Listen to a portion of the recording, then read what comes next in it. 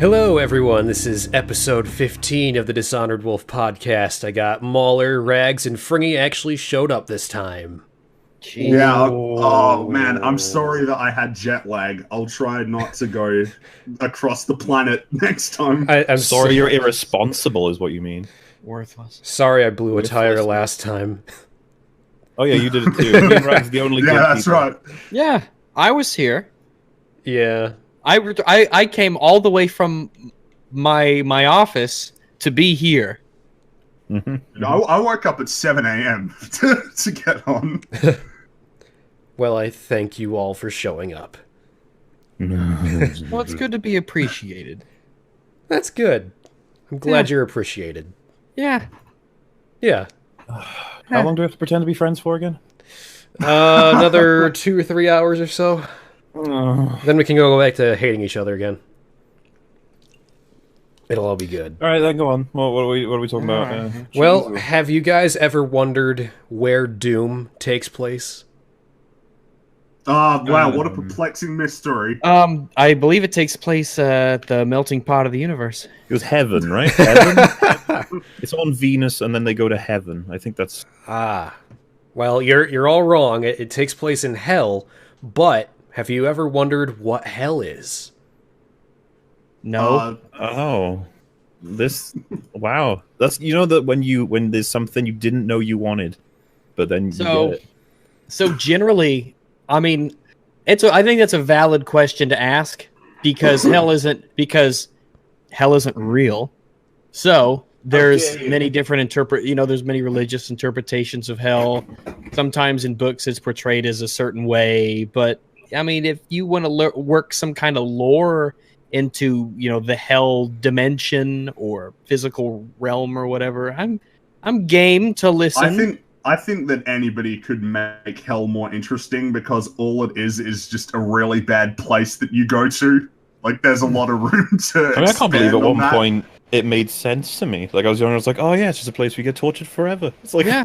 Totally justified. No problem at all. I have no further questions. Yeah, if I don't believe in this book, it means I'm just justified to be tortured for the rest of eternity. And remember, it's not predicated on whether or not you're actually a good or bad person, but whether you made the right choice in an ultimatum that if you were born in the wrong country, you just didn't even know about. If you don't believe in the book, you are a bad person. Godfrey. Someone actually told me that. A teacher told me that when I asked her as a child. Yeah. Fucked up. Like, I know. What happens if I believe in Star Wars or not? They're like, oh, nothing. That's just a nonsense. It's one of the many tests. Well, personally, I believe in the divinity of Shrek, so... All hail Shrek. That's fair. There's room in this great swamp for all of us. Excuse you, it's all hail Farquaad. I can't believe you haven't read the... I don't know. What should we call this? Farquaad? The Holy Book of Onions. Yeah. The Holy Book of Onions. We'll call it that. There's a lot of do your reading. That book. Gotta do... It's so stupid. Well, here we go. Haven't you read what is Fiona hell in the 222? Doom franchise? Yep. Yeah, So what is this video we're Fiona watching? 222. You couldn't be bothered to come up with different numbers. You were just like, nah, the joke works alone. Well, yeah, we're gonna find out all about how hell, and what exactly hell is in Doom. All right, I'm ready to learn. I'm ready to learn my Doom lore.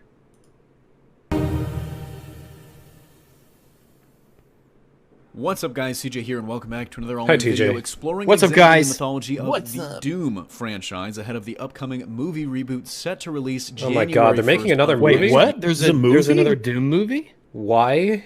Why do that? Who's Why? asking for this? Doom is much more of a gamey game than a filmy game. Yeah, remember the I'm last saying. time? Remember the last time we tried doing a Doom movie? Remember how that turned out? why? Yeah, it why are you seems like trying again? The film industry seems very keen on doing the same, adaptations of games because they did Tomb Raider again. I think if you get The Rock and Arnie starring with Tommy Wiseau directing, it could be a hit.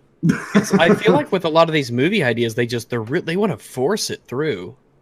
Well, I mean, a lot of games don't work as films, if you ask me, because they were ideas designed for a game. Yeah, meant to be games are very interactive. different from films. I mean, Sure, maybe a Doom one could work if it's about like the alien invasion and these people are playing the people on the station getting invaded and the story of how they escape or fight back against them. I guess so, but like, don't we want a Doom movie about Doom Slayer?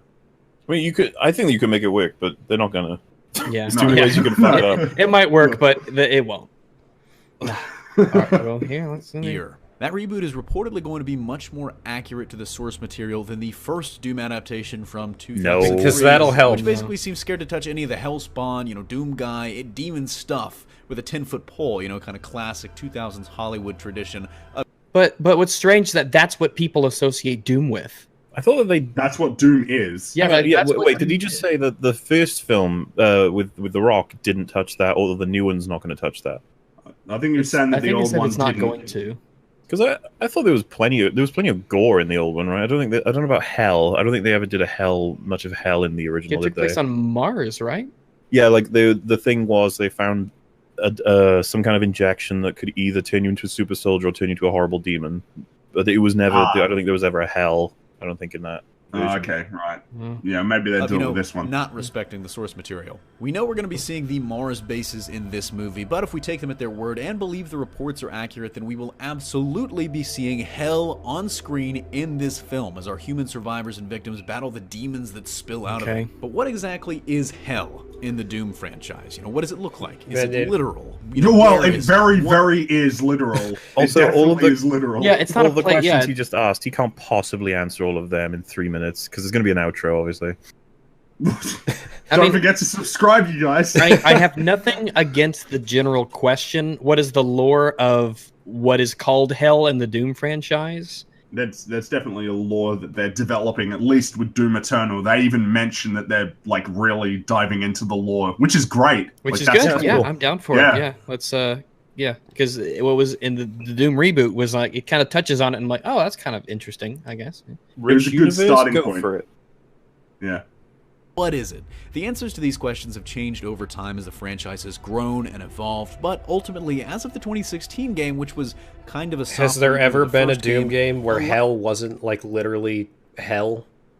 Because I'm why assuming would he's you going to call get into it the hell minutia of otherwise? it. Like Maybe he's going to talk about how this one was the dimensional portal opened via science, and this is a dimensional portal that was found underground in Mars. The two different. That might be as far as. Okay, but aren't they? They're both dimensional portals, though. So That lead to the same place. They Well, lead to the same. in fairness, he hasn't said it yet, but he we'll see. might. We'll see. Because he's got no time. How could he possibly? I'm also interested where he managed to find the worst looking and running version of Doom that has ever been played. Also, is that And like the why he chose FPS to counter and use it. shit in the top? Yeah, it's on like a it's a PC, Unprofessional. but it is. Yeah, there's benchmarking. Yeah, why would you put PC But, like, benchmarks don't in put a that video where you're video. talking about the lore? Yeah. All you need to do is download a long play of Doom from someone who doesn't use watermarks. And it's really simple too. They get the footage of like, oh shit, it's got a watermark. Just zoom in just a little bit. Yeah, exactly. All you have to Zoom do in, is letterbox it. To clarify, yes, you should credit those sources. I'm not saying don't. You Or just put 'em into the thing. even Clarify, better, don't be lazy. even better, you can play the game because Doom is not an especially like long game. Oh, come on. This guy doesn't even know what Doom is. He's just doing the video to get the click. Come on. Yeah, He's got Why does it actually explained in state- full caps. Yeah. the same over the decades. God. In the most basic description that I can give, the Doom franchise's take on hell is actually an alternate dimension. It's an entirely separate realm outside of our own universe that plays pretty fast and loose with the laws of physics that govern our reality. The biggest question that I always had was, is this the literal version of hell? What do you mean? Is it the literal version of Well, hell? I think all you Like can take away Christian from hell? the Doom franchise is that hell, like, yeah, it's called hell, but it's not like hell in the Bible. Yeah, you know because what I mean? when someone tells you hell, you're like, you don't even have to explain it. It's a very bad place you don't want to be. Fire and brimstone. Yeah, fire and brimstone and doom and monsters and evilness, and you're like, okay, yeah, it's a bad place. Bad things come from there. There are bad things in there, and we want to What is stay it? far away from I mean, it. what would a figurative hell be exactly? Like, I mean, it's like, I guess if you living with the in-laws or Afghanistan. no internet, well, that's what I mean. Though that's a you say figurative like hell. this one in Doom, that's a literal hell, not a figurative one. I just be like, what? Well, no, he doesn't even say that. He says like well, how does it compare to the literal hell or something like that? I was going to say that it's either literal or figurative, right? They're the two. Here, No, I wanna that's hear the this. only two options. I want to get the Yeah. phrasing. Of physics that govern our reality. The biggest question that I always had was, is this the literal version of hell, or is it just kind of a hellish alternate dimension? Is this the Both of literal those would be version of literal. hell? Both Is of that- those would be literal. He's I asking think if what- this is the literal version of hell. Like, is I he think what a he Christian? means- or- I think he's approaching this from the position that the Christian version of hell is a literal, like the actual hell. He should have said as biblical. though it He shouldn't have said exists. literal. Yeah, Yeah, I but he guess. might be viewing it from a warped perspective because he might believe in it, you know? Yeah, So this to him, depends on he what just you- assumes Oh, it's a thing that Good point. exists. Good point. Yeah, that's what I'm getting. Which you at. might interpret as the biblical version of hell because it... Oh, there you go. There you now go. I'm more Cool. confused. There you go. There you go. Now I'm more confused. Yeah. There you go. That helps. That helps not at all. Thank you. You know, well, it looks like it. Well, believe it or not, as far as Doom canon is concerned, yes, this probably is the literal hell. Okay, so then you can end the video now. Wait, Yeah, that's it. so does he mean it is the biblical one? Or So does he- yeah, have we made it? We've made a distinction between the biblical hell and the literal hell, and I'm confused. Also, how in the fuck is this the biblical hell when you have half technology ram demon things running around? I guess through And interpretation. also, where are all the people? You know, people are supposed to be there. Yeah, it's Where'd they supposed to be go? full of people. Well, that's I what don't all the know. bones are. All the bones are people. But I they got think you eaten, I can guess. stretch the Bible enough to say that anything is fucking hell, to be honest. You know, like if you walk into a white room and there's nothing in there and you just starve to death over and over again, you could say that that's the Christian. You could literally say that's what is described in the Bible, even though they say fire and brimstone. They could be like, no, it's a figurative fire and brimstone. Two, this is the actual hell, the plane of eternal damnation where sinners go to be punished for their misdeeds for all eternity. After you devastate hell in that game, the end game text literally says that this is where bad people go after. It doesn't. We're it doesn't literally say that. You see, we're being fast and loose with the word literally, but you've done it. The invasion is over. Earth is saved. Hell is a wreck. You wonder where bad folks will go when they die now. Wiping the sweat from your forehead, you begin the long trek back home. Rebuilding Earth ought to be a lot more fun than ruining it was. Okay. Okay, well, What I was going to say as well is, you know, like how people will say, like, longer videos are like, they're not concise. You took too long to make your point. What's the opposite How of does that? that make Where them I'm like, less concise? oh, well, they don't know what concise means. I had to point that out on the fucking critique videos. Like, concise does not mean short for anybody who thinks that's what it means. What would you say is the opposite with this video? I'm like, please flesh out your points because you've gone over them so quickly. It's too loose, too ambiguous. Too never vague. making any Too vague, yeah. either they make definitive statements with no evidence or they don't say anything at all. Yeah, talking without saying anything. Because I mean, Wolf was right. It's like the video's over as soon as he said, like, "Yep, this is apparently the biblical vision." Okay, bye. Because what else could he possibly Well, say? I don't know. No, he said it was literal hell where people go when they die, but he made a distinction between literal hell and biblical hell. And what if it's a different version of hell? What if it's a different mythology? It's literally the biblical literal hell. And you're like, oh. So is it real, like in our world as a player? I don't even understand. Guys, it's the Shrek version of hell. That's the literal version of hell. No swamps and all of hell. They die, and your character wonders, where are they going to go now? The reboot doesn't reference this specifically, and that's led to some questions about whether or not it's still the literal hell, especially because You in just that game, pointed it's out that every single Doom game has always been in what you call the literal version of hell. Why would He did this say it's one a be soft any reboot. different? It's Soft reboot. He did say. But Which- Sam, I think the robot's name is Sam. He's like, we opened a portal directly to hell. Well, it's like, well, what? I was going to why say, would it be any I different? wouldn't call this a soft reboot. It's literally just continuing, isn't it? There's Yeah, it's a- nothing- Well, it's- Well, I mean, it'd be like it's saying more like I mean, it's like God of War, isn't it? You know, it's kind of different. See, from the some other people games, but call it's Force still- Awakens a soft reboot, and No, I it's was not. like, no, it's a direct no. sequel. It is a sequel that is aping everything off the original. Like, that's not a soft reboot. I mean, aside from Doom 2, every Doom game has pretty much just been a rehash of the first Doom game. Because Doom 3 was just a How the fuck is reboot of Doom Doom. 3 a rehash of Doom 1. Well, no, I mean, that was a poor wording on my part, but a reboot. More like a reboot, and then this is another reboot after Doom 3, because you still got it starting off on Mars, and then you go to Hell, and then you kill the Cyber Demon. You do that in Doom 1, Doom 3, and the new Doom. Doom 2 is the only one where it's like not that same exact concept. Different realms and dragged them back into Hell, like the Titan's realm in the game, or Argent D'Nur specifically. The whole crux of the Doom games is that somehow Hell has been breached and is spilling out. I wish he would have elaborated on those things. Like, just like this place and this place. Like, wait, explain, please. Like, you know, yeah, I don't know enough about Doom to be able to be like, oh yes, those things. I'm more like, oh, I remember shooting shit and having loads of fun. This is what I find very bizarre about this video, because if you don't know Doom, you're going to be confused, but if you do, he's just saying things that are kind of obvious. Not to mention explained. How can any explained video be 5 minutes? They're explaining how to explain how you breathe. Breathe. You use your muscles to expand your lungs and then close. Yeah, like what is Argent D'Nur or whatever it was? D'Nur is like. I wish you could elaborate on that, because maybe I missed something. It's been years since I've played the game, so maybe tell me this. I think that's one of the locations, like one of the levels in the new Doom. I guess like they're the night. Even 2 + 2 = 4 explained would take a hell of a lot more than 10 minutes if you were going to actually go through how maths works. You know, you'd be like, that's why 2 + 2 = 4. You wouldn't just go, well, you know, 1 is 1, 4 of 1 is 4, and 2 of 1 is 2, 2 + 2 is 4. You use something in the definition, the explanation of itself. But, you know, how does one actually even get to Hell exactly? Through the portals that they just keep making in all of these games? Didn't he already say that the portals... Yeah, he just said portals. We made portals, but how do you get to Hell?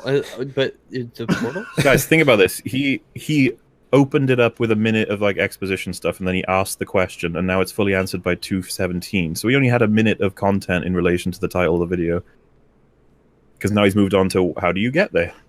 But he already explained why. There's portals. I feel like we're ripping into this guy so hard. It's just like, I hate these kinds of videos as a prejudice already. So like, teach me something. I want to learn something. But we're learning about Hell. Clearly. Random footage of no, don't do it. I was gonna say don't do it down with thrust, but this is so common in video game. It's like random footage. It's just filler. They just play a random bit of footage. And the worst part is it included like a random death, which just looks... I don't know. I don't like random deaths. I'm me neither. It's like, why? It looks really like unprofessional. Like, oh, I sucked at this game, and then I accidentally... Yeah, someone lost. It's like a player lost the game. It's like, oh, okay.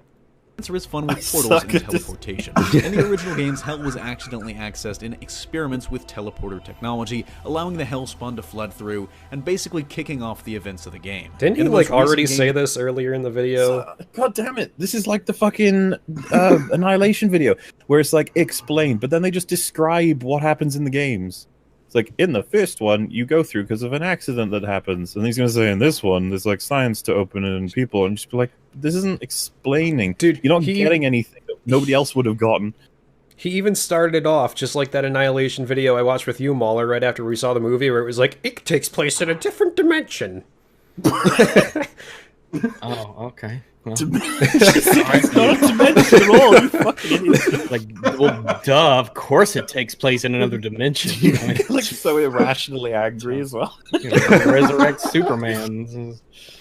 Plasma, a revolutionary and highly efficient energy source, and to the public it was discovered and mined on Mars, but in reality the UAC had discovered it in Hell and was using portals to extract it, which of course went wrong. When we're talking about Hell, you probably already have a pretty vivid mental image in your head. You know, fire, brimstone, lava, the whole 9 yards. And you aren't wrong, that's pretty much what it has always looked like in this franchise since the earliest incarnations. In the most recent game, Hell was a series of rocky, craggy, floating islands in a sea of red clouds, with demonic structures built out of rock and large bone-like structures throughout, and actually surprisingly not that much fire. Hell is inhabited by the Hellspawn, a large and kind of loosely connected group of demons and...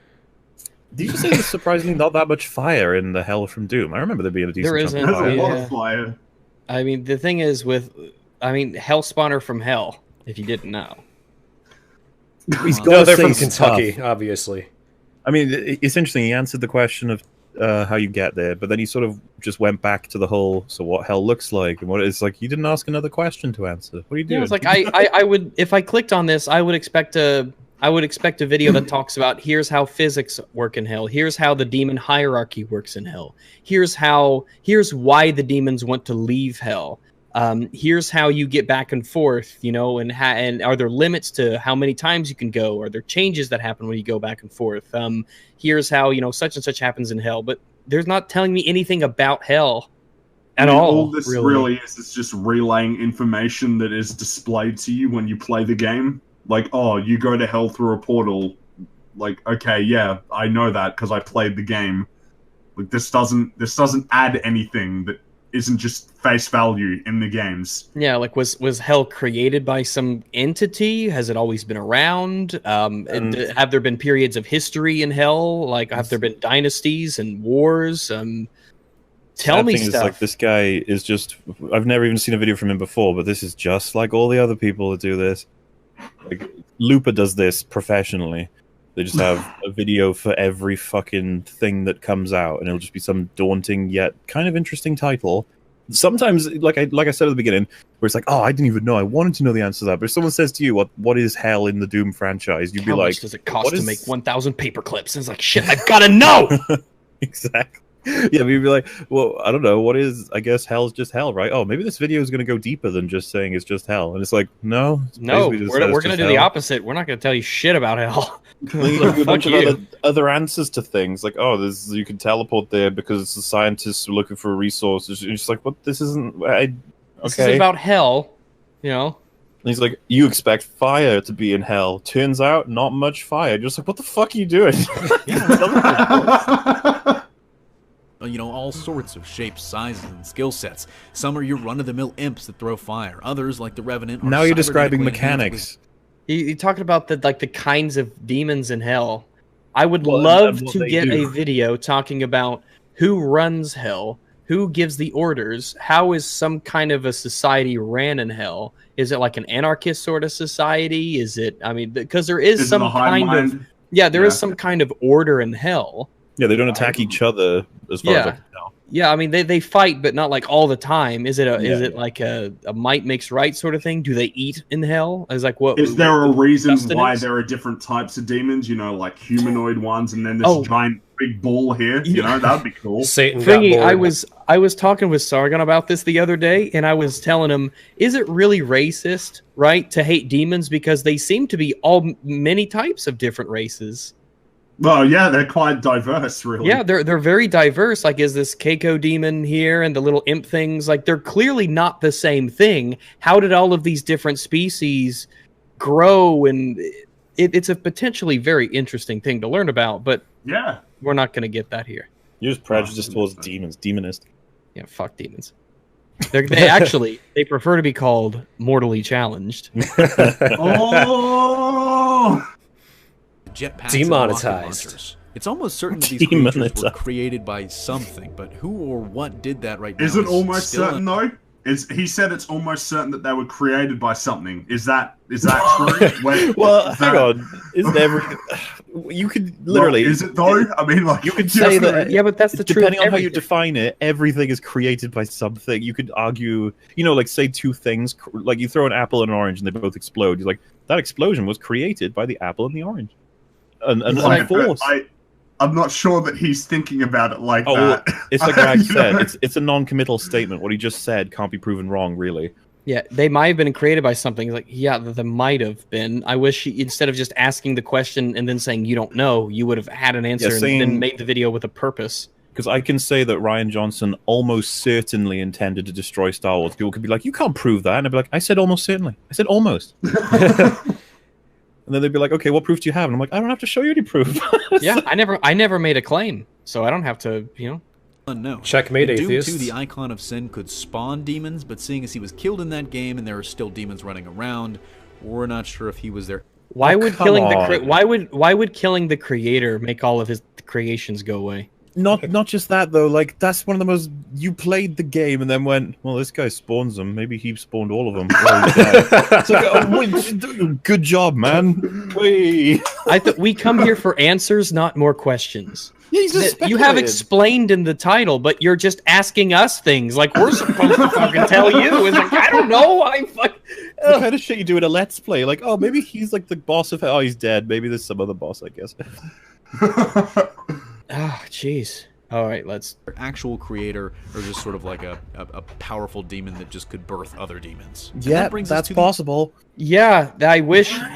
Could you tell us more? Explain the video? Jeez. Big question. Who is actually running the show down there? Well, that's actually something that, as of yet, we really haven't seen. Oh, come on. Wait. He's like, yeah, this is literally hell. But who runs hell? I don't know. Well, it's like, are you fucking kidding me? Okay, so popular belief is that Satan runs hell, kind of the guy in charge. Yeah, but Conspiracy the literal theory. hell, the biblical hell, or the figurative hell? Rather than specific. I'm thinking the symbolic hell. Oh, yeah. Like I'm this talking about the going through this technical fucking- hell. I don't know what you're referring to. Oh, this is the Technical hell is I'm where, referring like, to the viruses live. metaphorical hell. I was- Yeah, this Sorry. is a free range hell. I was thinking of it more in the terms of queer theory, personally. Yeah, This is vegan hell. technical hell is where blue screens go after you get rid of them. It's a very fascinating lore. Good to know. That'd be interesting. And they're just cutouts of whatever was put over them. They just walk around on little feet. They're just like, hello. They're doomed for eternity to search for whatever completes their image, you know. Makes See, sense. we just made a more fucking interesting guy. A hell filled with blue screens. In the most recent reboot, the invasion was planned by the Spider Mastermind, but it's not clear if that was the true ruler of hell. or just Oh a my very god. What evidence? Tell us the evidence. What is the evidence for this? Explain this to us, How please. can you say explained? It should be, what is it? What is the Hell in the Doom franchise? Confused. Just call it theory. Put theory in the title and... I mean, Yeah, theory. Even though it's been established that when something is a theory, it's accepted basically as fact until something else disproves it. But let's just ignore that and pretend like scientific theories are sense, just your opinion. It'd be like if I said, what are the Simpsons? And then I say they could be an alien race in an alternate dimension. They could be a human race that was diseased. They could be an alternate dimension, just that's a cartoon version of our world. And you're just like, yeah, could be. depends on how you look at it through reader response theory. Mm-hmm. That is demon, important. and the evidence kind of suggests that it's the latter. In Doom 2, the icon of sin that I mentioned before seems much more in line with what A devil. I mean, we many would devils. think of as a devil, and it was actually even designed with the image of Baphomet in mind, which is where our Oh, so modern there's idea furries. or- Got it. Baphomet is a hermaphroditic goat, half man. Sounds right up my alley. Yeah. Satanic. Don't go too far yeah. up that alley, though. Oh boy. image, of the devil comes from. But seeing as it I bet the artist probably wanted credit for that image. died in that game, and Nope. like I said, the demon threat remained after it died, it kind of casts doubt on that being the... Okay, so the logic here is that if the creator dies, then hell ceases to exist. Yeah, would which that isn't be? even. That's not even. It doesn't make I sense. see we're going That by doesn't Game of make Thrones sense. logic now. It would be like Oh, yeah. saying that if the guy who designed the Burj Khalifa died one day, the building would just collapse to the Yeah. ground. It's like if my dad, when he dies, if I'm still You just around, turn to I dust. just turn to House, dust. your house just Like, falls no, my apart. creator Like, has perished. Ah. Mauler, I don't feel so good. You I saying don't that know. Thanos created Spider? Oh no, wait, this is confusing. We have That's just a we have theory. less than a Put in minute theory left. video. We have less than a minute left, and I've learned fuck off. Anybody want to fuck take off. bets? Anyone want to take bets on a Squarespace or Audible ad or a Patreon thing? I like it when they show up. It's fun. I'm thinking it's going to be something like Candid. I would assume it's Patreon. That's like the safest bet. Yeah, Patreon's pretty safe. I'm gonna go with Patreon and a Twitter link. Yeah, And that's please super like, favorite, and subscribe. good. And make sure to comment. Make sure to comment. I'm interested in your opinion, guys. Really. No, honestly, Yeah. I am. Yeah, like and subscribe for more worthless garbage that doesn't tell you anything about Next time, we're going to answer, what is heaven in Doom? And then after that, I'll answer, what's it like to move boulders with my kid? Oh. Hey man, he was doing that, okay? He couldn't take a picture of it, obviously. It's such a bizarre fucking thing.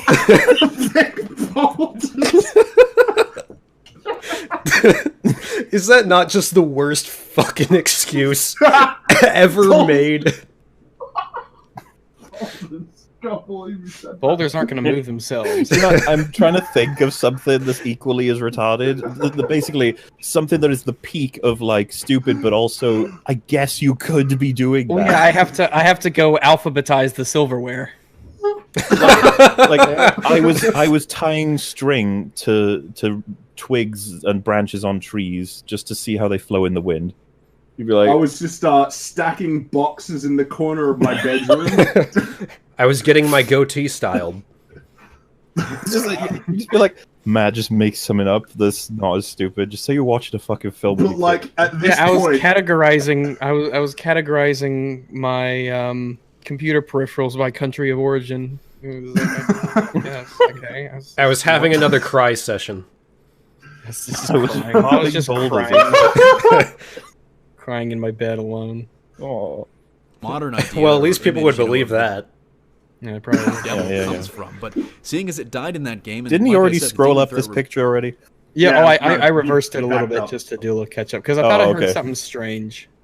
Remained after it died, it kind of casts doubt on that being the creator or ruler of hell. In the reboot, we see the icon of sin in the necropolis, and in-game lore seems to suggest that the beast is slumbering, so we might see the creature in a future installment, and maybe that's when we'll discover whether or not it really runs hell, or if there's an even bigger boss behind it all. Let us know what you think and what you hope to see from hell in the upcoming movie This is in the it, isn't comment it? section down below. Personally, if they even just show hell for a minute, I'm going to be happy. It already seems You like were this is in gonna be hell much in the more first faithful game for like half the Of course you're gonna game. be there. I'm confused. You were in there for way more than a minute in the first one.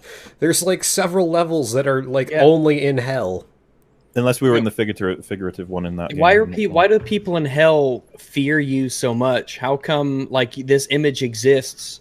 You know, there's lore that can be explored here that's kind of interesting, and none of it was touched on at all in this. This video is fucking worthless. Because even I remember that. There are literal lore pieces in the game you can find. Mm-hmm. Yeah, Yeah, like the tablets with the suit on it and the sword, and the priest. It would take longer to read those than the length of this video. So obviously, oh, sorry. Go ahead. No, that's pretty much it. I'm just proving that. All right. It's too short. To me, I view this if like somebody made a video called "What is Halo Explained," and instead of like getting deep into the lore about the Forerunners and like the artifacts that they left behind and the mega structures and the Covenant, they were just like, in Halo, you play as a man called Master Chief, and you land on a giant ring-shaped megastructure called Halo and fight aliens on the surface. It's like he's just telling me what happened. And then here's what happened in this game. I was like, you would talk about how Spartans used to exist. There was this people who were very strong, and they valued strength over anything else. And so now one Master could Chief is speculate strong. that the reason why they were called Spartans was based on the Spartans of ancient times, but that's very likely, but I'm not sure, guys.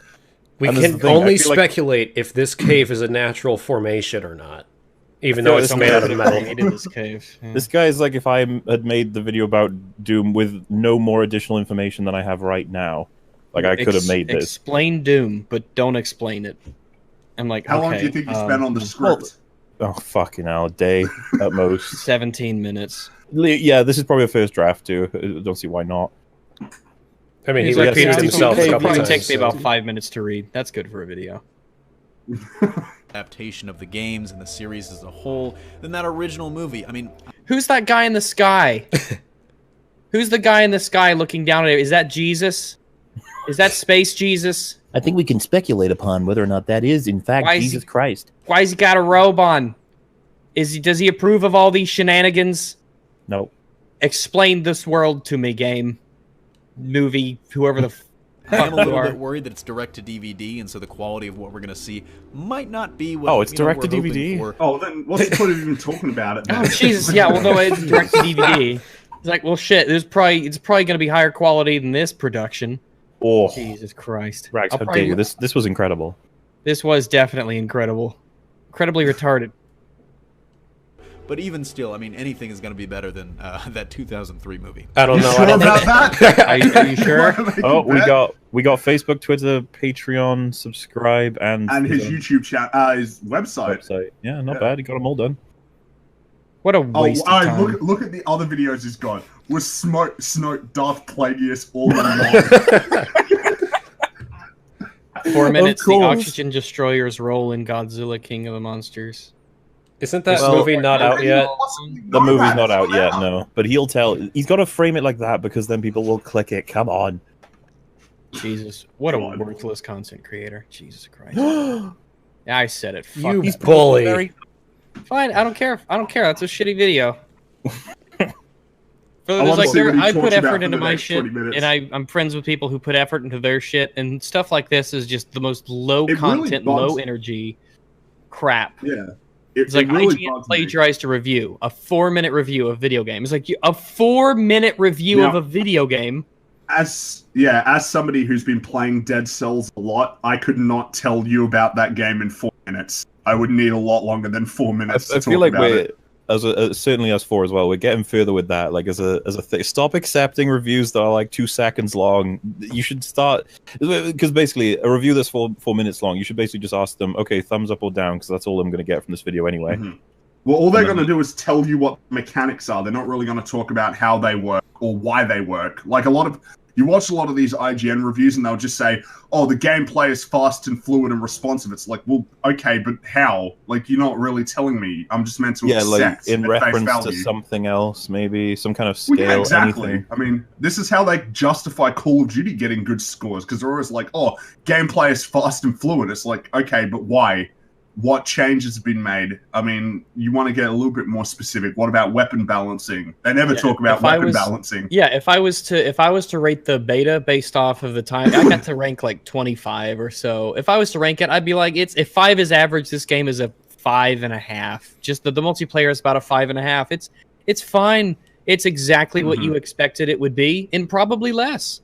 But until I get a single player to go along with it, I mean, it's like a 5, maybe if you push it a 6. No, I wouldn't push it to a 6. I would say that with a game like that, its score would diminish with time, because as less people are available to play it, you got less to do.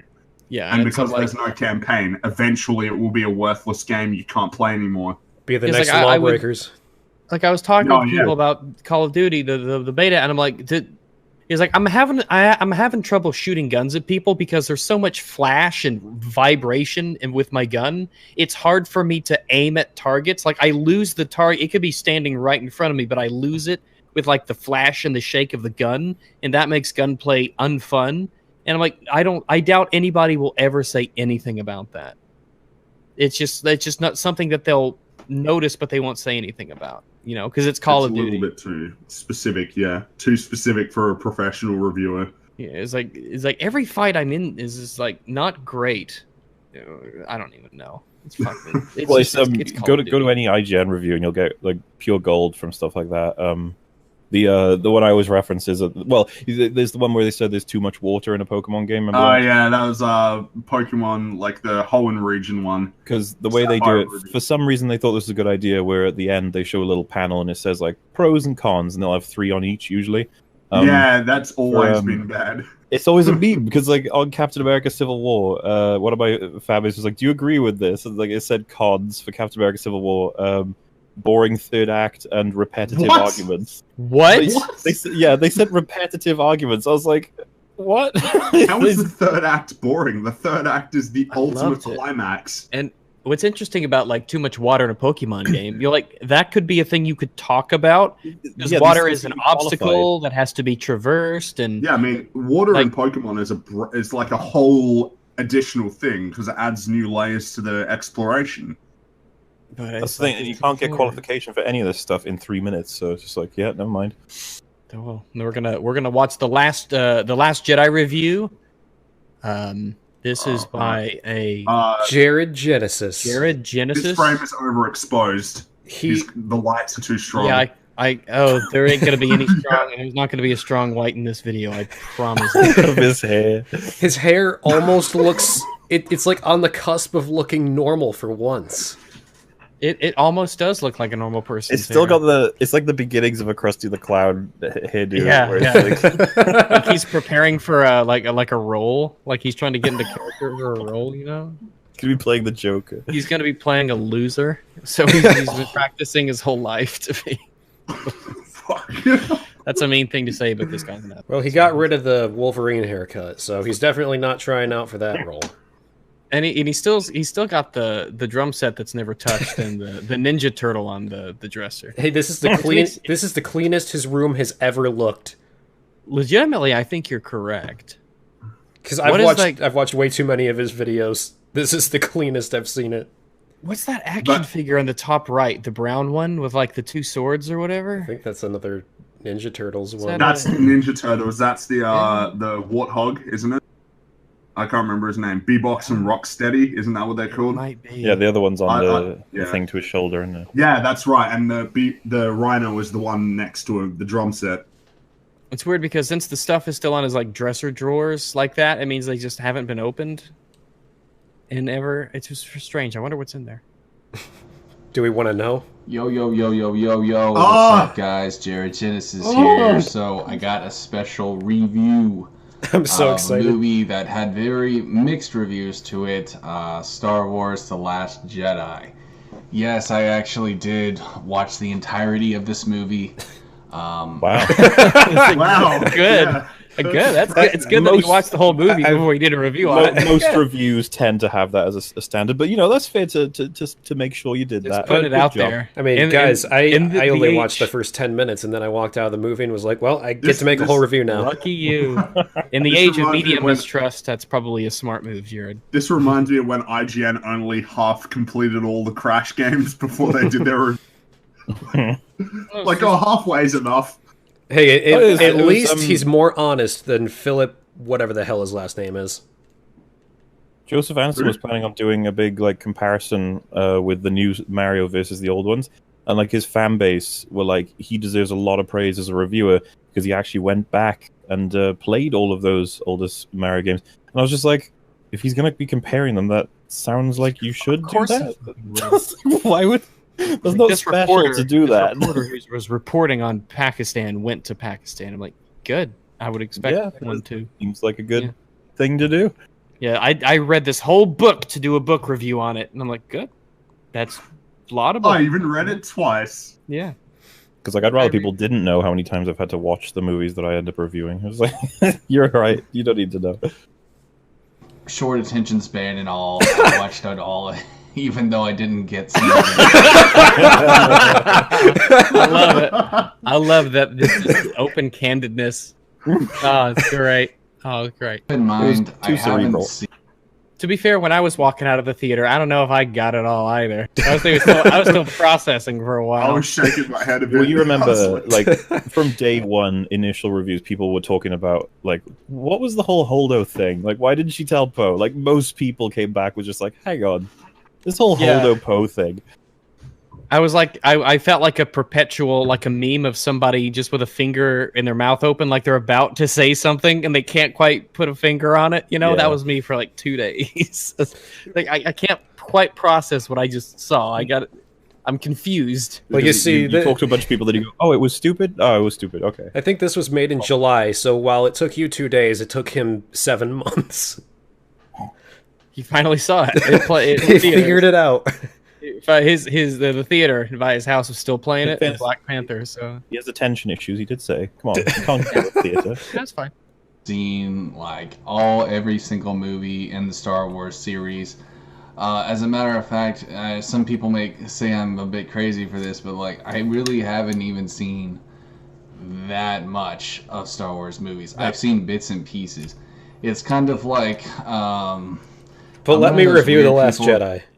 I don't even. Is it that hard to be able to say whether you've seen the originals or the prequel? Yeah, just say if you have or not. It's I have a basic general understanding about the franchise, but I'm not a fan and I haven't seen all of it. So this review will So take this review from the perspective of somebody who doesn't have an invested knowledge in the Star Wars universe. I'm guessing he's so out of the loop that he doesn't even really know about how everyone typically splits it with Disney prequels and OT.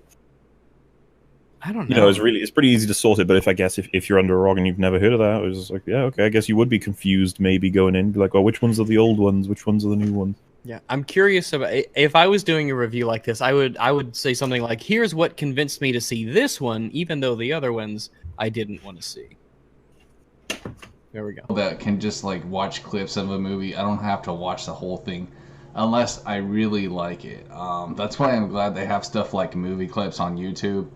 Wait, Hold on. Pro. That is, how can you that's barely even consuming film if you just watch clips on YouTube out of That's context. precisely like the bad thing that people uploading clips from films and then you watching them and treating that as consuming the film is awful. That's something that shouldn't happen. It's like, no, there's so much that goes in between. It's like you watch 20-minute clips of a movie that's an hour and a half long. It's like you could, even doing that much is just, you're so much. You're really missing out a lot of what it's the like film using is a about. magnifying glass on a Picasso. It's like you got to see the whole thing, you know?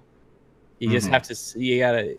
Well, no, he saw about 20 minutes of Return of the King on YouTube, and now he can make a review on the whole 4.5 hour movie. And we So I guess these short dudes really hate jewelry for some reason. And I don't know what's up with that. Better Call Saul they're season 1 review. So I watched 20 minutes of the first episode. This is a great show. About this movie, so I wanted to go ahead and just watch it for myself. No, you wanted to watch I it for your wanted mom. to say, this is Your mom was going, and she asked if you wanted to come along, and then she said, "I'll buy the tickets," and you said, "Oh, in that case." He's doing it for the people, guys. Come on. He's a man who For all 4 of respects his audience. fans. It's all for the audience, and I can respect that. my first thing I just gotta say is like, oh my god, that lady with the purple hair. I'm sorry, but like, what the hell, bro? I love it. This is actually a good review so far, all things considered. It's fun. Yeah. It's fun because it's so like unbiased in terms of. I know. It's just a thought he had. It's No filter. There's no filter between the head and the mouth. It just the thoughts just come It's straight just out. a person with purple hair. He's like, yeah, we know. You don't have to know the name. It's like that chick with the purple hair. Oh, It's like some old, like, fucking, I don't know. I don't really have much of a comment, nor do I really. I didn't really understand her full purpose, but I don't think anyone did. you know, whatever, dude. I know a lot of people said that she was like super SJW and stuff like that, but I mean, really, like, aside from the purple hair, I don't think she was terribly bad. I mean, from what I saw. not trusting men.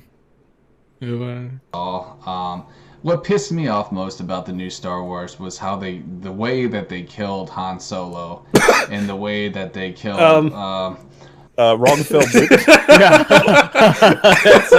I was like, while I agree, caveat, He can't that's do not that. this movie. It's not just that. Though. It's like you can't go on a tangent. Look at the fucking time you've got. Yeah, it's like Jared, I agree 100%, but wrong movie. But I'm with you, buddy. I'm with you. Bring it home, buddy. Bring it home. Yeah. Let's get back on track. We ain't got much time. He's almost right, at least. I'm with you on the purple hair chick. What the fuck? Can right? we like snip this image and I'll just make it my wallpaper until the end of time? I don't know. He looks like he's interested. You know. He's I gotta searching for the words. I'm gonna make this my thumbnail. I have to. You have it? Oh yeah, I got it. Okay. Kind of the way they killed Luke Skywalker. And Okay, I'm now sorry he's for the back to it. spoiler there, but Sorry for the Oh, sorry for the spoiler. Luke Skywalker dies. Oh, sorry for the spoiler, but yeah, he's dead. It's been 7 months, Jared. But he had no problem spoiling Han Solo's death. Yeah. By the way, Han Solo, he's dead at this point. apparently he died in some other movie, and he can't come back anymore. You know? But most people already know that. I mean, this is already like a year or half a year. Most people. I love it. A year, half a year, same thing. Some period of time. What is time? Jared, please never stop making videos. Don't Never ever stop. For president. I legitimately love this. People know that by now, so really, I mean, what's the point of having a spoiler alert? I agree. By the way, Rosebud's the sled. I don't know. What's up? Well, look at how his hair is sticking out from the back. He's like some fucking autistic Asari from fucking Mass Effect. Dude, I can picture him being like in the cantina in Star Wars just like that. Like with the Looney Tunes shirt and everything on.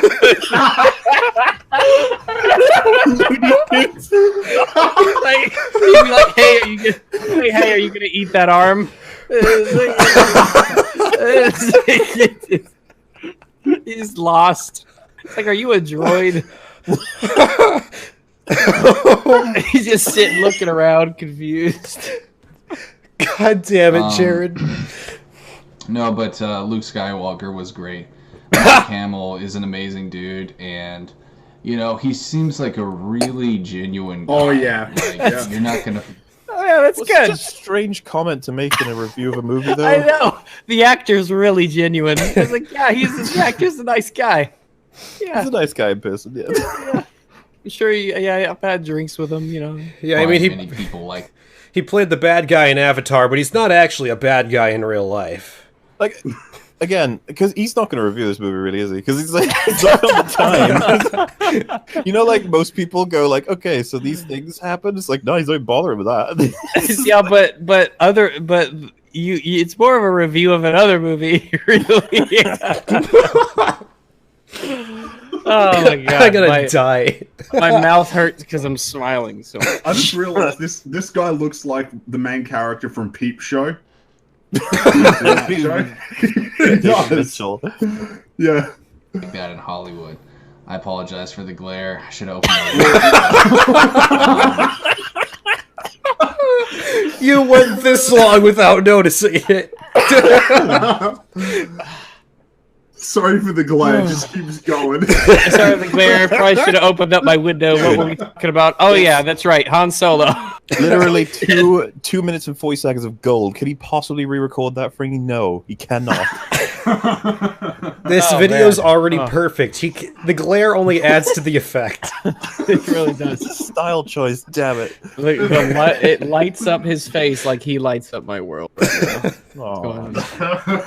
Marry me, Jared. Mark Hamill seems like one of few people that I could actually respect in Hollywood, which is hard to say because a lot of people really I don't. Okay. I just do not respect them. Well, you know, You are a standard human being because there's no one on this planet respects everyone in Hollywood. well, hold on. If you have Jared Genesis's respect, that's like all you need in life.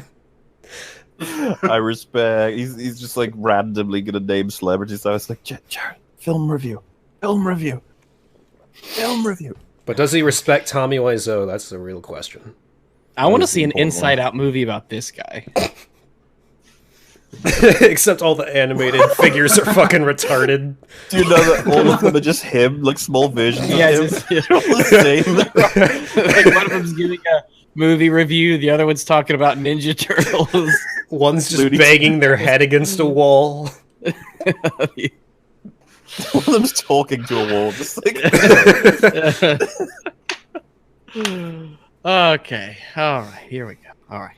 You know, quoting Joe Rogan, a lot of people in Hollywood are fake, and I'm not even a big fan of It's Joe Rogan. Yeah, Joe Rogan came up with the very famous quote that a lot of people in Hollywood are fake. It's like it's full of actors or something. Do you think that he has a monitor where he's got Microsoft Word up and he's just put in all caps Last Jedi review so he can remember what this is for?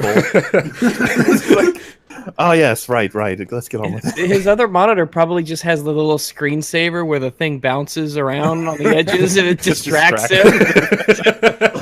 This is assuming he has another monitor, which I don't think that's the thing. He's like, oh my god, this fucking icon is gonna hit the corner just right. Yes! So was I talking about in the Star Wars review? Oh yeah, Joe Rogan. So Joe Rogan. Do you think if we had like a little ball on a string and we just swung it in front of his face a little bit, like if he would just stop the video and he just like stare at it? it's probably fucking choking hazard. He probably shouldn't. Okay, 3 minutes. We got this. I'm Joe Rogan, but I respect him for noting that anyways. But so yeah, I know I'm ranting a little bit here, but I just wanted to say, like, all in all, I did enjoy this movie. I thought it was fairly well written. God. Okay, yeah, you see, this is why you shouldn't have been making this review when you haven't seen any other Star Wars movie, because you don't know what the fuck you're talking about. Fairly well written. Wasn't as good as Sucker Punch, but it'll do. That's the kind of thing I expect. Just like, not as good as a Sunday with a beer, I guess. Personally, I prefer The Land Before Time 6, but, you know, that's just me. I know there's a controversial thing to say. I mean, you know, the second Michael Bay Ninja Turtles movie, that's obviously the greatest movie ever made. That's why that would be the standard that we As a sequel, it's an improvement on Return of the King. Yeah. The Last Jedi, Return of the King. Is this within the Back to the Future universe, though? No, this is part of the Transformers cinematic universe. Yeah. It's part of the I believe Death-wish Transformers and the MCU are planning on combining soon, which is going to be really cool. Optimus Prime and fucking Jesus Christ. Optimus Man. Iron Man's going to jump inside him. Christ. Oh god, his soul is going to be put into Optimus Prime. So Optimus Prime was Tony Stark all along. Oh my god. Yep. I thought and it then was Thanos. That's how that works. Yeah, well written. Was it as good as The Empire Strikes Back? Well, probably not. I haven't seen it. Jesus.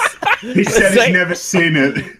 Probably not, I guess. Probably not. It probably wasn't that good, but it was okay. You know, dude. he just like saw some argument on Reddit where they were like, Empire is the best Star Wars ever made, and he was just like, I guess that's true. Oh, yeah, compare it to that. It must be. Remember, imagine this was a script, though. Can you imagine how like fucking incoherent all of it is? You just be like, what? Why have you started here and then you moved to... What is this? But he wrote it on like a notepad with a number 2 pencil, and the page is all fucked up because of the erase marks and everything. It's like, it looks like Plinkett wrote it, you know? It's just, I mean, this video is about as coherent as The Last Jedi in general, so I'll give him credit for that. Oh shit, he's going meta. God damn. It was his intention all along. Yeah. You know what's fun? We won't get a Patreon plug at the end of this because it's a genuine video.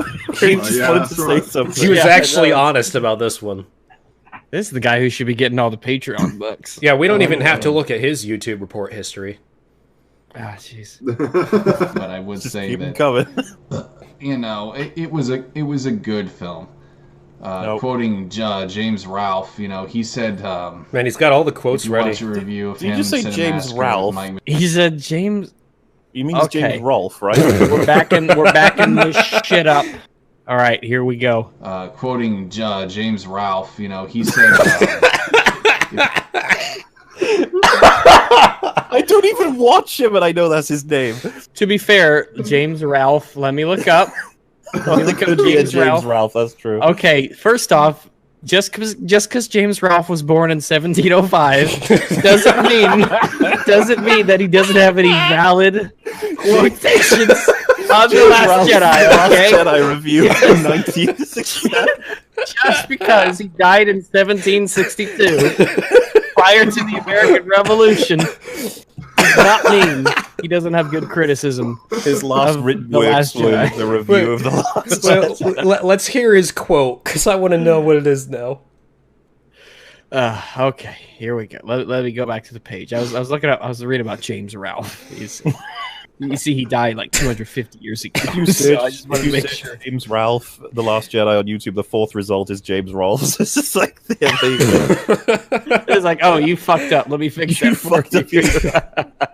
It's like, oh, Jared, it's you again. I think of it as James Rolf. That's his alter ego, James Ralph. No, I'm not James Rolfe. I'm James Ralph. I'm an American-born English political writer and historian. Yeah. Oh, I made 2 volumes of his History of England. If you watch a review of him and Cinemassacre with Mike Matei, they both said, well, I think Mike was a bit harder on the movie, but James said that it was a good movie. Maybe well, I'm glad great, that James Ralph knew that 250 years ago. Oh, that's genuinely, because I didn't watch reviews. Well, I didn't see his review for The Last Jedi. That's a shame, because I actually do like his perspective on a lot of things. But to just outwardly say it's a well-written film, it's like, come on. It's well-written, and some other YouTuber said it was good. Well, before people are like, wow, Molly, you can't let people have an opinion. It's like, if you think that that's well-written, what do you think is badly written? I'm curious. It's like I have follow-up questions. Well, it's so strange. Hold on. We're talking about the guy who called him James Ralph. So for all we know, he might even not know who James Rolfe is between the two of them. He did say Mike Matei, and that is his co-host. Well, yeah, but how do we know that he knows which one is which? Good point. So to be fair, there are 2 channels on YouTube of James Ralph. One of them appears to be a child of about the age of 7. And the other James Ralph has a blog about a kid who's about 10 years old videotaping in his car. So maybe he's referring to James Ralph. He mentioned Cinemassacre too. It's done, guys. We know who he's talking about. And I think that really, I think it was. You're just shrugging like that in a review. I don't know. He just wants it to be over. Yeah, it's like, oh shit, it's like, I made a terrible mistake. I wish there was a way to not finish this recording and post it on YouTube, but it's too late. What is done cannot be undone. Pretty well. Although I am sad what happened to Luke Skywalker. I've never watched episode 5, but I'm sad about Luke. He's not even invested in the fucking. Okay, the way that they did it. Now Han Solo, on the other hand, different movie. You fucking idiot! Stop talking about The Force Awakens. Okay. Although I am sad what happened to Luke Skywalker. I think they did it okay the way that they did it. Now Han Solo on the. They did it okay the way that they did it. This is a fucking review of the movie. That's gonna be on the next trailer for it. You know when they have those like review ratings. It's like 3.5 stars. It's just a gif of Jared Genesis shrugging. Like they did it okay the way they did it. They'll print that on the back of the box. That review is just great for any film. They did it okay the way they did it. So stupid. I'm just gonna screen cap it. Just put the quote next to him. They did it okay the way they did it. Bilbo Baggins quote. It's like Jared Genesis, movie critic. And not so much. I mean, really, dude, you're gonna let fucking Rey kill that guy? What? She's just wait a minute. You're gonna let Rey kill that guy? He's like, who? Was he just talking? He's talking about Han Solo. Right? Really hard? You're gonna let her kill what guy? Is he talking about okay, Kylo? let's rewind just a little bit. Let's get that. I mean, no offense, but she's a noob. I mean, no, she is not. Clearly. Why go? But yeah, there we go. What happened to Luke Skywalker? I think they did it okay the way that they did it. Now, Han Solo, on the other hand, not so much. I mean, really, dude, you're gonna let fucking Rey kill that guy, and she's. What is happening? He thinks that Rey killed Han Solo. Well, hey, Rey, how could you? I trusted you. Rey, Ren, they're the same thing. Is yeah, he Rey and about, Kylo Ren. Is he talking about Rey killing Snoke? Which No, she did. Rey killing Han Solo. He just Episode 7. he just specifically said Han Solo, and then he was like, "Really, you're gonna have Rey kill him?" And it's like, what? Yeah, Jared, Dude, I don't you're gonna let fucking Rey kill that guy, you know, and she's just like, I mean, no offense, but she's a noob. I mean, come Dude, on, you're not wrong man. there. You're gonna kill the OG fucking Solo with just some noob chick. Again, Man. what? You fucked up again. What the fuck? Rey's a noob, but there's no way that she could actually kill Han Solo like she does in the movie. What is he on about? I'm so lost. Okay, This so doesn't happen in the he film. he legitimately believes that Rey Right. killed Han Solo, I guess. But through reader response to it. It's like he was falling asleep in the movie and he woke up and he tried to put together what had happened in his was like- absence. He just somehow switched them, and then Ben Solo's on the fucking canopy with Finn. It's like Kylo Ren tried to save him, but she killed him and he couldn't stop her. Rey, take off your mask. What do you think you'll see? My son.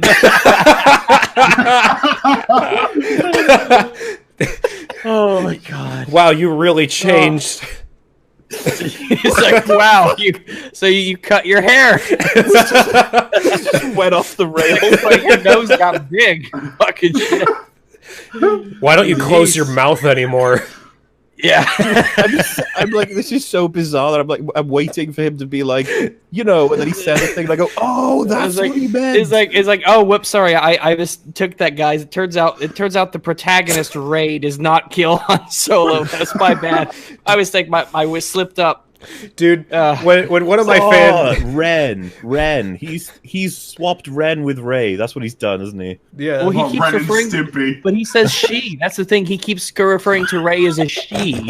Sorry, Like he in just Plus, doesn't. he says This is she's the a only noob. thing that makes any sense is Kylo Ren. He converted Ren into Rey. He's calling him a her for no reason. And that's how he's come And to he this. has accurately surmised that this character is a noob.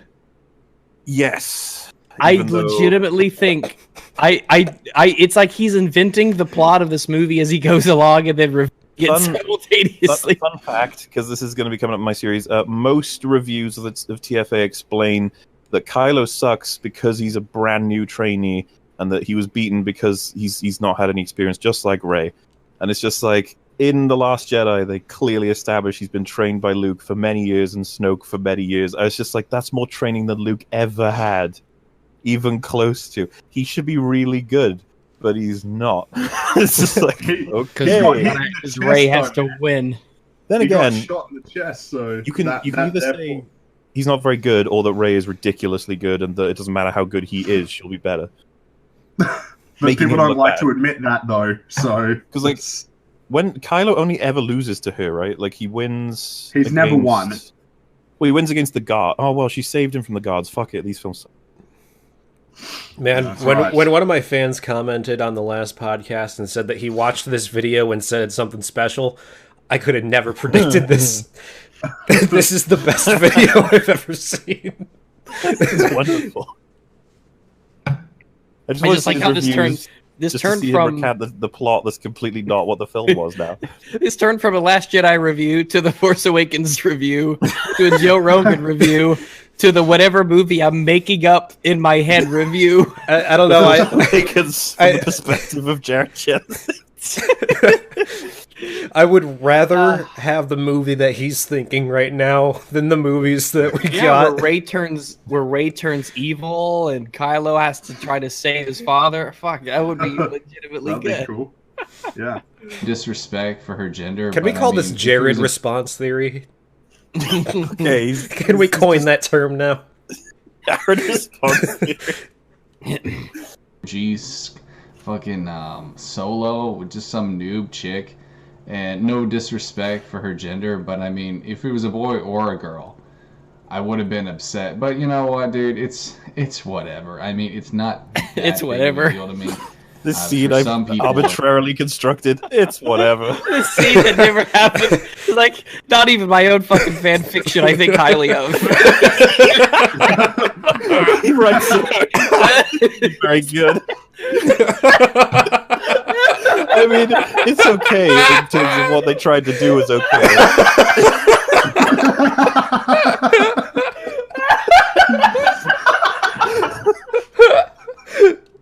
I'm gonna have a fucking heart attack. My mouth hurts.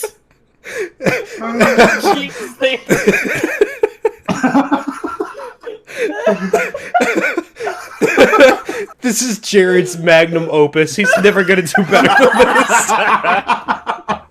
than this. This is why he could not re-record it. It's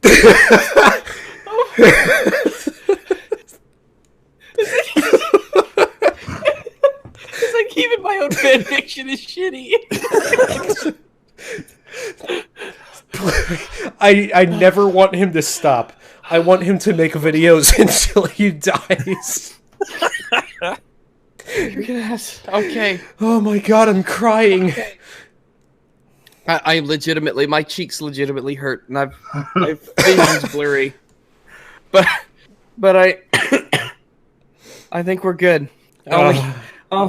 Only 3 more minutes to go. I need, man. I haven't laughed. That's a lot of video. Man, I haven't laughed this hard since I picked up a bunch of boulders with my kid on the side of the road.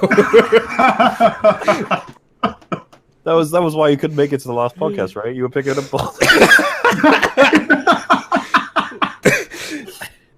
Yeah, at that point, I'd be like, "It's better that you don't tell us that, Wolf." Okay. So let's proceed. It's it's their religion, and they really take things out of hand. But guys, listen, I'm just gonna end the review saying this. Keep in mind, at the end of the day, and I know this is really hard for some of you guys, but keep in mind, guys, it's just a movie.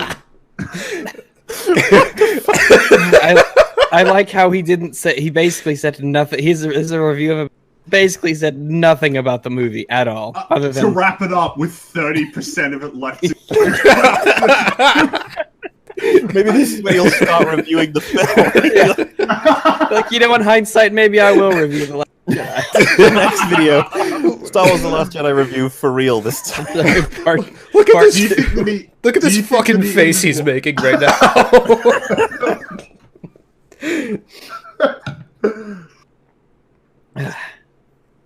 Like, it's just a fucking movie. It's just a movie series. Thanks. It's nothing more. Congratulations nothing for noticing that. It's not a way of life. It's just a goddamn movie. And there's plenty of other movies that are just as good, if not better, than Star Wars.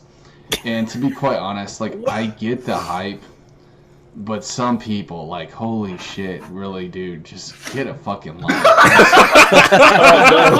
Oh no! Please tell us more of this life. Listen, I don't know if any of you guys noticed, but I want you to look at the bedding material on the right hand of the screen, and I want you to understand that it looks like this is a thick blanket on a plastic table with an uncovered pillow. He seems to be. He has a blanket on top of a table. This is his bedding, and I'm confused. I think. Man, he downgraded. Is he a real person? Is he? I think he was constructed in a lab, Dude. Character performance. He's the result of an algorithm that examined tubers, and it created. Like, what does he sleep on? Oh, a plastic fold-out table with a blanket on it. That's where he's. They had like a slime in a science lab, and they applied lots of like elements to it, and it grew into him. He escaped. He started a YouTube channel. They were like, "Let's get him." It's like, "No, wait. Let's observe him." It's him in his natural environment. It's like, let's see what he does. Let's see what he does. He's like that Twitter AI that started calling everyone Nazi. Tay? Yeah, Tay? the one that started saying death to all Jews within like 2 days. Hitler did nothing wrong. They said the internet. But I just can't get over the fact that he sleeps on a plastic table. With a... Dude, this is a... This is a clear. Am I seeing this wrong? This is a clear downgrade because I remember he used to have 2 mattresses that were just haphazardly thrown on the floor. You're right. Oh my god, you're right. But dude, look at it. There's 5 different materials you can see that construct the bed. It's like, how do you account for all of that? I'm actually gonna go look. Because in his recent videos, the bedding is the same. It's a table with a blanket on it. He had to do some budget cuts for the lighting. I guess, but... Not to get the ticket money to go see them. But I thought his mom bought it for him. But some of his... Because he's got 69 videos, so if I scroll, like, down... if I scroll down, I'm looking at... I'm just staring at the bedding. Like, what has become of his bedding? He used to have like a monitor back. I don't even. Where is his bed in this one? It's like disappears and reappears. I'm fucking not shitting. Here, let me know that is his dining table, and we can see his meal. Like, the bed's gone. It's not there. Like it literally it's like a mobile thing. Like whenever he's tired, he just throws the blanket on something. Genesis is fueled by pillows and other assorted soft items. Like you have some videos here where the bed is just like not there. It's not a. First off, I don't want you to laugh too hard at this image, but I'm gonna post it, and I want you to understand.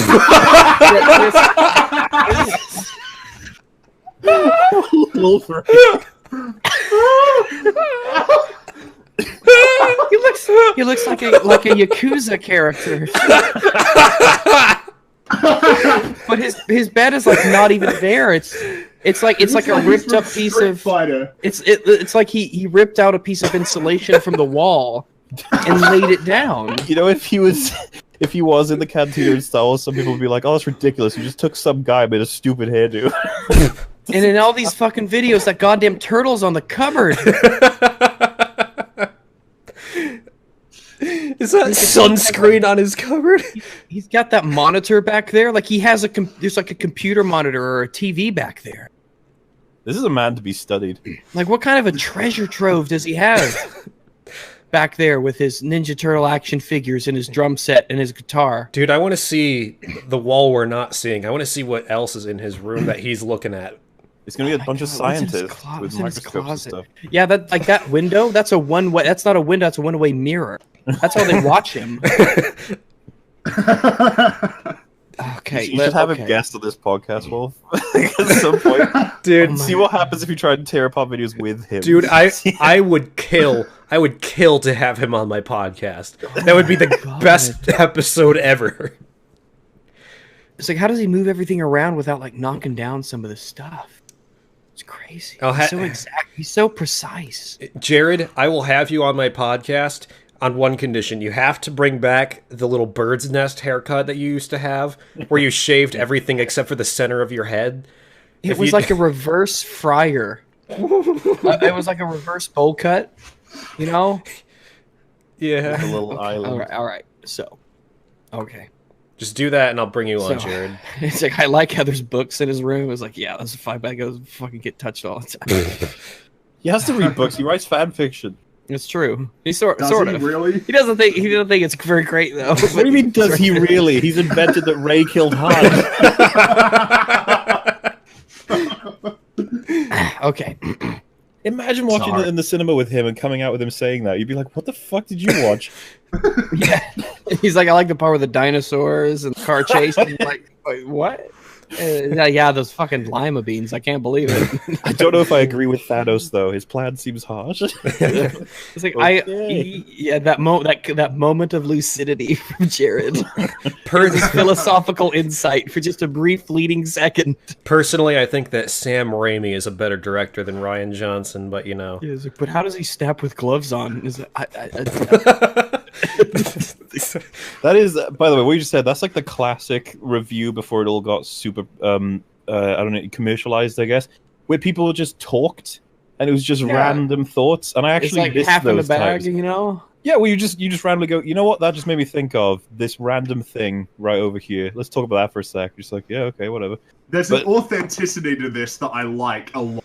I would watch his reviews before any of the fucking popular ones. Great fucking hard. Dude, I would it's watch. A shame we have to wait 7 months to get them, but it's worth the wait. I he has to formulate his thoughts for 7 months. They have to simmer in his head. like if you guys lived close, we'd be like, if it was a weekly release, I'd be like, come over, have some drinks, we'll watch the new Jared. God, don't give Jared alcohol, Jesus fucking Christ! I wouldn't invite him over. He was talking about all of us. Okay. It's not like him. Like if we were okay, dude. If he released a new video every Friday, it would be my most anticipated TV show ever. It's like, all right, Jared, we're gonna watch the Imaginarium of Dr. Parnassus. It's gonna be great. You'll love it, dude. If I watched this video before I watched The Last Jedi, I would feel more sad that The Last Jedi didn't reflect this video. Yeah, like the review was way better than the film, honestly. Shit, really, dude, just get a fucking life. I'm sorry, but you guys are a bunch of losers, and you care way too much about a goddamn movie. And that's another You made a reason review why. on it. You made a review on it, and it wasn't even the movie. Like I can tell you don't. I mean, care. I think me and Rags are the same about this, but like people have done it before. It's like you care way too much. It's like, oh, right. So just let me get a pen out. How much am I allowed to care? Just let me know. It's like, is it bad to care? You're Like only allowed to care 7K? 20%. Or 8K, 9K, is that too much? Now that we've established that I can care too much, and caring is not good, I guess. Well, because they'll argue, would be like, this isn't life and death. You're not talking about like politics. It's like, goddamn right, I'm not talking about politics. Hell yeah. about You Star don't want to Wars, fucking man. start that shit with me. You should be thankful we're only talking about The Last Jedi. Is So annoying. The arbiters of what's allowed to be talked about. Abolish profit. Yeah. I never really got big into Star Trek was because of Trekkies. They're a bunch of losers, man. They're a bunch of dorks. I love It's like those tell us who losers are. yeah, those losers over there. Those loser Trekkies. They're not like me at all. Dude, He's the guy in the high school canteen who's pointing at all the other groups like, you're all losers. Dude, he's sitting alone in the corner. He's like, look at all those losers. I think there. I Those cracked the worthless code. degenerates. I think I got it. He's never watched Star Wars, but he has watched the movie Fanboys, which is a parody of Star Wars. And there's 2 points in the movie where they meet a bunch of Star Trek fans, and they're fucking retards. And they just call them Trekkies, and they're like, we gotta beat the shit out of the Trekkies. I'm pretty sure... Does that explain why he thinks Rey killed him? I think that's the extent of his Star Wars knowledge. He watched Fanboys one time, and he's going off of that. With too many toys, all right? No, Oh yeah. Sorry, I have With the a people question. Rocksteady in the I background. have a question. Let's see. Let's count them. We got one on the dresser, one hanging off the dresser, another next to you, 2 more on the right. That's 5 that we can see. Why isn't that's his almost wastebasket on the more. ground? Just goddamn though. It's like, you're not allowed to have toys. It's like, okay. Imagine what's in that fucking red bin. Fucking treasure trove that's in there. You just find like a half-eaten yo-yo. You're like,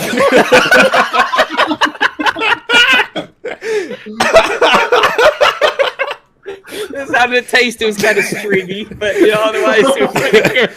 he's like, I can see what they were trying to do, and they did it well. But This isn't any better or worse than the other yo-yos. It's probably like that was the shittiest Oreo I've ever had in my life. Seriously, if you yo-yo next. would rather eat skateboards, get a fucking life. Look, I just thought it was a jelly-filled donut. It was a little bit tougher than I expected, but it had good texture. What do you mean? Why haven't I got rid of it? I'm attached to it. I was saving it for later. I might want it for later. You know, to survival.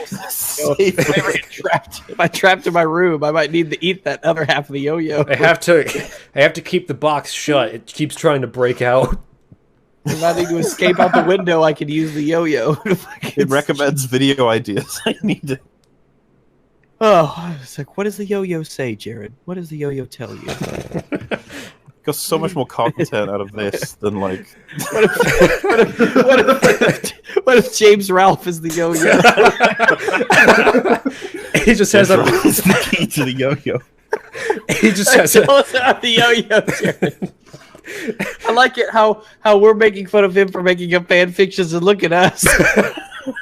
Look at what we're doing. Fucking yo-yo. Hashtag free the yo-yo. Oh my god. We're becoming Jared. Yeah, you can't expose yourself too long. You do get infected. Yeah, I know. I just make sure to look away. Side of their mother's basement. It's the same as Star Wars. You live in your mother's attic. Yeah, that's why there's light coming through the window, or else. A lot of fanboys and fangirls are they're kind of cancerous. I'm sorry, but I just have to be honest. Like, seeing all these people fight in the comments when I'm watching these Star Wars clips, it's just really sad, man. I mean, it is really, really sad. Well, I can say I've been happy throughout the course of this video. I mean, really, guys, if you're what a sobering thought. It is sad to argue. Now he's talking about why aliens have never come to visit us. Way. Oh, is he doing a Dan Aykroyd on us? Yeah, I think so. Listen. Aliens never came to visit us. Yeah. I was right. I told you. Over the stupidest things. Jesus. Well, clearly the aliens would come and visit Jared. He's the one rational person in the world. Jared, we have seen your YouTube videos beamed into outer space. We must speak with you. Logic. Tell us the secrets of James Wolfe or Ralph.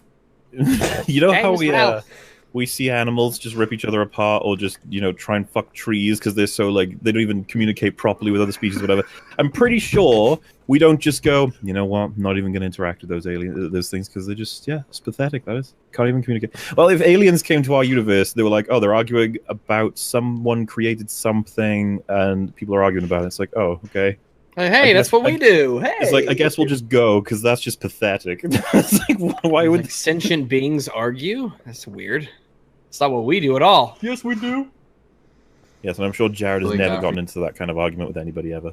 I'm sure that he's never got. I think he has responses to me. He literally has videos where he has his webcam. He changes it. He puts it on his screen while my video plays. Right, and then he clicks like he videotapes the screen as my video plays, right? And then he clicks it, and then he responds to it. So you're joking? No way. No, I'm not. He has a response to like an old PC console video that I did. Is it funny? That's all that matters. I don't know. It'd be probably great. We could save it for another podcast, I suppose. Yeah. Every podcast by law has to have a Jared Genesis video. You realize, Wolf, he's your Brett Keane now. You know that, right? Yeah, I mean, every podcast aside from the late night gaming one where we only watched one video, every single one this year has had Jared Genesis in it. So it's gonna continue forever. This has been my favorite one. This has been great. You guys, this is going to go down in history as the best of our podcast so far. Like, my review wasn't that lengthy. It's like you fucking didn't talk about the movie at all. You made up a movie. Why did you even call this the Last Jedi review? You can summarize this. He did not review The Last Jedi. He reviewed a movie he made up based on The Force Awakens. But look, that's all I really got for you guys. I know that my review wasn't that lengthy or in depth, but I just wanted to say I did enjoy the movie. Fucking Chewbacca and R2-D2 were in it.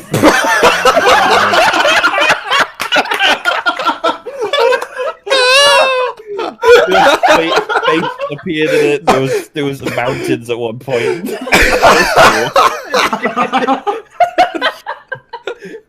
Thank you, Jared. It's like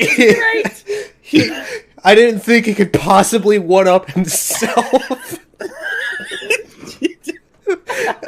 I need him to confirm who else is in it, otherwise I won't know. I like how the characters that he randomly says are in it goes to Chewbacca and R2-D2. Like, what a strange pairing. The two characters that have the least amount of anything to do with one another. They're like not even. One of them's completely irrelevant, and the other one is just an Uber driver. It's like, yeah, you chose the two like least interesting or least relevant characters. Like, he doesn't say anything about, Carrie Fisher. He doesn't say anything about Admiral Akbar. He did mention Luke earlier, so he had that. He mentioned Luke. He mentioned Han Solo. R2-D2 and Chewbacca. Well, if you asked him who Carrie Fisher was, he wouldn't remember Admiral Akbar. He'd just be like, "Who's that?" I mean, if you asked him who Carrie Fisher was, he'd probably ask if it was a fisherman.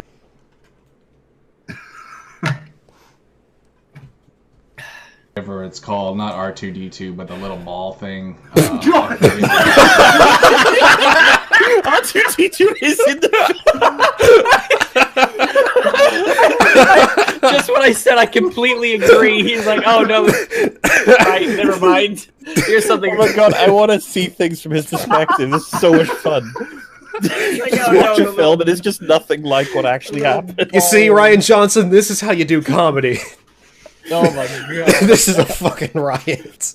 Oh god, this is a set. He walks off it into his real room, and he's just like, this is working. People believe it. He's secretly a genius.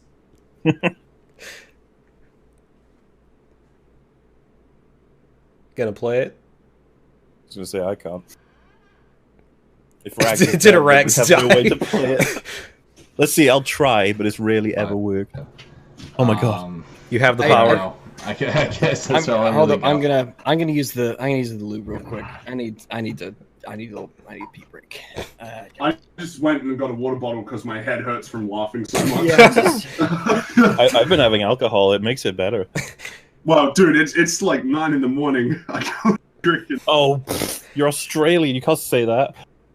Oh, right. Yeah, I forgot. We're always drinking and shit, aren't we? Mm-hmm. I mean, I probably just say that. Nobody drinks Fosters. It does seem to me that most areas of the world have their own, like, oh, that's their alcohol, you know? Mm-hmm. Like, well, what about Americans? What do they have? Beer? Just in general. I guess so. We got Bud Light. I've heard of Bud Light. Yeah. But, like, it's probably not even very strong, though, is it? Oh, I don't drink, so I don't know. I'm really bad on this, but like there are like even for Britain or for specific countries, it's like, oh yeah, they have their X, you know? Yeah. We got loads though. We got heaps here. Yeah, when I was in Scotland, they had a whole bunch too. Of, like, is Ireland at the top of the list of countries that would be drunk? You know, like Ireland's high. You hear that, don't you? Yeah. Huh? Yeah. I was gonna say like because who else in the world sort of gets that moniker as well? Would it be Russia? Russia's pretty high up too, right? Well, for vodka, yeah, for vodka. Vodka. Because you know, there's always jokes. It's like instead of a morning coffee, they'll just have a morning vodka. It's too cold. Best part of waking up is vodka in your cup. 50 seconds. We can do this. It's only going to take us another half hour. Oh, Jesus. I mean, hey. Content gold, man. Fucking shit. I don't know how Quinton's gonna be able to hold up to this. Jesus Christ. Oh yeah, we're doing Quinton, aren't we? That'll be fun. That's gonna be fun. Quinton's just gonna bore us after this. This is genius. Do you want to grab that one up next, though? Yeah, I was gonna say he says a couple things that are sure to inflame us in some way. I put a link in, by the way, on the Discord. All right, we can get that done in a second here. For you guys, I'm sorry, it's not that in depth. But no, I really like the vagueness though. It's a little vague, just a little vague. The vagueness his reviews are great it, because you have to figure out what he's actually saying. He'll give you clues as he goes. It's like Sudoku, man. Dude, he is downward thrust done correctly. Like when you have no talent but you can still make good content. Oh boy. So Darth Vader, the scene with Darth Vader and what?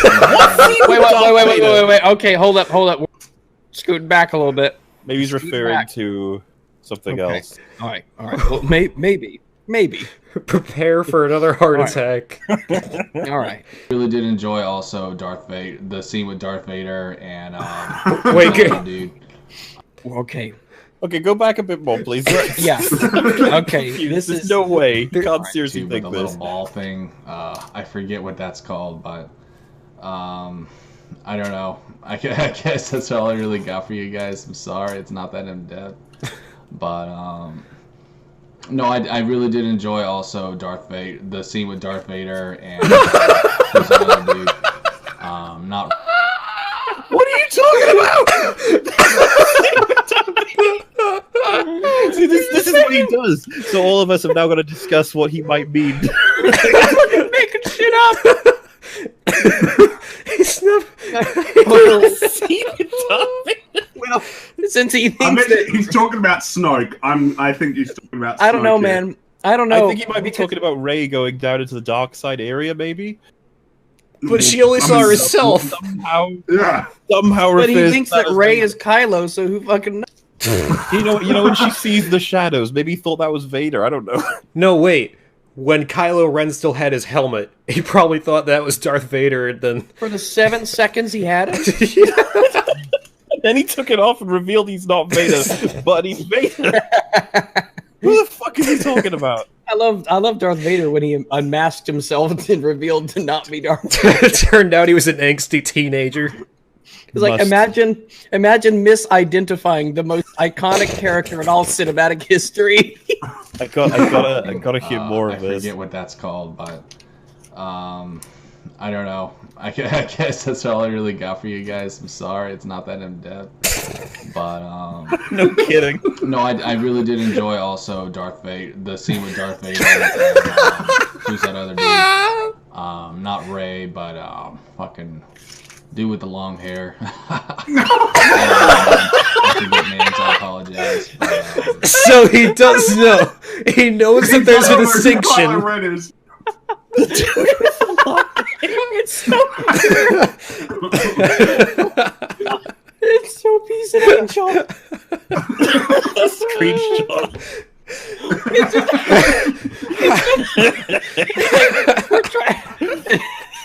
Who are these mystery people in this movie that you watch? I think they gave you a ticket. They gave you a ticket, and you just walked into the wrong theater. You have we all rewatch it together. There's just this scene with Darth Vader, which is like, wait, what the? Like, fuck? oh, how did we all? It's like literally every except for him missed the Darth Vader scene. But he saw it. Man, It was. people don't get Sitting to... in the theater watching the movie with oh, Darth Vader. Like there was like a whole 3-minute scene with Darth Vader. Everyone missed it except for Jared. He's like, yeah, do you remember it? It's like, oh, fuck. Like he battles Luke while explaining Snoke's history, and we're just like, Jesus Christ! This makes so much fucking sense. This must have been in the extended edition that hasn't been released yet. Yeah. Jeez.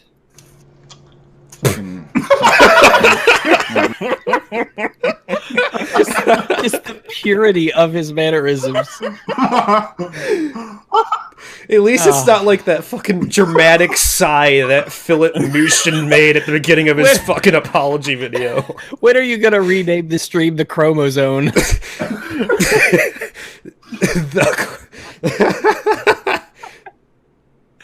May as well start now. Jesus Christ. Rey was a chick. Anyways, guys, I apologize. I can't remember. Ray was a chick. Thanks for telling us. I swear he was a dick. I can't remember the guy's name. But he does remember that he's a guy, at least. Yeah, he's a guy, I think. Fucking. No, Rey was a chick. Anyways, guys, I apologize. Yeah, he just realized that Rey is a woman. Yeah. He just remembered. Damn, son. She's not bad looking either. I was like, it's weird. Man, all this time I thought I was becoming gay, but... Yeah, I was like, oh, well, bummer. All right, 20 seconds. I don't know. Good I job, like though, that guy with the playing black evil hair. bad Yeah, he's great. guy. I enjoyed him in Rogue One as well. I What? believe it was. Who, Darth Vader? Wait. All right. How? Who is in Rogue One that is in The Last Jedi aside from C-3PO and R2-D2? Are either of them in Rogue One?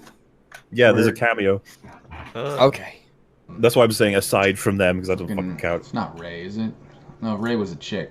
Anyways, guys, I apologize. I can't remember his name, but he does a good job though playing an evil bad guy. Who? I enjoyed him in Rogue He's One. talking as well. about Kylo Ren, I believe it think. was. He's not in Rogue One. What the fuck I know. is happening? Wait, he thinks Rogue One is Force Awakens now, doesn't he? Kylo Ren wasn't born yet. Yeah, he wasn't. I was about to say he wasn't born. He's mixed up the fucking titles because he has no idea what's going on. You're like 15 years too early, Jared. It's like Kylo's parents haven't even met yet. See, you're right about the Down with Thrust comparison, because at least he just makes it obvious. He has no fucking clue what Star Wars is.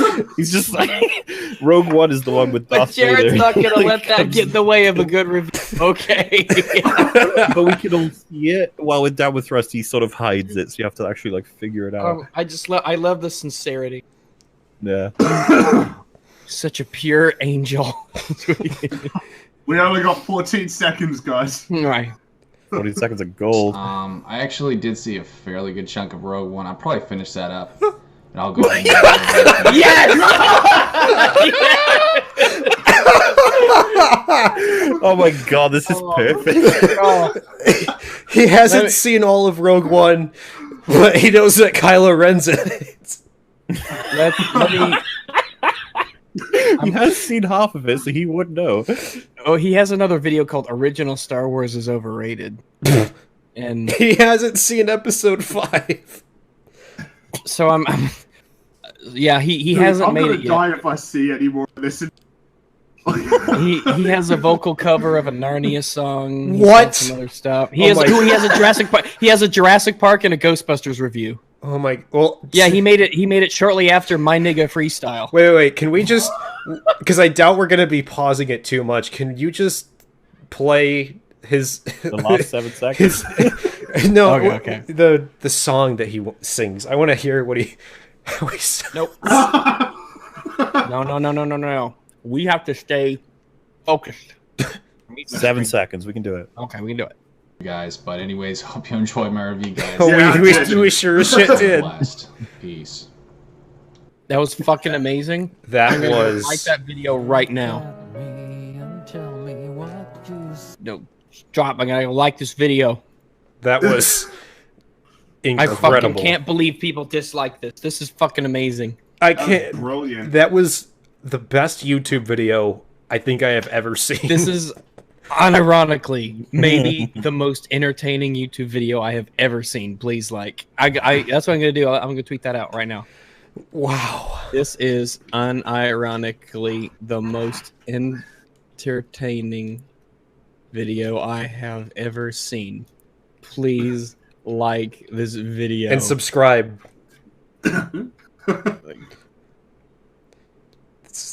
Wow. I was laughing so hard it hurt.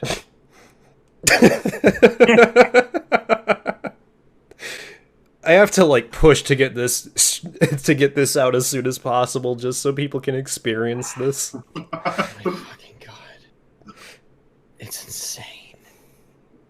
Okay, all right. How can it have negative like to dislike ratio? I don't know. That's it doesn't have any. change. It doesn't have any comments I don't either. understand parody.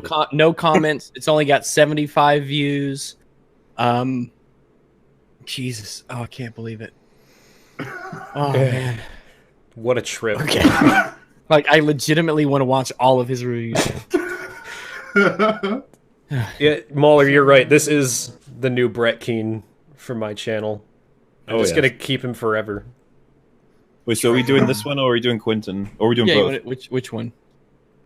I don't know. Which one do you guys want to do? Quinton? Which one is this? Quinton? Oh, is this the one that's responding to you, Rags? Yeah. Oh, I think so. Hold on. My fucking idiot cat. Let me. That's speciesist, bro.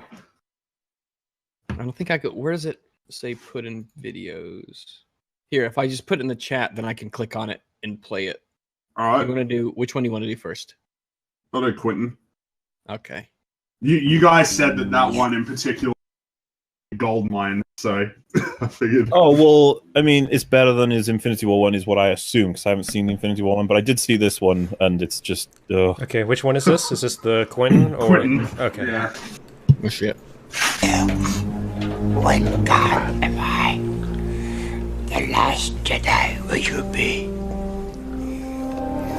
There's all This isn't funny enough. you have done. Oh, it's not going to be as funny Spoiler as alert thingy. for No those of you way. who haven't seen The Last Jedi. Although it's been almost 2 months at this point, and it seems like people really Thanks for didn't showing care us your about cup. spoilers this time around. Yeah, it's a great Incidentally, cup. I had this True idea fan. for an opening skit where a prominent person in my life could tell me that novelty coffee mugs are stupid, and then I would get mad and smash this into the side of an elevator somewhere. But, I kinda like it now, and I don't know any places in town that have elevators. Believe it or not, I saw... Did you look for like a tall building? He doesn't know any places in town with an elevator. Wow. Jeez. All right. Small town. I mean, is there no disabled access to any two-story building in your? Does he live in Alaska or something? Or could you not just go into a doorway that's a small, like a cupboard? You could probably make it look like an elevator if you put like a picture of buttons on the side. I mean, the fucking Star Wars one is just lights. You know, he's referencing. It's like, really? He's like, no building? Like, where There's do you no way. live? There's no way. Like, Is it supposed to just be funny that we're supposed to go, no elevator? He didn't do the thing he said. Fair enough. Moving on. Okay, well, I guess we'll see. Star Wars Episode 8, The Last Jedi, opening night. And I've waited this long to talk about it because I could immediately tell that it was going to be a contentious topic. Star Wars films can often be exciting in the moment, but they also quickly build up a sort of cultivation of hatred. So when you walk out Yeah, you already know what the narrative's going to be here. yeah. Y'all are hating too much, but not to. I'm going to be the picky script man. He said they build up a cultivation of hatred. That's like saying they build up a building up of cultivation. He should have said they cultivated a. Yeah. Yeah, what he's this trying is the kind to of do thing here is you he's trying to notice be in a fair. fucking redraft. Yeah. Nobody redrafts. No. theater, there's this pressure to choose a side. And The Last Jedi has certain moments that I think are bad. And there is this certain temptation to be seduced and consumed by the dark side of the comic. It's bad to call bad things bad. Oh my god. So, Yeah, if you're overly recognizing critical, that the film is you're a bad bad is person. just like turning to the dark side. Well, and Keep in mind, he keeps company with I Hate Everything, who said, as we all remember, that shouldn't fans look for the good? Yeah, fans are supposed to look for the good in things. oh boy. It's bad to find faults with things that you like. I guess that's the idea he's putting. If somebody had a passionate hatred for a sequel to anything, I automatically assume it's like, oh, they love the original, didn't they? This is a pointless point, though. If it's bad, it's bad. What difference does it make? Stop about, looking like, for the bad, Friggy. That's what you're What doing. is this point? I You're don't supposed to look for the understand. good, God damn it! God. You just care. That's your He's a problem. hater. He's a fucking hater. Piece of shit. Really important to me. When you take away nitpicks about the story, thoughts about the characters, and if it fits into canon. Do you hear that? So if you No, wait. ignore everything that makes a film, Yeah, so the way I split up usually for assessment is character story plot, character story world is what I call it. So it's like the world is where the story sits and the characters sit inside the story. It's like that's the nice hierarchy. And he just said, if you take away criticisms of everything, it's fine. It's like, That's honestly like what he's like. I don't even know if I really have a joke for it because that's just genuinely retarded. well, yeah, he's basically said the writing isn't that important. It's just the writing. Like writing, characters, the world building is like that shit's. What do you mean the movie's great if you take away all that? Like what's If you left? ignore Special effects? I like that he said thoughts on the characters and criticisms on the story or whatever, because it's just like, yeah, he doesn't consider it criticisms on the characters because he obviously thinks that Luke's treatment is fucking perfect. Jeez. Which is all basically just fan stuff. There is very little. Oh, fuck off. Fan stuff. Like a fan of good filmmaking. Jesus. I have to say about how this Yeah, movie was stuff. actually bad. Visually, the film is stunning. The score leaves you breathless, and the actors No, the consistently score is give- just a bunch of tracks that have already been made in the Subjective. previous movies. What happens when two people listen to the soundtrack and one goes, because they're breathless, and the other one goes, wow, that was fucking shit? Does Quentin turn to them and go, no, it was breathless? You should leave you. What's wrong with you? It's like, okay, I mean, it the music is well composed, but it's like 8 movies in. There's not much that John Williams can do that he hasn't already done before. Yeah, I mean, can't remember that's who the thing, said it, but because it's like half you- the soundtrack is just remakes Yeah, of you like can't other attribute tracks. it to The Last Jedi. You have to attribute it to the fucking OT, because the only new tracks they have is Kylo and Rey's themes. They're the only ones that people remember anyway. which aren't terrible or anything, but since when has a soundtrack ever saved a fucking bad movie? What if The Room had a John Williams soundtrack? If a soundtrack saved a bad movie, then Attack of the... Yeah. I mean, if anybody... Couldn't you just make this argument for the prequels? I mean, the prequels have awesome music. Yeah. Well, I happen to love the Revenge of the Sith soundtrack, so... Revenge of the Sith is absolutely I think amazing. it's arguably the best Star Wars soundtrack. Yeah. It's got like a bunch of the Jedi Temple. Yeah.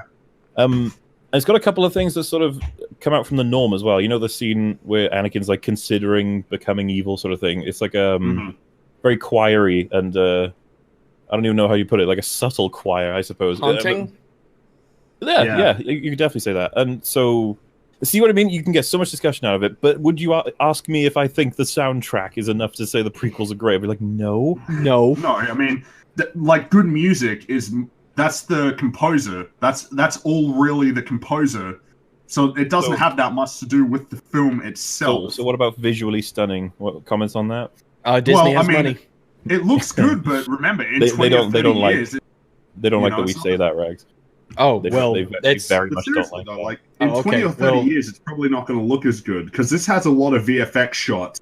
This is what really bugs me about people like, oh, the prequels have too much VFX. Like, do you guys honestly think that these movies don't have, like, 2,000 VFX shots? Well, the comparison would be that the OT doesn't age as badly as the prequels. I mean, they show, like, all these models of the creatures they used in this movie, but it's like all they did was scan them and then animate them in the movie. Yeah, that's right. The creatures themselves are VFX. The Lord of the Rings did that with the troll in Fellowship of the Ring. The troll is the thing that looks the most dated in that movie. You can't say that just because they did it in this one that it's going to be timeless, because if you're going to use the same thing... And the thing is, like, if they don't like the fact that we say that means Disney has money, you can pay for graphics. It's just a matter of money. It's just a matter and you of can paying get for an the indie time company and the effort. of CGI that can do a good job for a small amount of money or whatever, and that's fine. And you can appreciate the talent that went into all of that CGI work. But let's just to make them understand. I have to go back to Prometheus. I have to go back. There's other films I would reference, but I'll just stick to Prometheus for now because it's basically agreed upon globally that Prometheus is a mess. But it's a gorgeously shot film. Oh yeah. Well, I mean, the best way to put it is, what if The Last Jedi was a book? It doesn't have any visuals, and it doesn't have any music. Is it good now? Because books are movies that you direct in your head. The Last Jedi is a book now.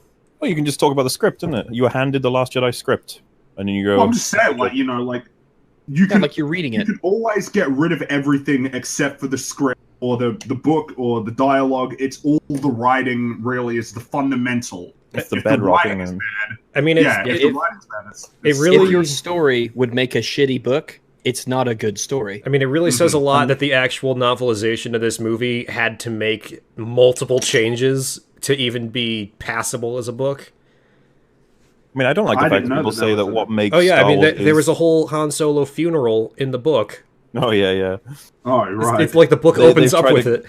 They've genuinely tried to retcon quality into them through the books. This people in my Discord have asked me to read the novelization for The Force Awakens because it contradicts the film with a bunch of fixes. Like, they fix a bunch of different things. They show you what happens with Poe to actually explain in reasonable terms how he actually survives and gets back to the Resistance with the thought that I should ditch BB-8. Like, they've got a whole thing to be like, yeah, it does make sense. I know it sounded retarded in the film, but it does make sense if you think about all of these things that don't exist in the film. You're like, oh, right, good. But I was going to say, a lot of people will say, like, if, for example, they could respond to what we just said with, okay, if you take the music and the visuals out of any film, the script is going to be like, and you're just like, stop right there. Plenty of scripts work perfectly well without fucking visuals and sound. Of course. And people say, plus, like, visual effects isn't even cinematography. Like, visual effects is different to cinematography. Yeah, how good does our fake shit look? Well, yeah, that's... because a lot of people are like, Star Wars is nothing without the music, and I'd be like, the script for Star Wars is still great. It's like a standard attempt at creating a completely fictional world, all these different interesting rules, and as soon as you start telling people that story, you're sort of like, I want to know why this guy wears robes. I want to know why he has a sword made of light. I want to know all these things. This is cool. It works. Beginning, and it doesn't fucking counter itself. It doesn't make rules that it breaks. So you're not sitting there going, okay, dude, your story doesn't make sense. But let's continue with this review then.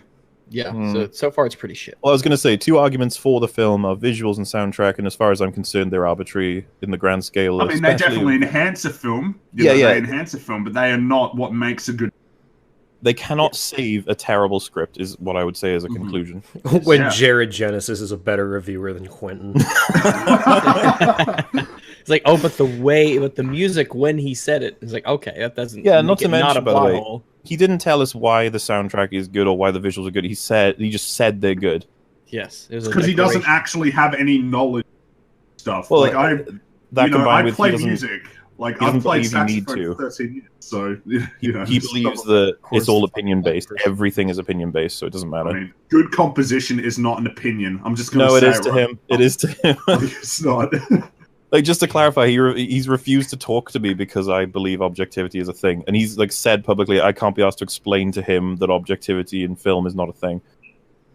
Come on, is he fucking retarded? Well, this is the thing, dude. It's like, if it's so easy to explain, try me. It's crowdfund a debate. Crowdfund. If you I'm not giving this guy a fucking dime to talk to him. It's a charity. Yeah, it's like a charity. It's like $2,000 to a charity of your choice if you debate with me for an hour and a half. Send it to Mundane Matt. He's also said he doesn't want YouTube drama. By the way, I want to bring this up when we finally look at the right opinion in his video. But they made a video against Rags primarily and myself, and then I asked to speak to Quinton personally, and his response after 3 attempts I did it through the right opinion. And he was like, I don't want YouTube drama. It's like, you made 2 public videos on me, and now I want to have a discussion with you, and you're saying that's generating drama. But what you did, that's just fine. That's normal. Anyone does that. How is it drama to just talk to someone? Well, he's a twat. That's why. He's just like, nah, I don't want to fucking do that because you'll fucking stomp me, and everyone will know about it. I was like, yeah. Of the performances of a lifetime. So why is it... Who? All right. Let's go back a bit. Gonna have to disagree with that. Okay, yeah, okay. Let's. I'm gonna have to disagree with that. All right, yeah, let's. Breathless, and the actors consistently give the performances of a lifetime. So some actors do better than others. Let's get that some actors do better than others. Like, for example, Mark Hamill is like the best person. And what relevance is it if the writing is fucking dreadful? Like, I mean, for example, let's just take the line, I went to the store today. It's like, it doesn't matter how well you act that. I'm sorry. And, you can appreciate the acting. I am on board with that. But it doesn't make the film if the fucking story and the plot and the characters don't make any fucking sense. I appreciate Tommy Wiseau's acting in the flower shop scene of The Room, but, I mean, come on. Are you really trying to tell me that Rey had... Daisy Ridley had a good performance in anything she's ever been in? She played a good corpse, to be fair. Being as non-hyperbolic as I can, I genuinely think she's got 2 or 3 scenes where I appreciate her acting. And, I'm trying to be as unbiased as I can. You can be like, you just hate the movie. I was like, no, seriously, and I don't even think it's necessarily her fault, because you can blame the directors easily. She's like an emotional black hole. Or the fact that her mouth just can't shut ever. Yeah, that is a straight... When ER brought that up, I was like, oh my god, she never closes her mouth. What the hell? Maybe she doesn't do it in real life. I don't know. Well, she needs to stop. They just won't fucking shut their mouths. Needs to stop mouth breathing. She's a mouth breather. She can't breathe through her nose. So that's what they were talking about in Stranger Things. Got it. Commonly considered to be... Also, he didn't say any examples. It would have taken just a second. Just point out a scene. Just seriously. No examples. I was talking on Twitter about Infinity War and how my favorite scene in that movie is when Thor is talking to Rocket about recalling that all of his family is basically dead. And in Chris Hemsworth's eyes, you can see that the character is upset, even though he's putting on a smile. His voice is sort of wobbly. It's a great scene. It's superbly acted. All you need is one example. That's what you need to do. Example. With the character. Yeah. Because I had this is dodgy, but I couldn't resist having that in my video when I did the review of Infinity War a week or so after the film came out. That was so good. I was like, I have to show it. It's such a great scene. And there are a lot of great scenes. It blew me away you know? Because I've never been that impressed. Like Thor 1 and 2 and Avengers 2, I was just like, yeah, Chris Hemsworth is fine. Then Thor Ragnarok, I mean, everyone differs on this, so it's fine. I'm just saying that he impressed the fuck out of me with that scene in Infinity War. Yeah, he did. He really did. Because I have conversations with someone who's like, oh, he's not that good. No, he actually is good. Do you remember the scene? Have you three seen Saving Private Ryan? Yeah. Who hasn't? So I know, right? Yeah. There is a scene where Matt Damon explains a whole story about how he used to hang out with his brothers, and it's great. It all builds. It's all really happy. There's loads of funny payoffs. Everyone's laughing amongst them, and then there's this moment where the story's really finished, quiet, and they come all the way back to reality. And it's really, I feel like you can compare it to the Thor scene because it's funny right up until Rocket asks him the question of like, you know, what if you lose? Yeah. And then Thor's honest. He's like, well, what else have I got to lose? And you're just like, yeah, that's great. Nailed. Like, you just use examples. You don't just say, oh, great acting. I'm just going to move on from that. This is tied to effort, right? And I was going to make another comment about that. He played the trailer for a little bit, and now he's playing one of the featurettes in the background. There's no ties to what he's saying. Yeah, it's just playing footage. And what's interesting is that you wouldn't go into that movie thinking, yeah, we're going to get some heavy dialogue between Thor and Rocket Raccoon. No, you wouldn't. That's the thing. They care so much about their characters, and that's what I miss in Star Wars. I miss when they used to give a shit about consistency and development. Remember the series that was about characters? Yeah, I wish we could. And you know, I'm sick of people saying like, "Oh, you care about seriousness in a story about space wizards?" Like, shut the fuck up, man! Like, seriously. It's called. That's the process of escapism. We get out of our world, but we associate. We're like, yeah, but the wizards are people. The space wizards are people. Like, I mean, if I can be compelled by a freaking talking raccoon, like, and we can all agree that can happen. Then it shouldn't be. It shouldn't even matter what it's about. That scene is like a minute. It's not even that long. Yeah. It's like 3 minutes. It's got more character development than this entire movie. And yeah, just to drive it home though, you can call me a nitpicker or pessimistic or I don't know, a dick. But I think the only reason that they ever show production style stuff in the background of these videos is to get people to go, oh yeah, because he's got a robot hand, so he would have had the green little things on it to make it work. That makes sense. I think the reason I've never seen this before, so it's interesting to me. And then what he's saying is fucking nonsense, but you associate the feeling of seeing those visuals with his video. It's like, this was his video. I enjoyed his video. It's like, no. You're just interested in seeing the behind-the-scenes stuff. You don't pursue it yourself. You could, but you didn't. And now you're seeing it here, and it's almost like it's attributed to him, because this has no fucking relevance to what he's saying. Yeah, these actors behind the scenes are showing more character than their characters. Kinda weird. Let's keep pushing on. Be a terrible movie. Well, for some odd reason, it's become a meme that the movie is bad. That's because the movie's bad. It's what bad. What do you mean it's become a meme to say what it's bad? What do you mean bad? it's become a meme? It's bad. That's what people are telling you. It's not good. It's like, there's reasons why the movie's good, and a lot of people share this. In fact, the majority of people who saw it, apparently, people don't like it. It's like the concept of a stereotype when people are like, they're all wrong, and you're like, they only got generated because of a base truth. There's some kind of truth behind a stereotype, otherwise a stereotype can't be generated. So if there is a meme of Star Wars: The Last Jedi being bad, it's like, could it also be bad? Could it? Yeah, it's like, what if there's a reason for that?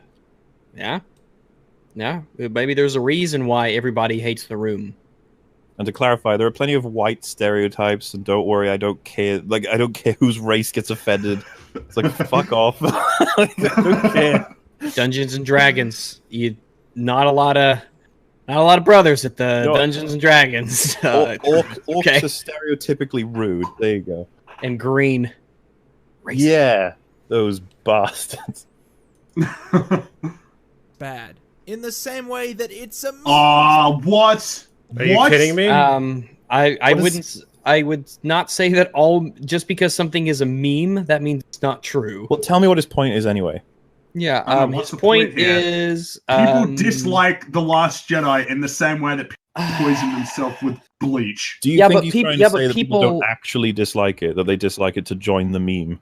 But people know that Tide Pods taste bad. Like, they don't actually think Tide Pods taste good. Just like they don't think the Star Wars movie's good. I don't... I'm not understanding. Make this argument in reverse anyway. I could be like, it's a meme to say The Last Jedi is good because of how bad it is. So, oh, look, neither of us have any evidence, so we've just both said a thing that fucking matters. And then he'd be like, well, yeah, we both have an opinion. I'd be like, oh, fuck off. Like, some people use memes almost like a common knowledge thing. Like, I don't even you'd have to say what do you mean by meme. Yeah, it's not a point. It's the exact same thing as me saying, yeah, people are saying The Last Jedi is bad, just like they said that Suicide Squad is bad when that was good. Help. Yeah, it's like it's just a disingenuous point. It's nothing. It's empty. It's comparing one thing to something that just is completely different and saying, hey, these two are linking. I don't know. I think Quinton might eat some Tide Pods from time to time. Maybe. That's his fuel. Tide Pods taste good, and the internet making fun of the movie has led to... Oh, shut up. Alright. People looking for reasons to hate it, in the same way that people joking that... How many people have poisoned themselves with Tide Pods, and how many people don't think The Last Jedi's good? Why do we need facts? What is this? What are these facts you want? Tide Pods? Someone gets poisoned with a Tide Pod. It's so rare and crazy it's in the news. Someone doesn't like Star Wars. That's the norm now. You'd be like, no, it's in the meme norm. Meme norm. In before meme norm. Jeez, what a stupid fucking video. That Tide Pods taste good has led to people poisoning themselves out of irony. Potential flaws. They're not even just potential flaws. What does that even mean? Oh my potential God. flaws. This could be non-conclusive. The conversation has not gone far enough yet. Man, I'm so sad that this video doesn't have more dislikes because, goddamn. Jeez, man. There's still plenty left. We still got a Patreon plug coming. Why is Jared Genesis making like the greatest content on this platform, and then fucking Quinton here's got how much? 292,000 subs. All of them should just transfer over to Jared because at least he makes entertaining content, even if it's not intentional at all. Jeez, I just want Jared to have a job, honestly. At least he had relevant footage. He went to a local supermarket and recorded Tide Pods. Do you think we could like crowdfund him like $1 million so he can, I don't know, get a bigger room?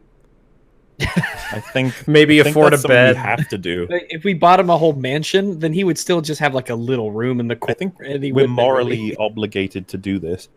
Can we just buy him a bed at least, like an actual bed? just buy Jared a bed. So can hear his message. Just send you a bed. We'll get just a couple $100 for a nice little mattress. You know? But I see those flaws as tangential in nature, and while I find it amazing. What does that even mean? What does that mean? I find these potential flaws tangential in nature. What does that? What the? Okay, so what I suggest to all of my subscribers is make sure you listen to these people because they don't make any sense when you listen to them. The third definition of tangential is hardly touching a matter or peripheral. Okay, which isn't even true if it's the characters, the plot, and the story. So before we get a qualification, we just figured out that what he actually said was that maybe flaws, so flaws that aren't confirmed, even if they are confirmed, they are tangential, meaning that they are aside from the main content point. Yeah, things that have not yet been identified definitely can't be important enough to make the movie bad. Even if they were confirmed, they don't matter. Thank you. Why would you why would you put all this stuff in if it just digs your hole deeper? Well, I feel like this is a situation of like, oh, I need to use big words, even though he doesn't know what the big words mean. Yeah, this is all I can see these videos.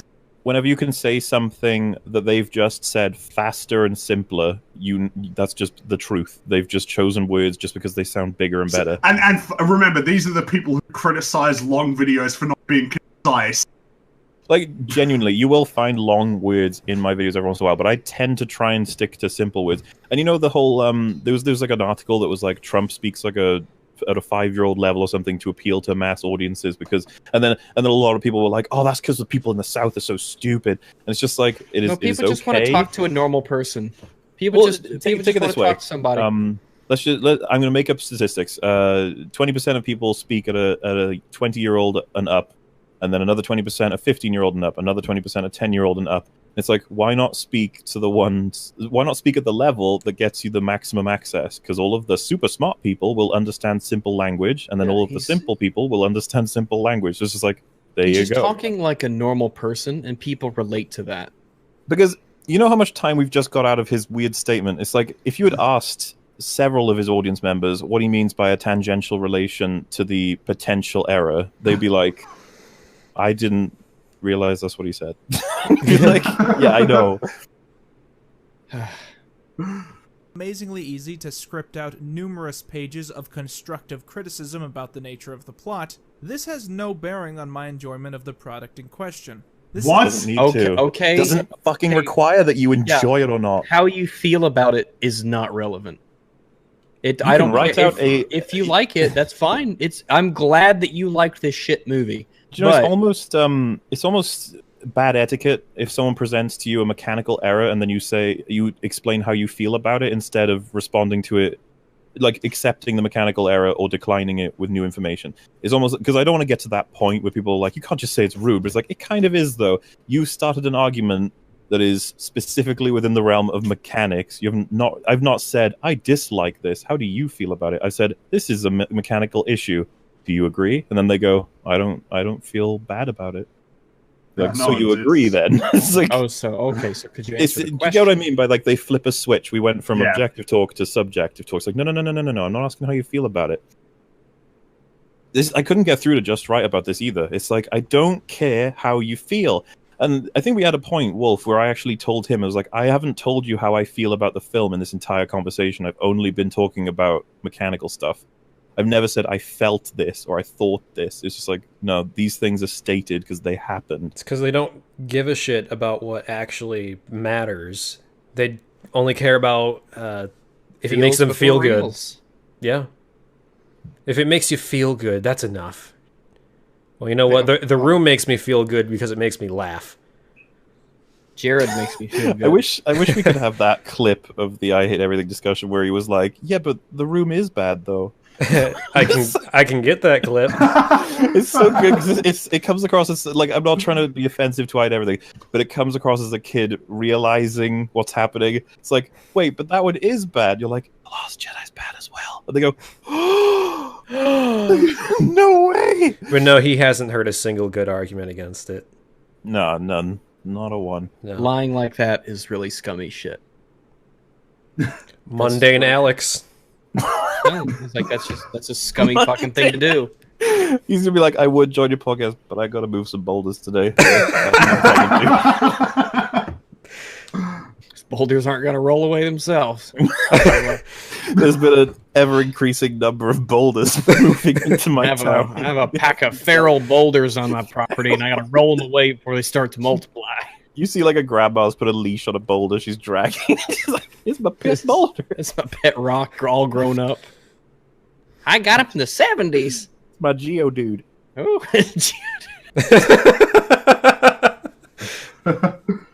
Harden. All right. You see, it's working. Hey, he's been practicing. Really good movie. And rewatching it has only made me feel more strongly about this. The movie starts out with a huge... Why would the foxes run into the cave? That should have been memed, dude. I watched it 3 times and I wasn't bored. It's like, okay. Yeah. It's like, all right. Space battle between the Rebellion and the New Order, and my god, he doesn't even bother calling it the Resistance. Insanely boring to me. You can obviously tell that the choreography in Star Wars is heavily inspired by the battles of the First and Second World Wars. He said choreography, he didn't say the ship design. So the process of firing lasers was inspired. Like, I don't think you mean choreography. I think that's not what you mean at all. That would explain why the physics don't make sense. Actually, yeah. You know what? To clarify, the arcing laser shots, yes, that is actually directly inspired by fucking mortar shots. That doesn't make any sense whatsoever. Yeah. They wouldn't arc in space even if they weren't lasers. wouldn't arc anyway. They're made of light. They wouldn't arc. No. They're not affected by gravity. I mean, light is affected by gravity. It just doesn't It doesn't make any sense how it lobs like that. It clearly has mass and it's falling downwards, whatever downwards means in space. But gravity's going this way today. But yeah, especially in space. But if can you imagine pitching that scene like Ryan's got it in storyboards, and you just sit down with them and you put your hands together and you go, Ryan, we need to talk. All right? We need to talk about space. And Neil deGrasse Tyson walks in. It's this is my friend Neil. Can we just have them shoot forwards? Can they just go forwards? And he's like, no, don't you understand? The original Star Wars films are inspired by World War machines. And you're like, yeah, I know. Can you imagine if Neil deGrasse Tyson watched that movie and he had that that face he makes with his jaws dropped and he's just looking at something so retarded? I imagine that was probably his face the whole movie. Oh, maybe. There's probably a scientist that does endorse Star Wars, even though there's sound in space. You could probably find one. No, I mean, sound in space. I don't care about the sound and fire in space in Star Wars because if they weren't there, then space battles would be boring. Well, so that's I can let go of the arcing thing as well. I just think it's funny. It's because how it happened. There's only so like this. Yeah, I mean, it's just you can take a couple things. But when you get somebody. And you say, okay, here's the arcing of this, trajectory in space. This clearly it's indefensible, right? You cannot defend it. You throw it out there to see if they try. Yeah, that's the thing, right? So if with Just Right I say it, and then he goes, yeah, but it doesn't bother me, and then I can come back with, it doesn't bother me either, but I'm asking you if you agree that it exists as an issue, and then you'd be like, it doesn't bother me. It can't be an issue. It doesn't bother me. Because sound in space, yes, that is an issue. Congratulations, I agree with you, but it doesn't fucking affect the plot. It doesn't change anything. It's basically like special effects. Yeah, the arcing shot doesn't affect. But you know what does? The fucking hyperdrive ramming. That is a huge ripple effect throughout the entire saga. Exactly. You idiots. Or the fact that every time we watch a movie, we start questioning why they don't do that. Yeah. And every moment in the past is how come the sequel will have a space fight. It will, and we'll be going. I'm waiting for the throwaway line where they say, "Damn it, they have a hyperspace jammer." Right? Okay. Thank God for X. Some throwaway Star Trek line. It's a good thing we don't slam into the back of the starship when we go really fast, right, Jim? That's right, dude. Imagine that's the plot. They have to go to a moon of Ondor, and it's got the hyperspace jammer in it, and they have to get rid of it with the help of the local fucking lobster people. Ondor. The giant crabs from Fallout. They go to Gondor, where they light the beacon. No, Ryan, we've had Gondor. They said Lord of the Rings. He's like, no, I want to use Gondor. You're like, no. It's not. No, this is Gondor with an E at the end. We can have a really corrupt leader, and his name can be Darth Vader 4. You see, ours is going to be different. Attack.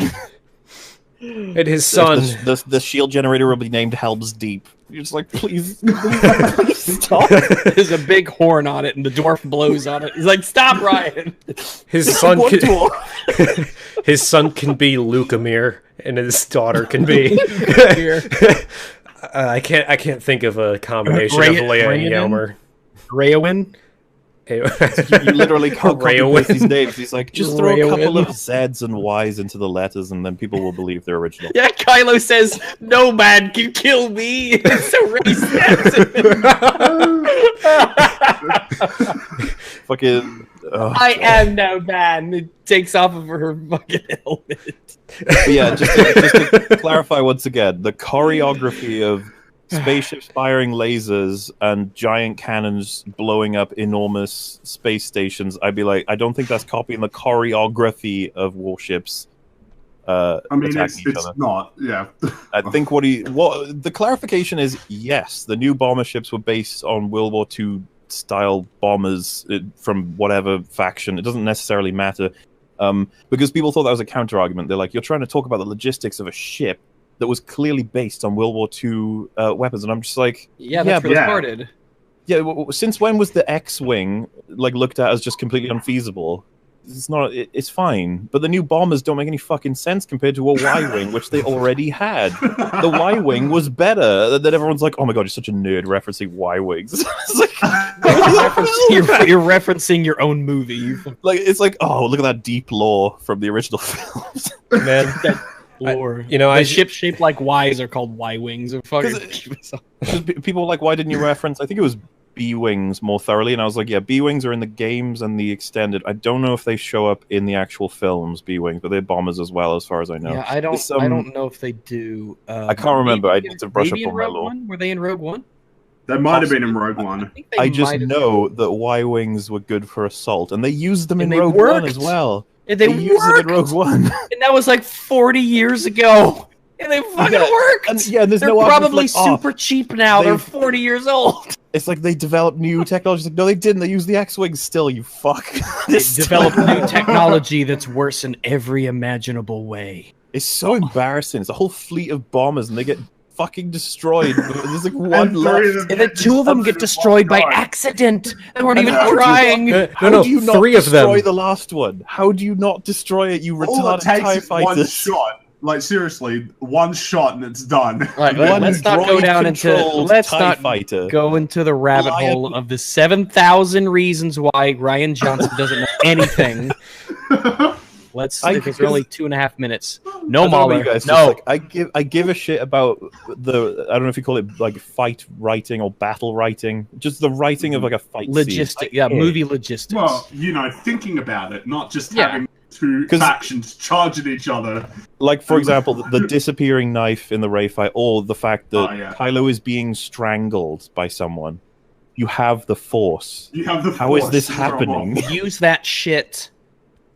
It would be so cool if he, like, put his hands on his chest quickly as if to blow back through himself into the person who fell. And you're like... This reminds me of that fight in Halo 5 where they grab each other's fists and both got an arm and 2 legs free, but they don't use. They just like sort of hold hands together. Where they're just like fighting like two fat guys fighting over like a cookie.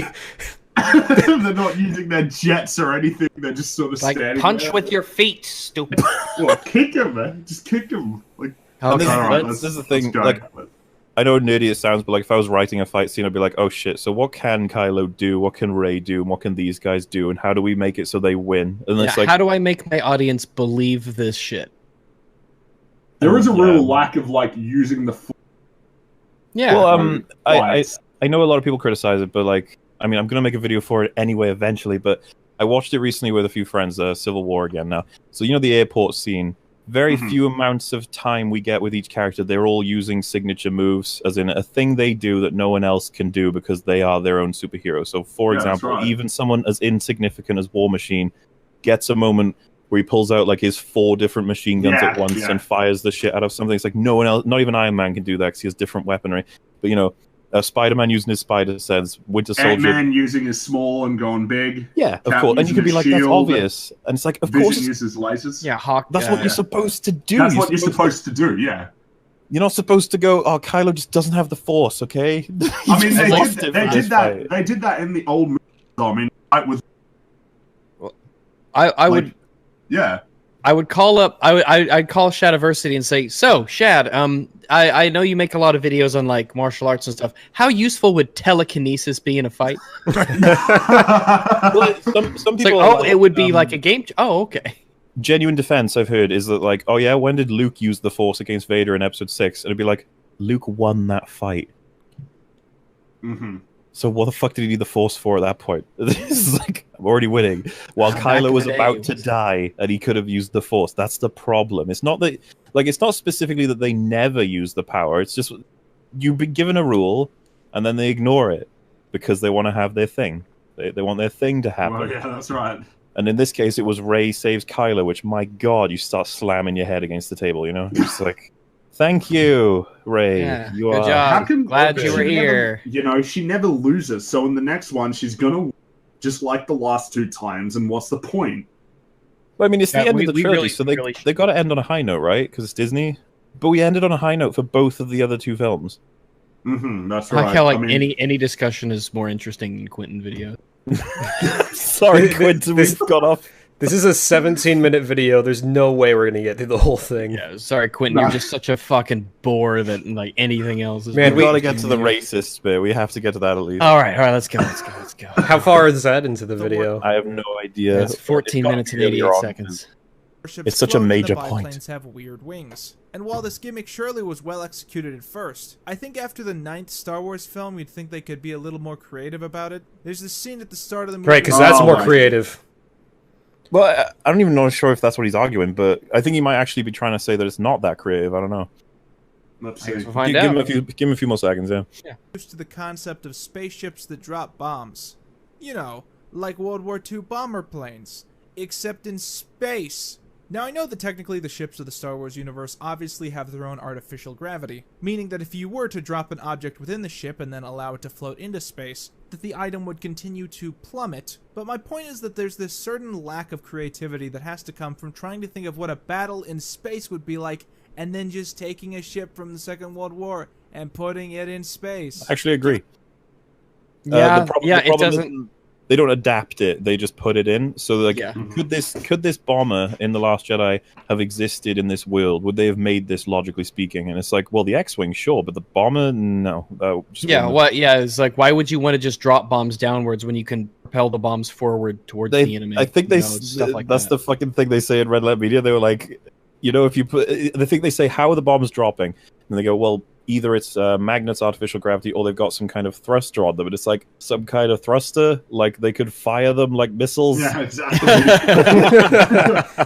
No, we have to slowly float over the top of the enemy ship and then die once we complete our mission. Think about that as well. Why didn't the fucking dreadnought just fucking hyperdrive away when they started to drop and just hope it knocks out the Radders? Because it's going to die anyway. I don't know. There's so many reasons why the hyperdrive thing is going to kill space battles.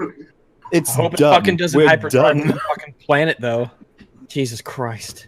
Even though most of the battles in Star Wars are very much traditional in a 20th century fashion, then the invention of the Death Star in Episode 4 itself is a clear allegory for the invention of weapons of mass destruction. This is the turning point in human conflict, something that totally changed the face of war, leading to an age where we talk about The Last Jedi? of enemy forces in an I don't instant necessarily was disagree. It's just like, okay. It's like, okay, but this is about The Last Jedi.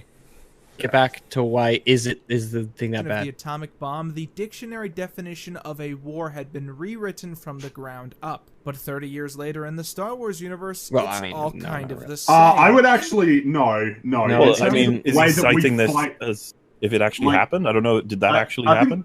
I think the issue here is like, okay, yeah, nuclear bombs sort of change the way that wars start and end. Strategies, but in terms of the way that they're fought, it's very much about air dominance nowadays. You control the air, you control the war. So that's like it. I'm not sure. Like, this isn't a big deal, but it just seems like he's conflating nuclear weapons with strategy. Is like super weapons. Here's a picture of politicians. He's like, okay. I don't know this video that well, so I'm waiting for like, what's the payoff of this discussion? Like, how does this come back to The Last Jedi? Between Episode 6 and 7, the Rebellion has been in total power for 3 decades. But you wouldn't be able to guess that, given the fact that their arsenal hasn't evolved at all since the original trilogy. You can't shake the feeling that the Rebellion must have done nothing for 30 years for them to be overtaken this easily by some rogue terrorist. Yeah. Yeah, agreed. That's a see, and this is evidence, by the way, for anybody who's like, you just hate it. It's like, no, I agree with that. That makes sense. But you see, that's part of the world building, like the lore stuff that you said. If you take it away, you know, it doesn't matter if you take it out. That's important. How did you could we get argue to where it's a character story and world issue, because it means the world held to a stop. It means that the storyline, like, nobody ever did anything for any reason ever. There's no all these people, they just didn't do anything. Intelligent and proactive characters chose to just louch about, do nothing. It's like, hey, I don't believe. And even though, you know, a massive like dictatorship ended, there was no power vacuum. People responding to try and actually take over. How perfect would it be if, when we came back to these characters, there was a good guy's Death Star, and like Leia's justification was that the bad guys used it to blow up her planet, and you could, as an audience, be like, uh-oh, like we're getting close to... tempted by the dark side and the threat, and her motivation is, I know what it's like to have my planet blown up, and I'll never let it happen to anybody else. That she would feel that way, but you could even have Han being like, Leia, you can't build this. Like, this is wrong. And she's like, what do you mean it's wrong? No, but if we don't, somebody else will, and we need to be the ones with that power because we're the good guys. I'm already interested in this theoretical Star Wars film. Watch that one. What was that? That is legitimately an interesting idea. Yeah, I want to see how these characters deal with it. Too bad we got what we got. Yeah, I mean, it's not like we only had one shot, right? Well. The fact that every other Star Wars movie seems to be about them trying to stop the bad guys from inventing nukes easily signals that no one really seems to have a lot of big ideas about how to talk about war but in space. And I'm bringing all of that up because despite the fact that it annoys me, it doesn't ruin the fun. It's about the fun. All this stuff doesn't ruin how I feel. So he was giving us all of the facts and then saying, but it doesn't matter because it doesn't bother me. Oh, Quinton. Jesus fucking Christ. Why did you waste our time? Just get to the point where you call us all racists. On the fun. Remember in my last review when I said that the prequels are bad because the characters... Why is it under such a... What's with the aspect ratio? Why is it different? Why he's fucked in. That is very strange. What my theory would be is that he maybe took this clip from YouTube and there was a watermark, maybe. I don't know. Honestly, I don't know why else you would fucking turn it into a 4x when it's only in HD and widescreen. Like, how the fuck do you do that? If you got it on YouTube, then surely, if you just need some clips, maybe it's a different file format. Maybe it's not even a video. Maybe download it as like a fucking moving picture. this is one big ass GIF. Yeah. I've seen better GIFs than this. Oh god, he's got it. Okay, does he actually have the 4x3 version of Phantom Menace? No, wait, hold on. Rewind a little bit. Because despite the fact that it annoys he did that. I thought it was like it doesn't ruin the fun. Remember in my last review when I said that the prequels are bad because the characters constantly lose the respect of the audience, while the universe seems to stay relatively consistent? Well, in the case of the sequel trilogy, it's the exact opposite. The universe... That made no sense to do that. Does he actually have all the prequels in 4x3? Why? How, for that matter? How is another good question. You have to put effort into doing that. I mean, is there even a way to record VHS? I refuse to believe he did that deliberately. Like, did he really? Like, did he do that, or did he just get the files that were 4x3? It makes no sense to do it that way. Absolutely I don't know if you could.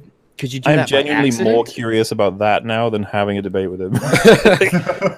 I want to know how that happened.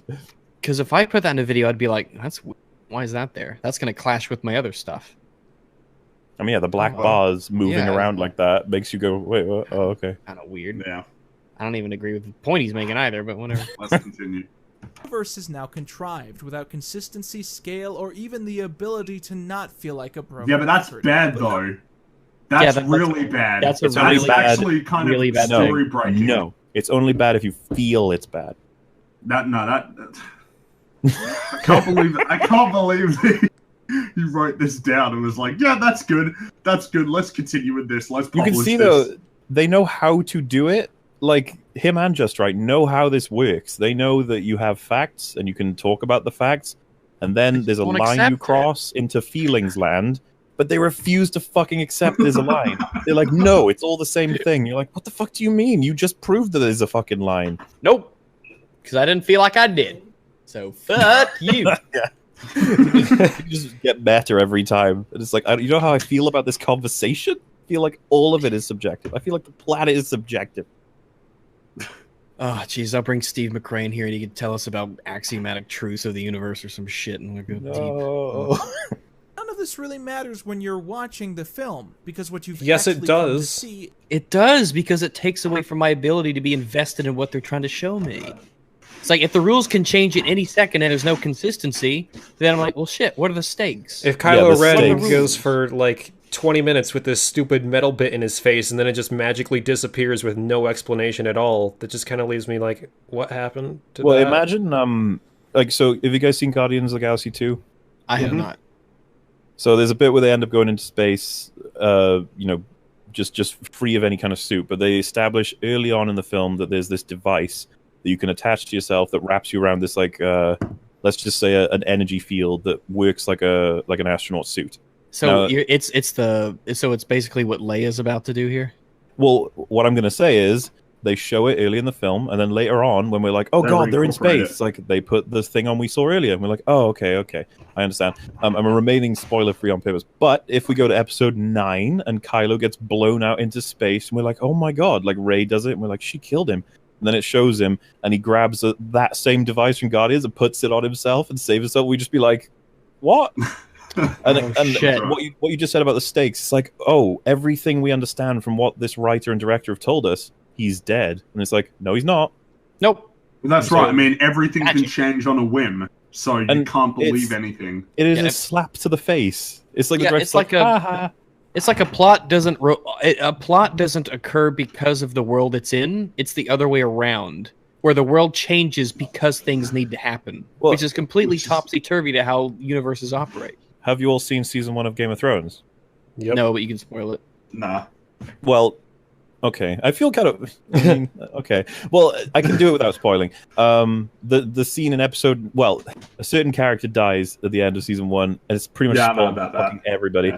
Yeah. I'm going to bring it up in my assessment because plot-wise, we assume he's going to live. The whole point is that he does a thing that is supposed to save his life and send him to a place, but he says a whole bunch of things that there's a certain character who has all the power in the room, and you know that if he hears all of this stuff, then there's only one choice. It's like, he's a psychopath, this guy. He's like, how could he possibly not do what he's going to do? And then he does it, and it's still a fucking surprise. And it's essentially the bedrock for what I would call the best way to subvert expectation.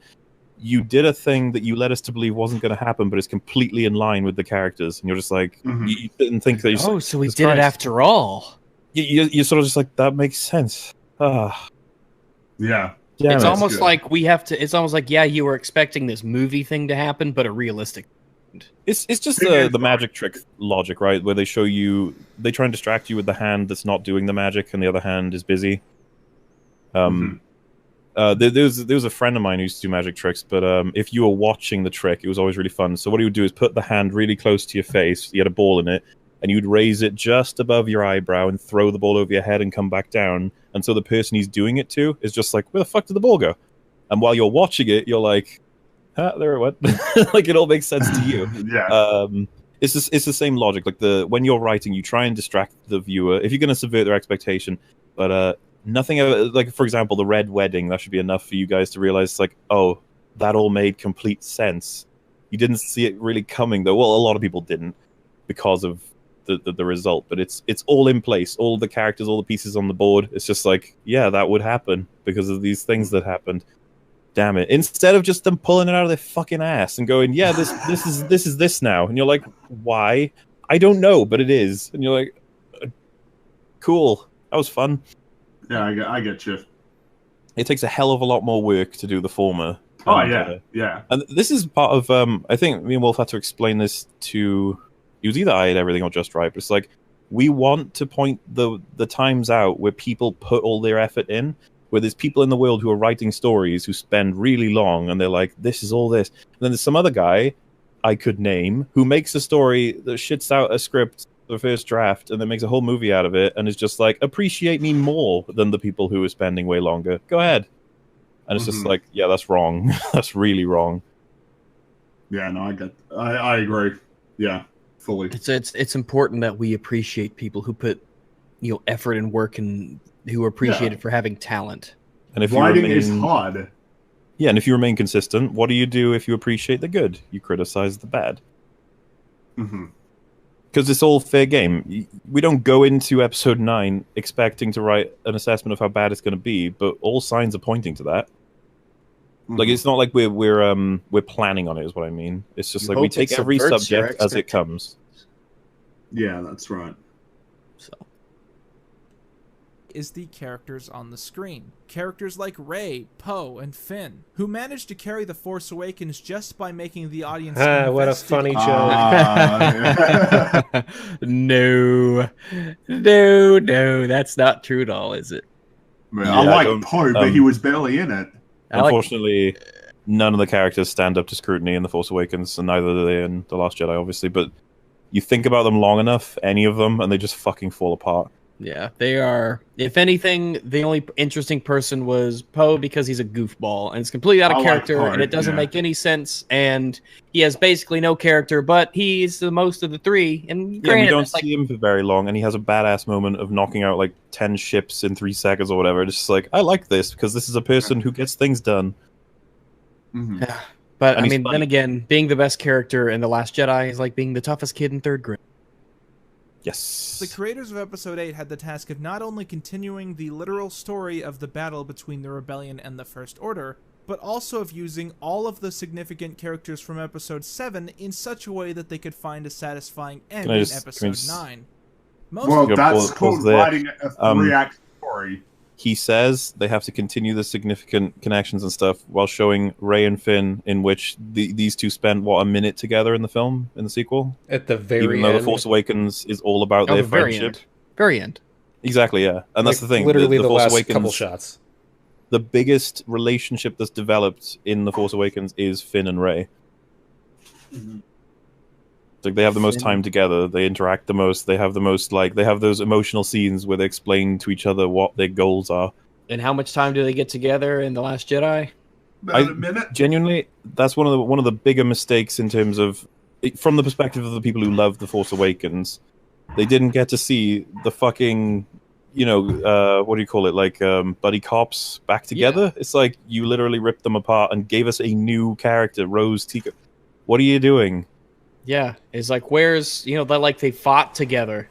You know, they care about each other to some degree. I mean, they went through stuff. They did things. You know how they didn't want to repeat Empire? They didn't want to repeat having a Jedi being trained by blah, blah. It's like, okay, throw Finn in. Have Finn go with her to Act 2 and see what happens. What happens if you have a bystander? What happens if you have a third perspective who's talking about all of the issues that Luke's dealing with? What if he asks questions? You know, this Force about the Force and the Jedi. What if he's like, but what about this? But how come this? Where he tries to use the Force. Imagine that. Yeah, it's like, why? What if he was like Force sensitive? Is like he actually makes a pebble shake, and then later in the movie that can have a payoff. This is the kind of stuff that you're supposed to do when you're planning out your story originally. Yeah, we're all debating and making step one. Yeah, it would be a big round table. We'd have a bunch of ideas, and then we pick which ones are the best. Pit your ideas against one another to see which one will work best. This is instead of going, I'm going up to my cave to write a story. When I come out, you better fucking approve it. Okay. It's like, and I know, like we were talking, it's like every time this topic gets brought up and we come up with an alternative, it's always better and it's interesting and it's just it's just such a fucking shame that we got what we got. You know, we got a Saturday morning cartoon. It's a literal fucking chase. Yeah, basically, yeah. Yeah, we gave Finn a waifu instead of just, you know, keeping him with Rey. No, and there's that random disjointed scene where he gets to learn that morality runs on both sides and that sometimes good people can be bad. And you're just like, okay. Yeah. And that somehow convinces him that the Resistance is the right way to go. So I try to put that out in my videos. I was like, that doesn't make any fucking sense. He's a die-hard Resistance member by the end of the film. And the most significant thing that happens to him is he gets zapped, put in a jail cell, and then told that morality runs on both sides. And then he's betrayed by that guy. Like, how does that make you a die-hard Resistance person? I don't understand. And then you have Just Right being like, if you look at it through reader response theory. Like, you could have really done something with, like, the authoritarian, libertarian theme. You know, you've got the First Order, you have the Resistance, you know, what's the price of peace, things like that. But shit, now we're going off of things that would be better. But we got to go to Casino Land quickly. That's important. Quick, capitalism bad and so are white more people. Important than seeing Mark Hamill react to the death of his best friend. Yeah, I want to hear him comment on that. I have to. What the fuck was the reasoning to get rid of that scene? I haven't seen the deleted scene either. Subverting expectations. It's like, have you guys seen it? The scene where he like mourns Han? Yeah, I haven't. It's genuinely. It's like I'd be like, yeah, that should have been in the film. Just straight up. There's nothing else to it. I was like, nope, cut to black. We're going to Casinoville. It's like literally on par with like the theatrical cut of Return of the King, where they cut out the part with Saruman, which is like a giant plot hole if you do that. Wait, after the Isengard gets flooded out. Yeah, because in the theatrical cut, okay, yeah, in the theatrical cut they cut that. It explains where the Palantir came from, and it puts an end to a character's significant fucking villain story.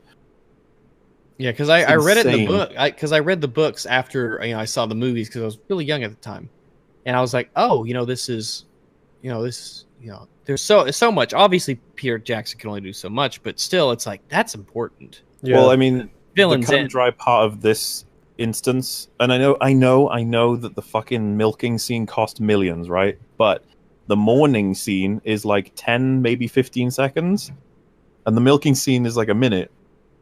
Guess what you could cut to put in the morning scene? But the fish, he has to eat. Don't you want to know how he gets his fish? With that big pointy stick. Don't ask me. Bizarre fucking way to fish, dude. Why would you fish like that? Couldn't he just use the force to pick the fish out of the water? Not only that, force is bad. Someone pointed out, they were like, when he stabs it down, does he like shuffle it all the way up to himself? Yeah, I was about to say, how does he get that end of the stick up to his end? On top of that, or does he go down? No, he can't use the force. He's disconnected from the force. Yeah, remember? and what if there's not a fish down there that day? But on top of that, he has to. He swung on the stick to the other side of the cliff. He had to swing to the other side after catching the fish. So he spears the fish. He takes the big ass stick, somehow gets the pointy end of the stick that's fucking 50 meters below him up to him, takes the fish off of it, keeps the fish, and then he puts the stick back down, pointy side down, which is I don't know. I'm not even gonna ask. What happens if it just like falls over and falls? What if the stick snaps in half? How did you get a stick that big on that island? Yeah, exactly. Yeah, there's no trees there. You go, Ryan, you gotta sit down. You put your hands together and you go, Ryan, why can't he just have a fishing rod? And then Ryan's like, that's not very Star Warsy. And you're like, okay, fine. What about yours with Star Warsy? It's what, Ryan, it's fine. They pay me to agree with you, so I'm gonna go with that. It's like they use a lot of standard things. That they have clothes, they have shoes. It's not all. It doesn't all have to be spacey. Could they have a fishing rod? Could they have it? And he's like, no. They have cantinas and bars. They drink booze. No, it has to be an enormous pole, and he has to swing across from a thing. Because the future. Why do you even have to swing across? Because it would have been just as effective on the other side.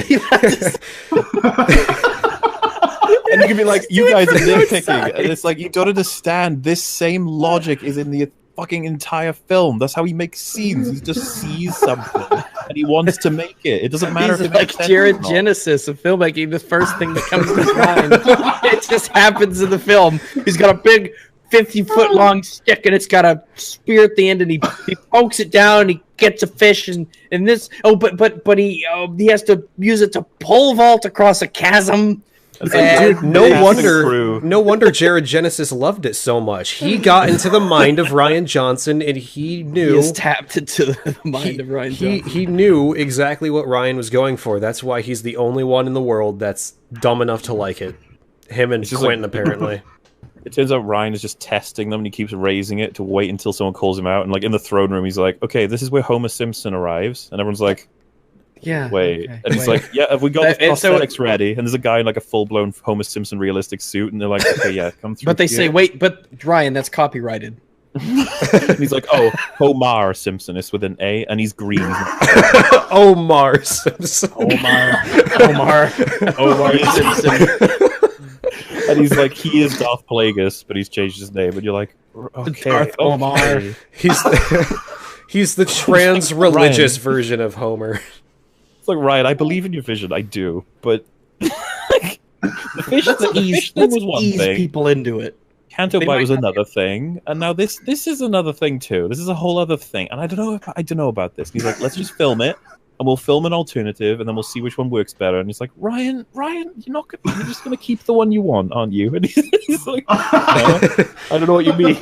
I mean, I just cannot fathom how anyone on the set allowed that fucking idiot to do anything that he did. I mean, did nobody just like stop and be like, Ryan, you're an idiot. You cannot do this movie. This makes no sense. Like, this makes no sense. I mean, it just baffles me. If we could be there on the day when they're setting up the puppet and they're like, okay, Yoda lifts his finger up and it's going to be a lightning strike that comes down. Did no one, and this is a genuine question, I'm not even trying to fucking joke around here, did nobody say, wait, Force Ghosts can summon lightning? And you know when you don't care, like you're a crew member and you're just setting things up. Do you think anybody had that thought? The fucking Frank Oz, I'm the sure that they did. I'm certain that film crew did, because if you are surely, just statistically, half of them are Star Wars fans, all right? Mm-hmm. And of that half, let's say maybe half of them really gave a shit, in some way. Surely there were brows being raised. I want to get. There's gotta be. I want to get fly on the camera. Well, fly on the camera. You know what I'm picturing is some guy says, "Wait, can Force Ghost summon lightning?" And then Ryan goes, "It's more of a figurative thing. It's not really that important. It's not really." Okay, so we're not gonna. So in post, we're not gonna add lightning to this. He's like, no, that would be no. Funny, I actually had a thought when watching it that they might go the direction of Luke's kind of losing his mind a bit, and that he did set it on fire, but he saw it as Yoda doing it, and I was like, that could fix it. That could be cool, but I doubt it. No, of course. Well, fucking JJ can do whatever he wants, obviously, but yeah, no, I think they went with it fully. And this is the thing: so many people are like, it doesn't matter. It's like it does. It's fucking confusing. It's confusing enough that Force Ghosts are a thing. This is, again, why I wouldn't make any more episodes in the Skywalker franchise, if you will, because let's say we're in the position we are. It's like, hey, Luke Skywalker's... Oh, Ben Kenobi's ghost. Can you go and talk some sense into Snoke and Kylo? Just annoy them. You know, like they do in Robot Chicken, where it's just Jar Jar Binks going, Andy! There's so much you can do, and this is the thing. All they can do is speak. At least we can control it. But if they have force powers, Jesus Christ, what can't they do? You can kill people and destroy things as they a ghost. Have goals. They have motivations. They have actual characters as ghosts. Why bother being alive? Exactly. Go get yourself killed by a Sith. Go for it. I mean, can you imagine like what some of the things they must have done on set must have been like to like some of the actors at least? Like, obviously we know how Mark Hamill really feels, and I still don't think that he knew that he actually died in the movie until the movie came out. I think he really just sat looking at the sun thinking, okay, time for episode 8. There's a part in the you should watch it. It's called The Director and the Jedi. It's a really telling sort of documentary of the behind the scenes. And it's all constructed by a friend of Rian Johnson's, but he's involved a lot of the stuff that I imagine Rian Johnson wouldn't want public, which is he talks about having conversations with Mark Hamill, and he says there's a point where he says, "Okay, we're about to film the scene where Luke dies, and it's going to be tough for everybody. I think everybody, including Mark Hamill, because this is a character he's played for so long." And it's like, okay, so he probably did know, but it doesn't take away from the fact that Mark Hamill did not deal well with this film. And you know what? He could very well be the kind of person that says everybody has their own feelings and all that. I genuinely do believe that he doesn't want there to be negative talk on films, which is absolutely fine to hold as like a principle in your own head sort of thing. Because how weird does it sound to say like you should be outraged at what a character did in a film? Like to the point where you should protest or something? It does sound strange when you say it out loud. And that's what like it comes across as or something, but it's like, no, it's like Mark, you can stand by your statements. Yeah, and you don't have to be loud, you don't have to be angry. You can literally just say, yeah, the film's not very good. That's okay. But there's only hyperbolic sides to it. The people who adore it and the people who despise it. I wonder once they've gotten all their use out of Mark Hamill, I wonder what he's going to say after that. When he's not. Well, once his contract is up, yeah. Yeah, like what is he gonna say? He's like, so tell us about The Last Jedi. He's like, it fucking sucks. It's a bullshit. Well, imagine being his niece or something, and you're like, Uncle Mark, how was you try say you're a teenager, and you could be like, what? Because I'm pretty sure he did have a lot of good things to say about the film from a perspective that convinced me that say you're a 60 or 50 whatever year old guy doing a movie with a bunch of people who you consider your friends, you don't give a shit about what's really going on plot-wise. Everyone had a good time, and it was fun, and it was great. And then we do some press tours, answering some questions, and I genuinely think he sees it on a different level. So when someone says something sure he does. How did you feel about working with everybody? And he answers, yeah, I literally only worked with Daisy. It's like a criticism of the film, but that's the truth. Right? Like some people read that response as him being snarky. It's just like That's what happened. He only worked he only worked with Daisy significantly. He worked with Leia for a scene. They looked at each other, and then the drone spun around. And it's like, how would he not be frustrated at that? He likes people. He likes to get on with them. There's a fucking I kind of want to save it for my analysis, but it's such a good little moment they threw into the documentary where basically they're filming Canto Bight, and Mark's just there hanging out, and they have this little. It's filmed in a way that implies that they have no idea they're being filmed. It's like between two things, and the camera's just off soon, but the mics are on, and this guy who's in like a full head of makeup is just like, "Oh my god, you're Mark, oh my god, I had no idea." And he's like, "You're okay, you're all right. You know, how are you doing?" He's like, I'm sorry, I don't want to be in your way. Like, I'm sorry, I don't want to. He's like, you're fine. What do you want to talk about? You okay? And it's just like the most like, oh my god, he's such a nice guy. Yeah. It's great, seriously. Like, that alone is worth seeing the thing for, but you'll also get a bunch of insights into Rian Johnson. There's a whole section on the milking scene, how they moved that creature to Ireland, which you what the fuck, you know?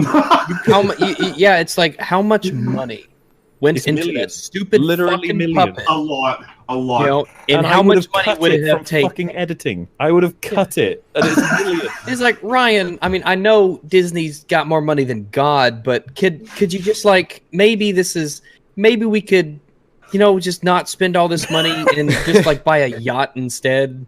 You know, instead of the whole, you sit down and put your hands together, Ryan. Like, how many times would you be doing that? Like, throughout it's like, Ryan, listen, I know we talked 3 seconds ago about this puppet, this manatee cow thing that, you know, the one Mark turns from. It's like everything I wish to change. We got a call from customs about the puppet, Ryan.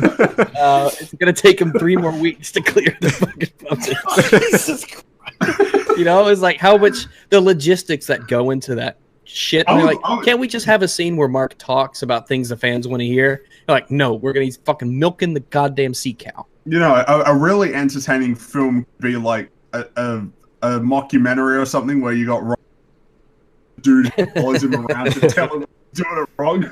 It's just like every scene is just and if these bombers get shot once, they blow up. It's like, Ryan, Ryan, please stop. Ryan, please. Ryan, talk to you again. That's the name of the movie. Just Ryan, please listen. Ryan is setting up the credits of the film. You're like, Ryan. So it's gonna say directed by me. Like, it can't say me. It has to have the word. It has to have Rian Johnson on it. No, he does the thing where it says like his name several times, like director. And you mean like how Tommy Wiseau did it in The Room, where it was like written by Tommy Wiseau, and then a couple of seconds later it's like directed by Tommy Wiseau.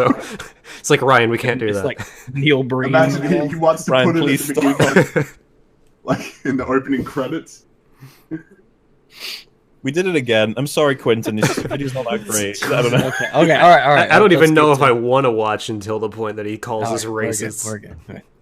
Plot points in Episode 8 are designed to specifically analyze and move forwards the leading cast, that being Rey, Finn, Poe, and Kylo Ren. What this means is that the story Luke often and Leia, takes I more of guess. an interest in having these characters Yeah, appear strangely and didn't grow mention Luke. than it does having all of those plot points. Yeah, but how do they grow? How do these characters grow? Well, I will steel man the opposition.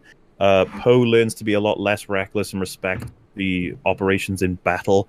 Finn learns that the cause he can now fight for is the Resistance, as opposed to, you know, fleeing from the First Order.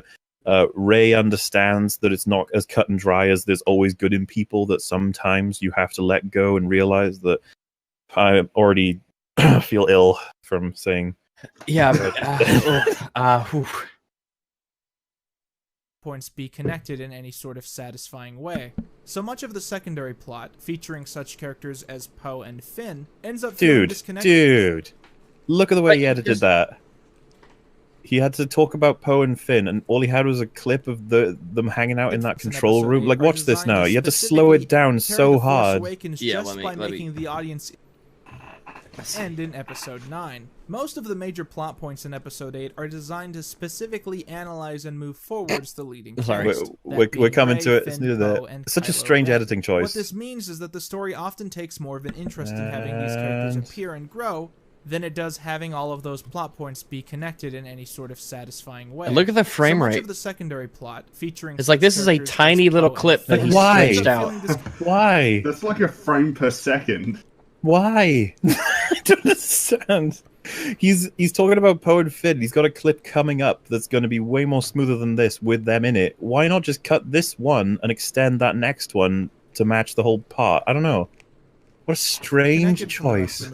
Because the only purpose of that part of the film is to give them something to do. Which is why it turns out that the bad guys can now track people through light speed. Which is one of those sci-fi reveals that the writers think we care about, but it's actually just really boring. What? Like no, we do care about it because it completely breaks the story. The plot revolves around it. Also, how is this film not terrible?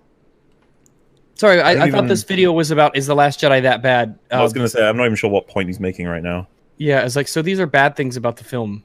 Also, why is he showing a clip from Rogue One now? Yeah, what relevance does this have? Rogue One talked about the Kyber crystals. Or hell, even the introduction of the Metachlorians in the prequels. Oh, okay. Like, you think...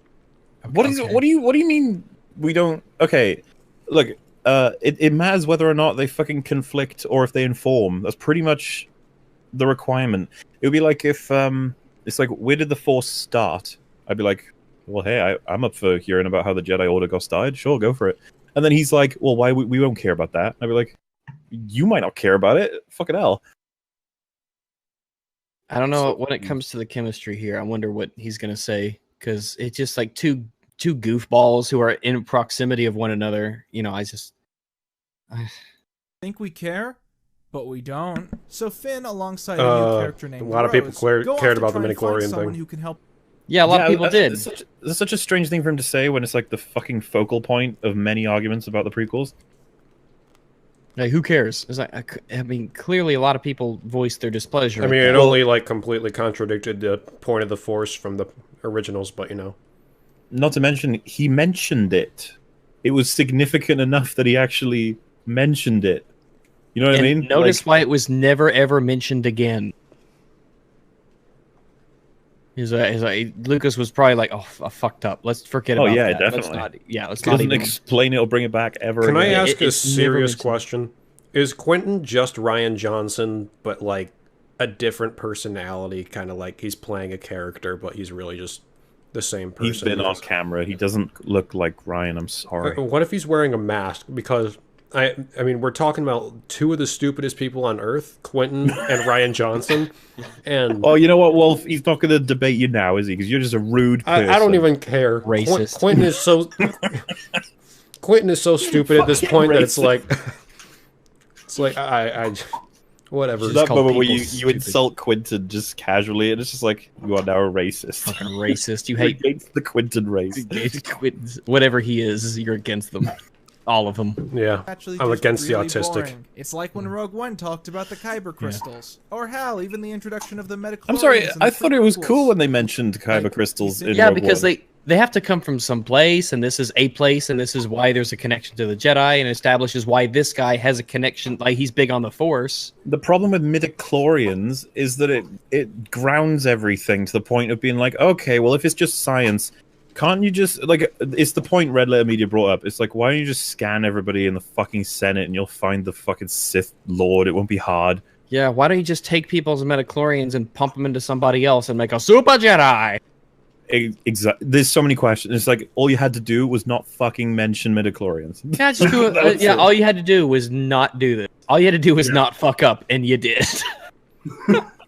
It's like, all right, senators, we're gonna do a blood test. Everyone line up. It's like, oh shit, what's it make? Yeah, let me borrow some of your blood. Quick. All you had to do was not do it. Is like, that would be the subtitle of The Hiring of Rian Johnson. All they had to do was not do it.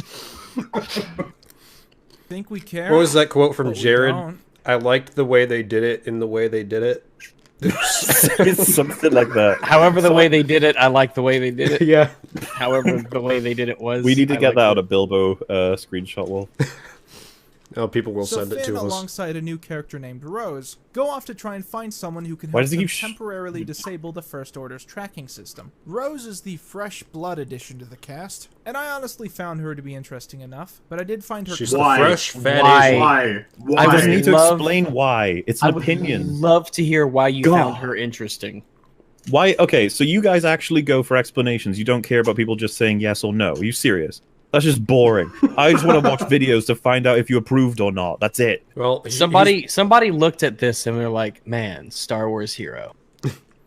It's just funny because, like, if strange. even my best friend, if he came back from seeing a film I thought was terrible and said, "Yeah, I liked it," I'd be like, "Go on." Yeah, I tend to do that as well. Yeah, I don't give a shit if you liked it. I want to know why. All of the ears that I have, they are yours now. Proceed.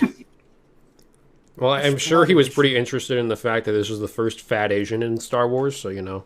Pretty sure the racist comment's coming now. Oh well. Let's see. This will be directed at Wolf, surely. It's like I legitimately despise this character. So you should. much. She's worse than Jar Jar Binks. She is worse than Jar Jar Binks. To the cast, and I honestly found her to be interesting enough, but I did find her constant exposition to be somewhat grating at times. People have started to call her the modern Jar Jar, because she is a little far. I think she's just a potentially fun character who doesn't have a lot of room in the movie. She's a potentially retarded character. Oh, okay, she's potentially fun. She doesn't have a lot of room in the movie. Can you name something that isn't potentially fun? Ryan Johnson. It's just a fact. It's just like, yeah, I think we can all agree. I think the scientific community come to a consensus of this. I'd like to commend the filmmakers for casting an Asian actress in the role. Why is it commendable? Why? What to make what they look like? Why? If Asians are smart as shit, you think they need any help? Hey, remember, dude, just cast like Katsumoto. He's at least remember that quote from J.J. Abrams where he said if it was his choice, he would cast all of Star Wars to be completely Asian. Why? Exactly. Why? What do you even? What is that? What? Wait, what? They talk about diversity. Wouldn't that be the opposite? It's Wait a like, minute. No, Black Panther logic. Wait, all people even are more black, so. it's most of it. Why is it commendable to have an Asian actress when there was an Asian dude in Rogue One, which came out Because a year it's before? bold. Because nobody would hire an Asian because everyone's racist. It's like that's the thing. Like nobody would ever hire an Asian. And then I'm like, my favorite movie is literally all Asian. Name a single star who's an Asian. Go ahead. Jet I'll Li. wait. Jackie Chan. Name three. Yeah, there you go. What's Nice the name stuff. of the guy who played Katsumoto in The Last Samurai? I always forget his name. Oh yeah, like I know the guy, faces, I just don't know their names. There's a guy who was in Harold and Kumar. Oh yeah. Okay, okay, racists. You've named 5, but I bet you can't name 6. What's the name of the person who played Lady Deathstrike in Lucy Liu, right? Oh yeah, there's Lucy Liu. There's one. Fine. You named So 7. there's You can't name 8. This is gonna be like that Family Guy skit where you like name songs that are a woman's name. No, point being, Ken Asians are just Watanabe. fine. The point being one, yeah. that Asians are doing just fine right now. Okay, Especially if you go to China and it's 100% Asian actors. Yeah, it's like I was saying. Like my favorite movie is just Asians.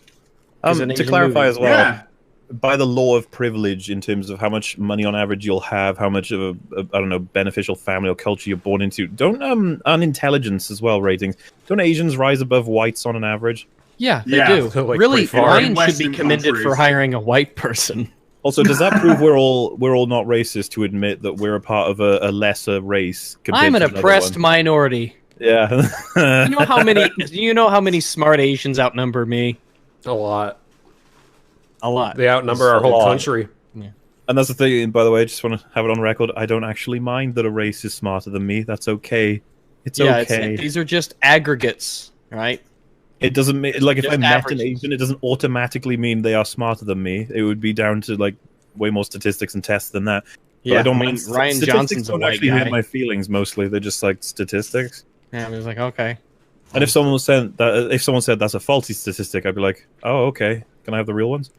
It's like, I didn't realize, I'm fine with whatever, you go by studies or how efficient. Reality things is are done. reality, whether I like it or not. It's Like, all all right. opinion. But yeah, it is frustrating to hear. It's commendable to hire an Asian There's person. nothing. It shouldn't matter. It shouldn't matter. I mean, come What on. What they should look like. matter is their acting ability, but fuck that. I mean, come on. Yeah, even she wasn't hired for her acting ability. JF Or would maybe allow she someone was. in his This is Ryan ethno Johnson. state. Yes, yeah, there you go. I would like to commend the filmmakers for casting an Asian actress in the role. I know that So pointing it stupid. out like that only makes it feel less normal, but the strange stigma No, because you brought it up. Nobody thought about it until you just said...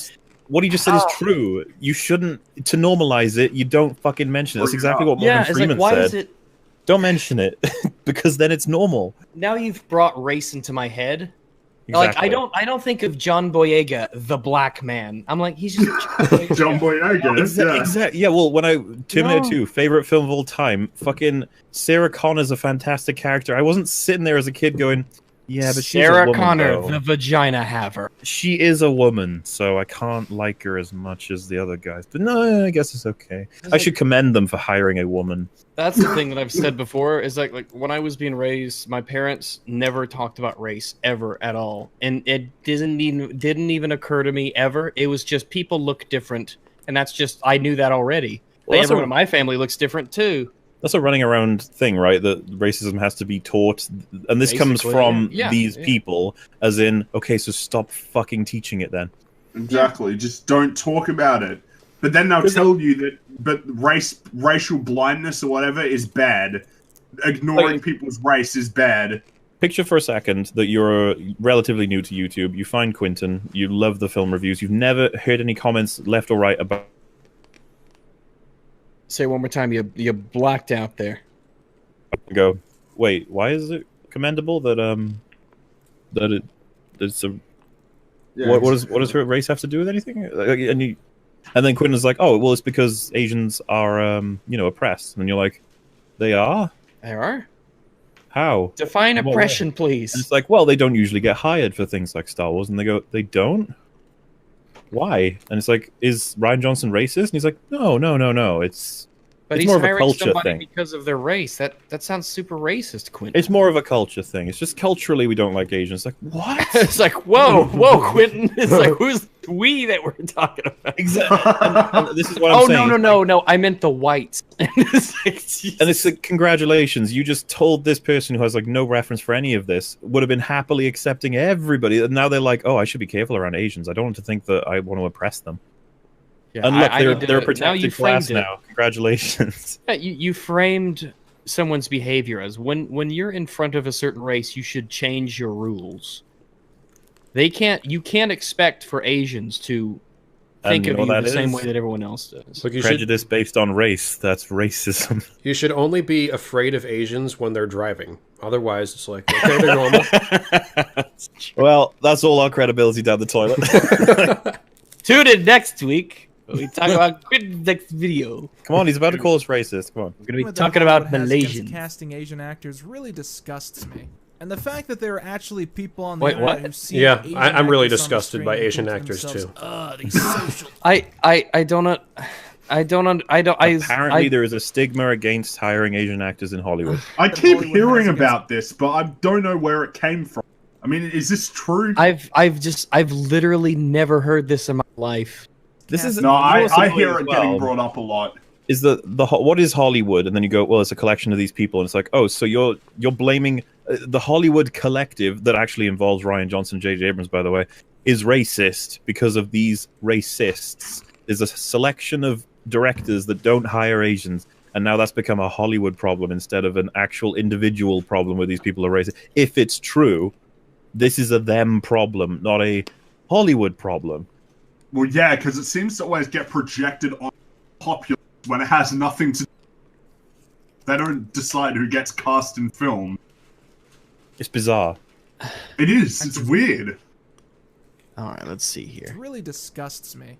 And the fact that there are actually people on the internet who see an Asian actress on the screen and think to themselves, these social justice warriors and their propaganda. Really disgusting. You literally just did that, Quinton. Yeah, he did it on the opposite end of the scale. He's like, you literally just did that. You have created different dynamics for different races. The reaction should be neutral. You should be like, she is an actress. It doesn't matter either way. She is an Asian actress. She is an actress, okay?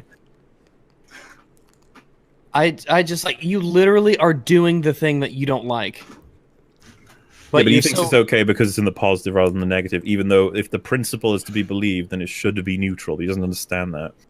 Doesn't he understand that all these people are Jewish anyway, so it doesn't even matter? And it's true. Statistically. Yeah. All the Jews run Hollywood, so... That's racist. Or anti-Semitic. That's the one. I have to check my book of isms. Jew is a race, so you're fine. Yeah, they got those big Immediately noses, see a so you character on know. the screen that doesn't look like you, and you just think, "Oh, this character could have been white." Then honestly, you can just fuck off. Speaking of which, Quinton, well, let's you literally reflect said versus- that. Quinton, you Let's- just said, "Oh, this character could have been white." You just Yeah, said it with a context different doesn't matter. inflection. You said the same exact words, just with a different inflection. Not to mention that who the fuck is actually doing that? I hate Rose Tico because she could have been white. I don't She think could have been a I've seen shitty anybody white do that. character instead of a Like, shitty if you had a Asian friend, character. if you're having a drink with a friend, they say that your eyes would go so wide, you'd just be like, what? You know, if you were pro-Asian, wouldn't you want Rose Tico to be white?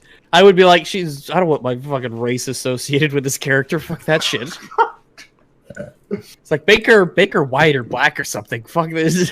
But yeah, that right there is basically saying racists are racist, and I don't like racists. And it's like, all right, thumbs up, Quinton. Good job. I'm gonna do what racists Like, do, who's but I'm gonna saying do it this? with a different inflection, which you know, makes It's me as right. if it's like racist is an inherently bad term. It means that you prejudge people based on something that's arbitrary. So it's like you shouldn't aspire to be racist. It's not a good thing. And he's just like, I want to make sure my fucking audience. Happened again. Here, while you sort out your audio, I'm gonna use the loop because I'm going. Wing. Honestly, I'm amazed that how does this Quinton, like, how does he function? How does he function?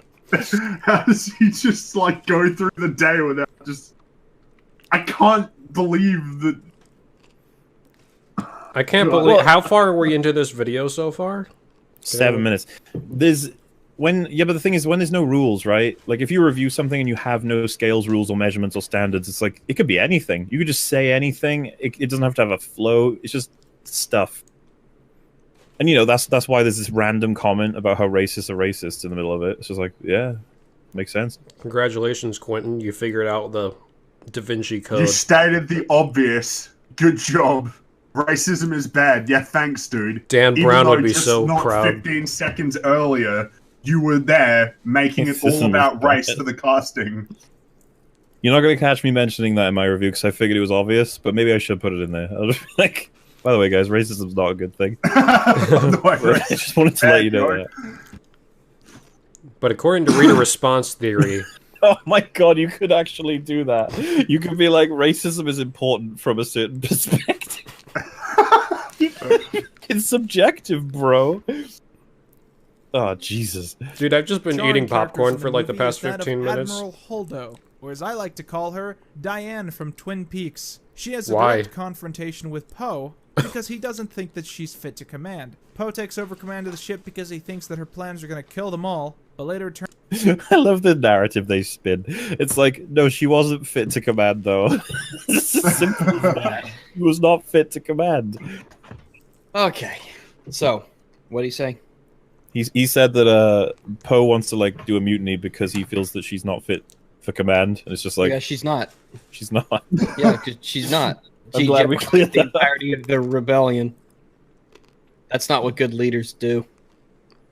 She did it, so you know.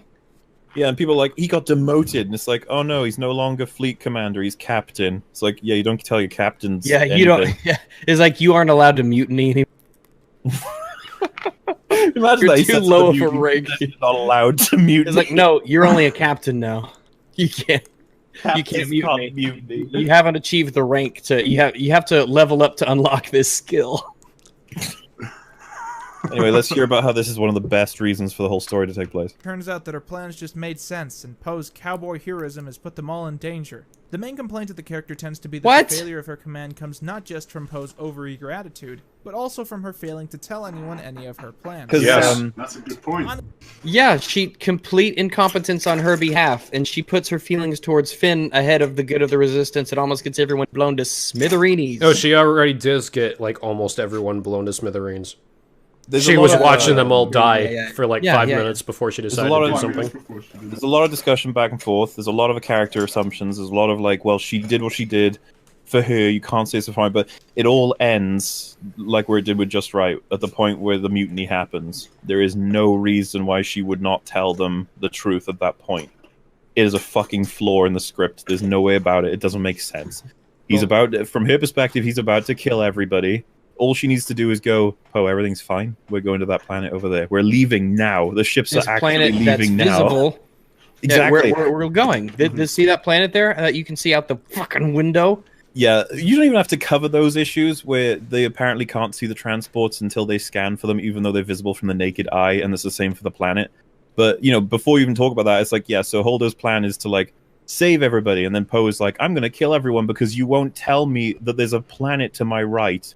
And she's like, yep, I'm going to stick to that. I am going to stick to that. But we don't know who she tells, obviously. I love that argument, too. All the people who mutiny with him apparently didn't know. Yeah, they were convinced enough to mutiny against this supposed war hero because they're like, yeah, what Poe's saying makes sense. And, you know, quite frankly, if given the choice, I'd rather not die. And it's funny as well, because we assume then that all the people on the transports knew, because they're obviously fucking driving the transports, I assume. So they must know about the plan. Did Poe try that? He walk up to one of them and go, hey, where are these transports going? Yeah. It's like, where exactly and then one are of we them goes, going? oh, crate. It's literally right there if you look out the window. And he's like, oh. Oh. Yeah, maybe I should get that checked out. Sense. It's a really bad film. Just wanted to clarify. Yeah, this is, the Last Jedi is that bad, Quinton. It's fucking awful.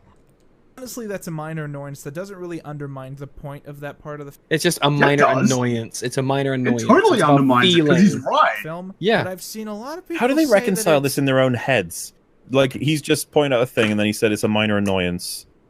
But it's subjective, right? It's all his opinions. So if I point out... If there's just a movie where a guy just shoots himself in his head, and then he's in the next scene screwing somebody, and then he's in the next scene flying a spaceship into the sun, then he's in the next scene and he's writing a novel about Star Wars, and you're like, wait, what? And then it's credits. And I just go, I know it seems a bit incoherent, but it doesn't really bother me.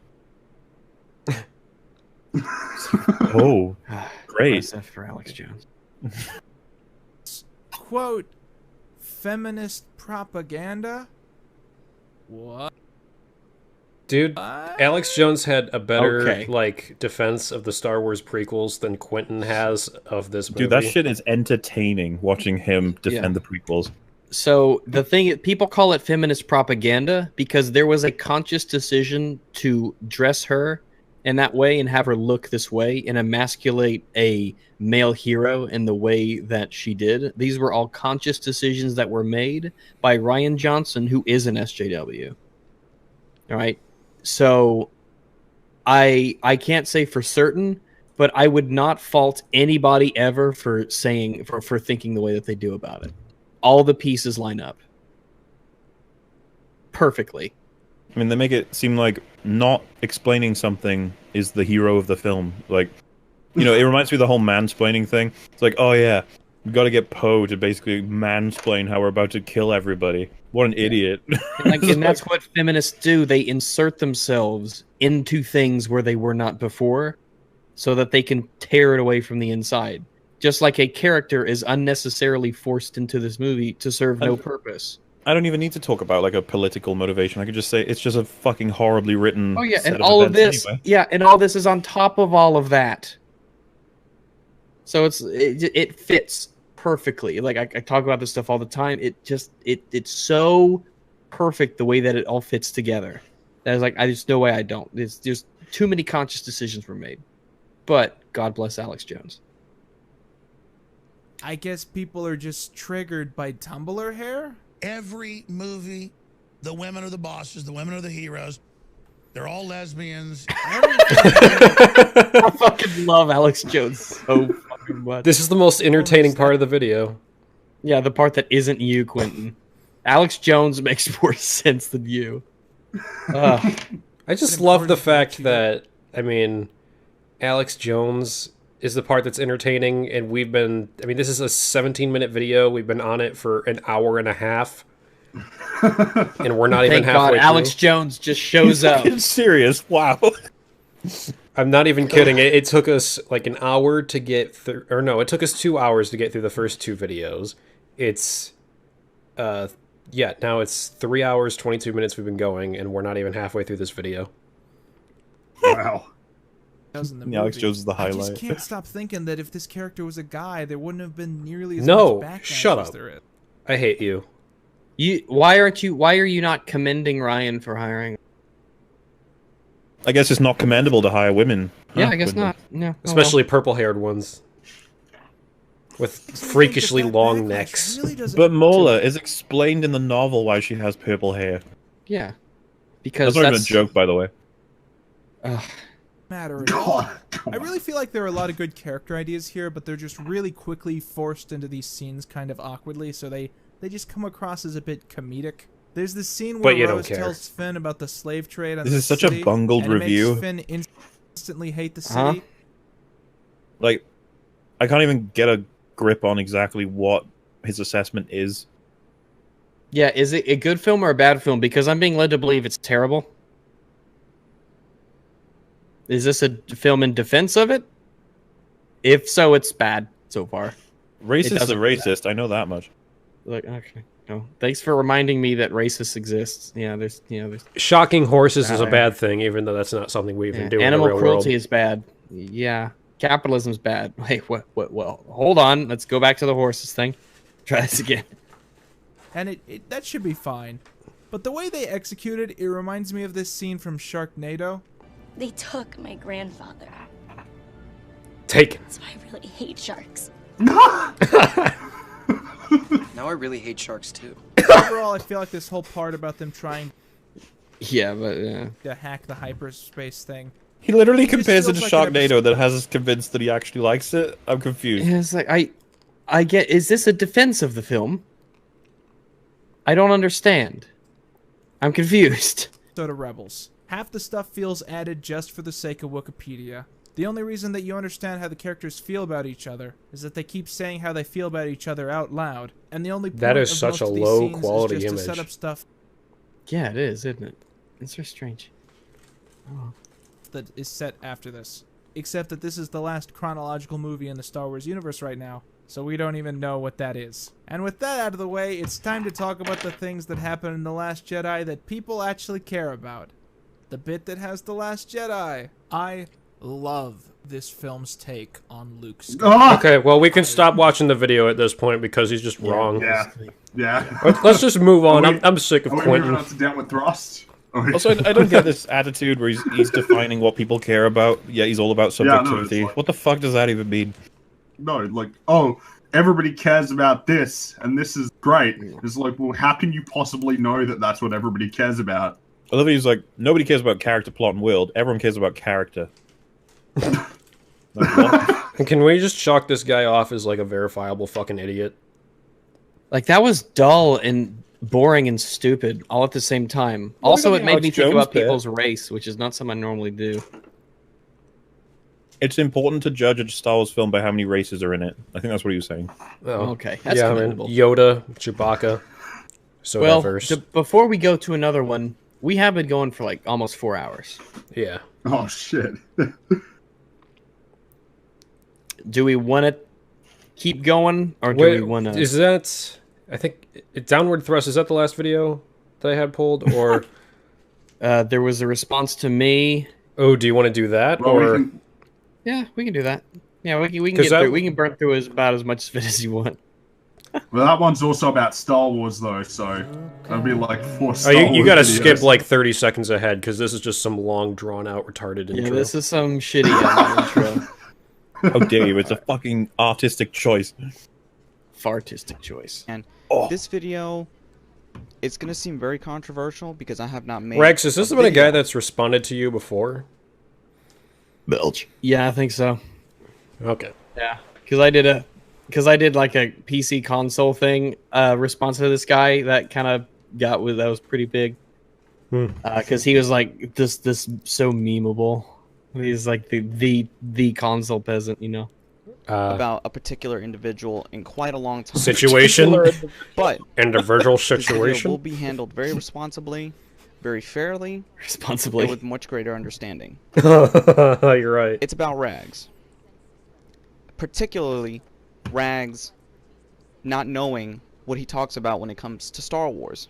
Oh. Because let's be honest. Let's be honest, guys. I've seen what he said about Star Wars: The Last Jedi. Seen what he said about Star Wars in general. And let's cut this out. Come on. Down. It's like, cut this out. You don't. This doesn't have to be one take. Do you really think that he's going to edit the audio timeline? No. No. This is a single take gameplay too. Like cutscenes, loading screens, and all. And blackouts. Effort. Yeah. Screams effort. Everything here. You Why can't have outright. this? Why is it? So that it's not. So that it's not an MP3. Yeah. This is a video, I think. This is an MP4. It is video. Go free. You get with the times. I'm gonna count every time I hear him chewing from now on.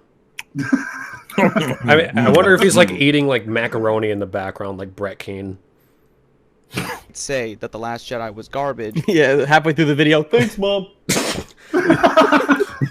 No cheese.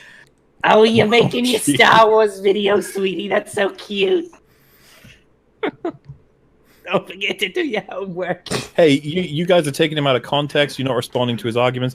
I hate this podcast. I was going to say, to address the people who say that we don't always catch every argument or represent people properly, you try and do it when you're with 3 other people and you pause and play at random different moments depending on what people want and how it's out of sync partially. It's fucking hard, okay? Stop talking about Star Wars. You'll end up like your deadbeat. Also, based on the Rotten Tomatoes scores, you do realize it was found out that Rotten Tomatoes was rigged. It was rigged. Wait, Rotten Tomatoes Rotten Tomatoes says it wasn't rigged. That means that every single thing on Rotten Tomatoes is now irrelevant. Yeah. God. It was rigged just like the election. Yeah, the Russian bots rigged fucking Star Wars Last Jedi. It's BB-8 and Luke. Yeah, no, it's Chewbacca. It's Chewbacca and the BB-8. Yeah, Chewbacca's on the left there. That site is easily hackable, and you can make dub accounts to lower scores, right? What the fuck did... Okay. It's like, all right, yeah. It's like, so how do you explain these low scores? It's like, it was robots and hacking. And you're like, okay. How do you explain these good scores? So how do you explain these high scores? Robots and hacking. Clearly. Atheists use vote bots to downvote my videos. Like, oh shit. That doesn't look like Luke at all. What the fuck? It literally looks like a transgender dude. Well, I would have commended them. I would have commended them for hiring an Asian actor to play Luke in the game. Yeah. Probably would have still white though. Probably would have looked more accurate. Sorry, consoles are shit. That's what I'm saying. Second, Star Wars: The Last Jedi is equal to The Empire Strikes Back. No, it isn't. Oh god. He's explained it. How that is just how it is. I wasn't born around the time of The Empire Strikes Back. Oh, we know. But my uncles were alive and my mother was alive. My uncles were there, and my idiot uncles told me. It's like I don't care what your uncle said. Have you heard of the word anecdotal? Yeah. I know what that means. What do you mean my uncles aren't the be-all and end-all of Star Wars criticism? What? It's legitimately kind of around interesting. the time of The Empire Strikes Back. But my uncles were alive and my mother was alive. Cool. My uncle told me that The Last Jedi is similar in both how it was received by fans. Well, there we just are like then. Empire Strikes Back. When he saw Empire Strikes Back, Just funny about all this so many bullshit. people- Yeah. I saw the original trilogy much later than it came out, obviously, because I was born in '93. So I can't tell you the exact year I saw it, but Empire was the one I absolutely fell in love with. I loved the first one; I thought it was great. When I watched Empire, I was just like, Jesus fucking Christ, that was amazing. Like I didn't come away from it going, I didn't like that. Need some time before I appreciate it. Need some time. For me, when I was a kid, my favorite was Return of the Jedi, and I thought that Empire was the worst. And then, like later on, I watched Empire, and I was like, "This is the best." Yeah, I was too young to really appreciate it when the first time I saw them. What, I was all watching. I'm trying to say, especially with a kid's mind, is just that like this nonsense about how it's like if a film is disliked within its first few weeks of release or whatever, it's like or year, whatever. Then if you look at Empire, that means the film still might be a masterpiece. It's like, what? Well, no, that's ridiculous because it's not like is these plot holes are suddenly going to be fixed with passage of time. Yeah. It's not how it works. It's bizarre. People, it's like, it's that simple. If it's disliked on opening, then it's probably going to be a masterpiece in the future. It's like, what? Does that go both ways? Are things that are looked at as masterpieces on release now garbage? I don't know.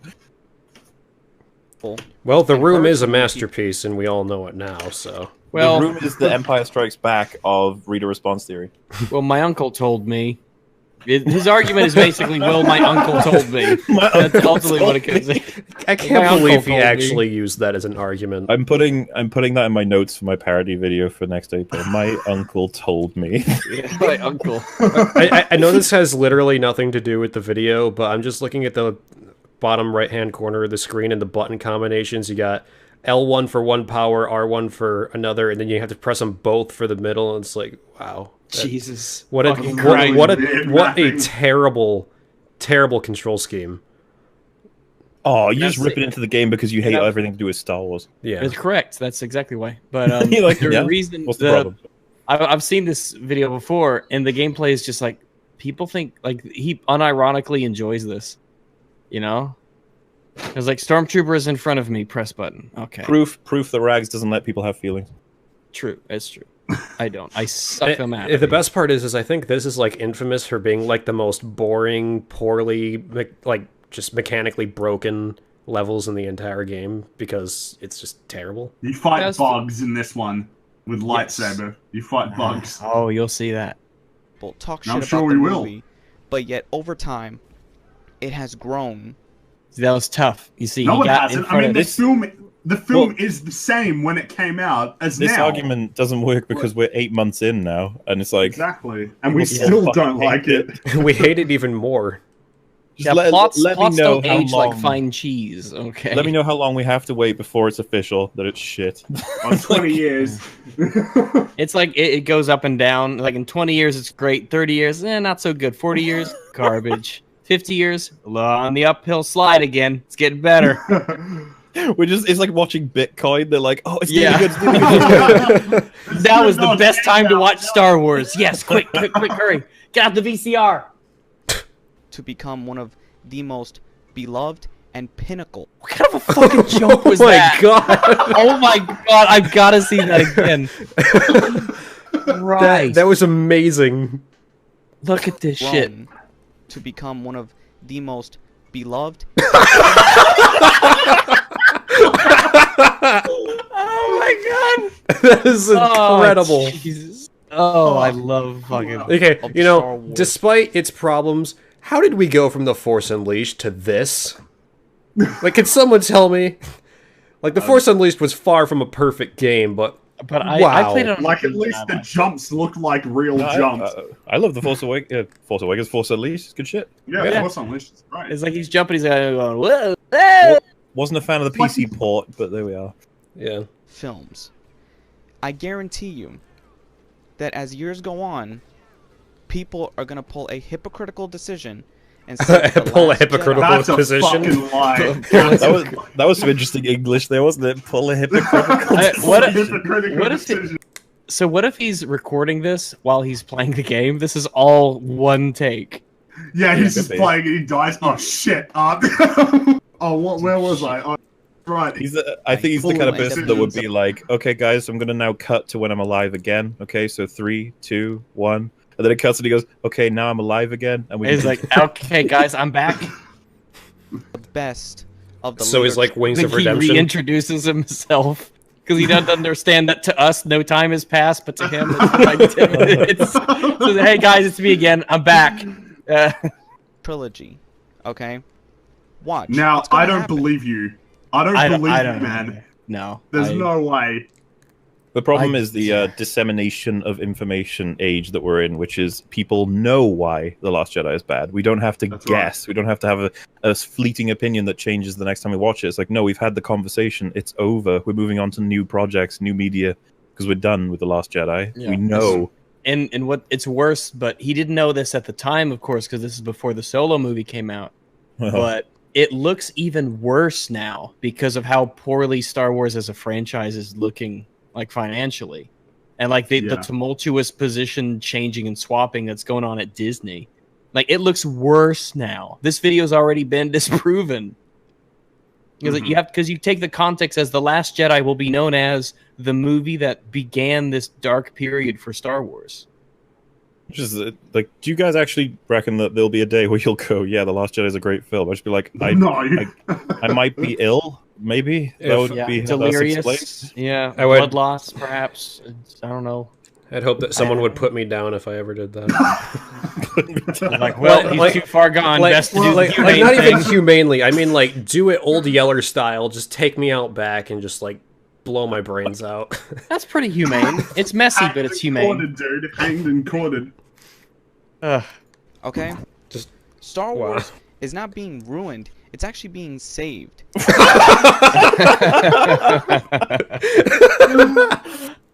I like how a lot of the times in arguments you use the minimal amount of force to get your point across. He's just like, fuck that, and he goes completely the whole way. He's like, no. You can just have somebody in the room being like, are you going to qualify that? Are you going to qualify that? Are you going to qualify that?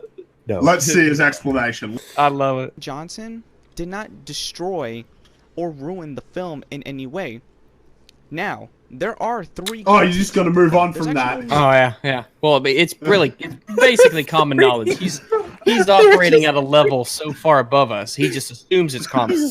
Christ. I mean, how is this guy... I mean, I could get behind it when Jared Genesis was like this because Jared is an idiot and doesn't know what he's talking about. But, I mean, this guy's... Like, I'm assuming this guy is, like, moderately sentient, so I'm not exactly sure how he's coming to this conclusion.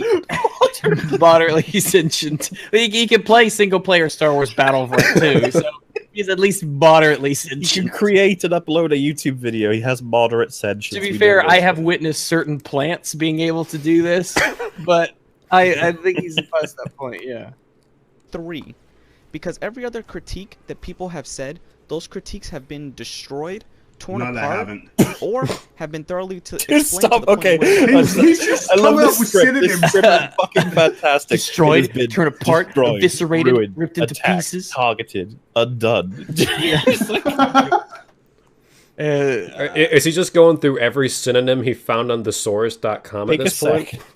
He's playing with his controller with one hand while his phone holds up the thesaurus.com, you know.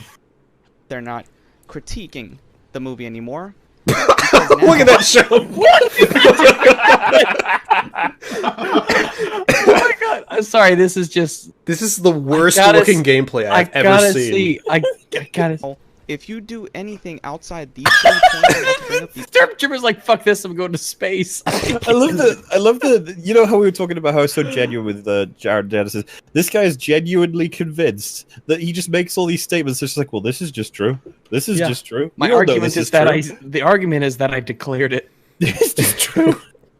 Okay, cool. You're just picking and choosing what to pander about, and not what's picking and choosing what to pander about. You want to try that again? You want to make a point that's not wrong? Say something that won't make us laugh. You might want to go back to 7th grade, buddy, because this is sad. Yeah, it's like we need to do this. You're just picking and choosing what to pander about, and not what's. Why do you really go over to the problem. Rock?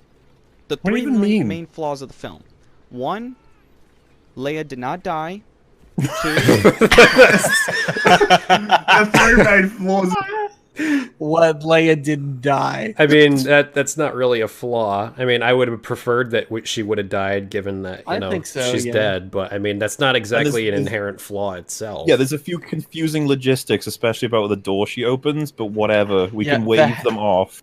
The how we get to a point is very important, not just how we ended up at this point. I mean, by that logic, you can go like, oh, well, the Joker should have died. It's like, well, I mean, he died. Heath Ledger died while they were filming that movie, so it's like it's not exactly their fault. I would actually say like a major fucking issue in the film is the just ignorance of rules in general, and the Leia shit is a result of that problem.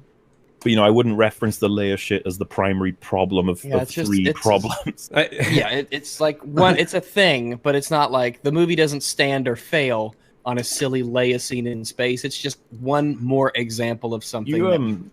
you guys saw my initial video, right? Like, I watched the film with a friend, and he just, like, he couldn't fucking contain himself with the Leia scene. Yeah. I burst out laughing when I saw it. Yeah. I like to think back to it, it's just like, that's how fucking stupid it is, Rian Johnson. Like, people just fucking burst out laughing. Because I remember my reaction was, like, I furrowed my brow, and I think I mouthed the words, what? Because I was genuinely confused. I didn't know what I was supposed to think. I'm like, what's happening? What? I was wheezing. Like, I thought I was going to die in the theater. I was pretty blown away by The Last Jedi, but for all the wrong reasons. Yeah. Of the film. 1, Leia did not die.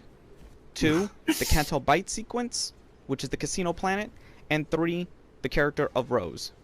Wait. Those are the three? What? Those are the three. That's Those so are the three odd. problems. That's such a weird grouping. That is very...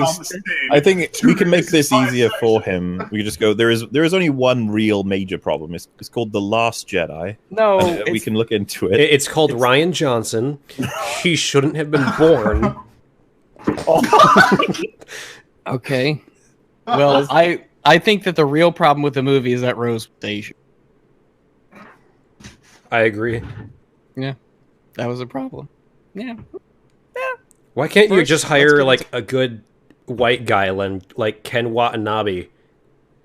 There's a lot of unemployed white people out there who would love to play Rose Tico. Yeah.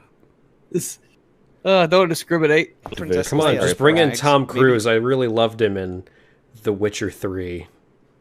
Yeah, he is great. I liked him. I like how he killed Gandalf in like episode 7 of Harry Potter. Yeah, the half-blood goblet.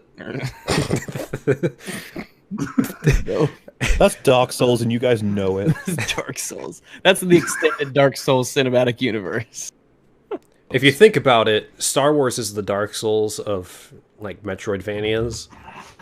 I was thinking if you look Castlevanians. At it through queer theory, maybe, but that's the only one. Or in the solipsistic interface. I'm telling you, man, this is a perfect example of red card. That is a top meme. First, let's get into Princess Leia, Rags. Maybe you'll understand. Yeah, Rags, come on. Princess Leia. Jeez, I'm fucking sorry, okay? God. Sorry, I don't get Princess Leia. Rags sitting in the corner of the class with the duds hat, like, oh man. I'm so sorry. I'm so sorry. This didn't make any fucking sense. Leia should have done what Admiral Holdo did. She should have done the kamikaze suicide No, that should have been Akbar. Should have been Akbar. You're already wrong. Right, it's like it's like nobody. What your suggestion is slightly better, kind of, maybe, sort of. Well, is it you can scrap mean Holdo. You don't need Holdo. Yeah, exactly. Holdo's redundant. Yeah, send her out the airlock. We don't need her. She ain't coming back. I don't know. Maybe she is. Fuck her Why not nose. make it so that you have Poe learn from Leia instead of learning from Holdo? You fucking idiots. Because Leia would have gone out in a bang and would have gone out fighting the First Order. Now I can't get over that jump. It's just so retarded. He's explaining this so slowly and like punctuatively. It's just like with every word. At least we have terrible gameplay to watch in between the words. Yeah. That makes up. Let's look at It's the like opposite watching side of an the old Review Tech USA video. It's like, I'm going over here. It's like he's spanking him with a fan. I don't even know.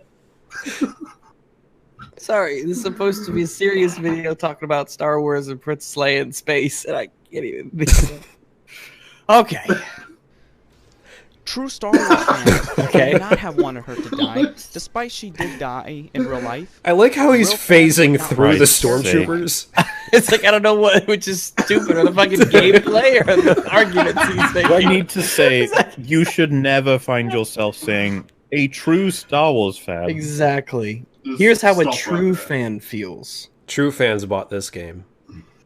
True fans bought this game and supported Star Wars. Because we haven't massacred poor defenseless stormtroopers with our lightsabers before. I wonder if this is canon. So you can understand that people will be put in a predicament, or writers could be put in a predicament that. That's where are you going with this? All right, we're gonna take this one at a time. There, Sparky. In real life, real fans.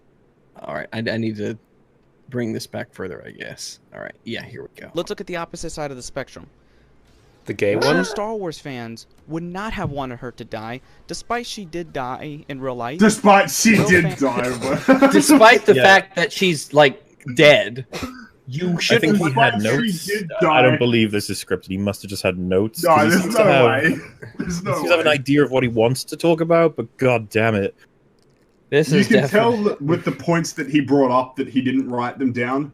Like, you can tell that when he listed the 3 flaws, he just said 3 and was like, oh, fuck, I need to think of 3. I've put myself in this hole now. I haven't actually listened to any criticism.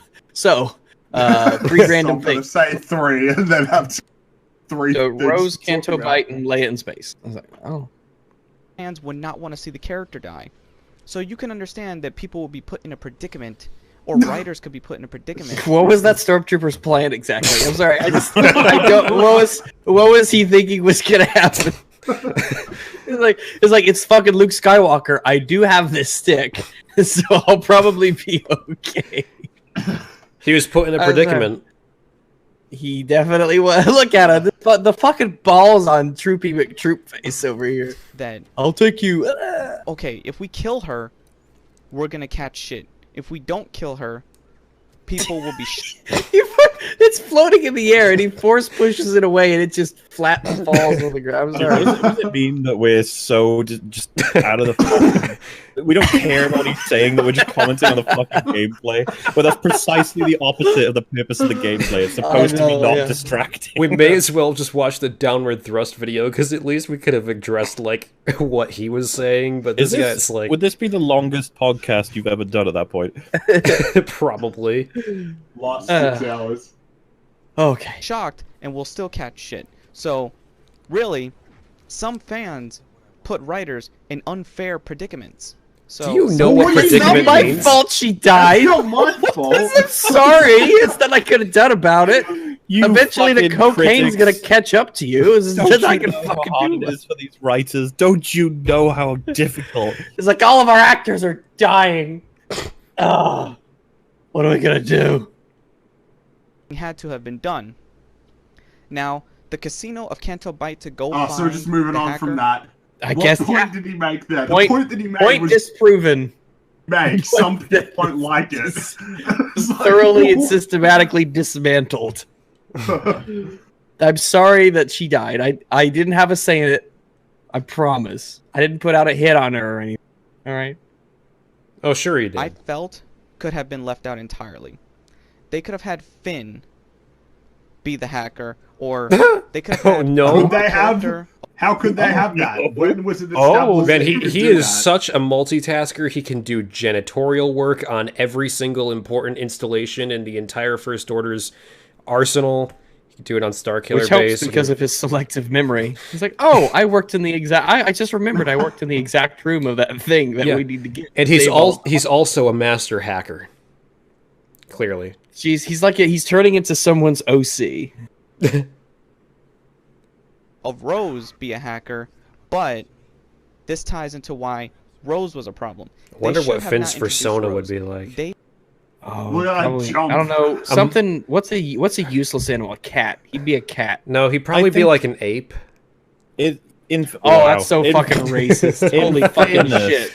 I would commend them for bringing in personas because that is definitely a marginalized group. So, can we get a clap for that, please? Can we have a clap, please? Yeah, come on, Quinton. No, snap. You gotta snap. That's what you gotta do. I was gonna say clapping is a bit harsh, actually. Let's snap. That could be PTSD. No, you're clicking. Actually, let's just make squelchy noises. There you go. Oh, well, the guy in that's the least offensive, right? The guy in this video is doing exactly that. He's just chewing between every sentence. So we have to do the animal hooting noises for Black Panther. He's talking about Finn. There's a note on my Discord.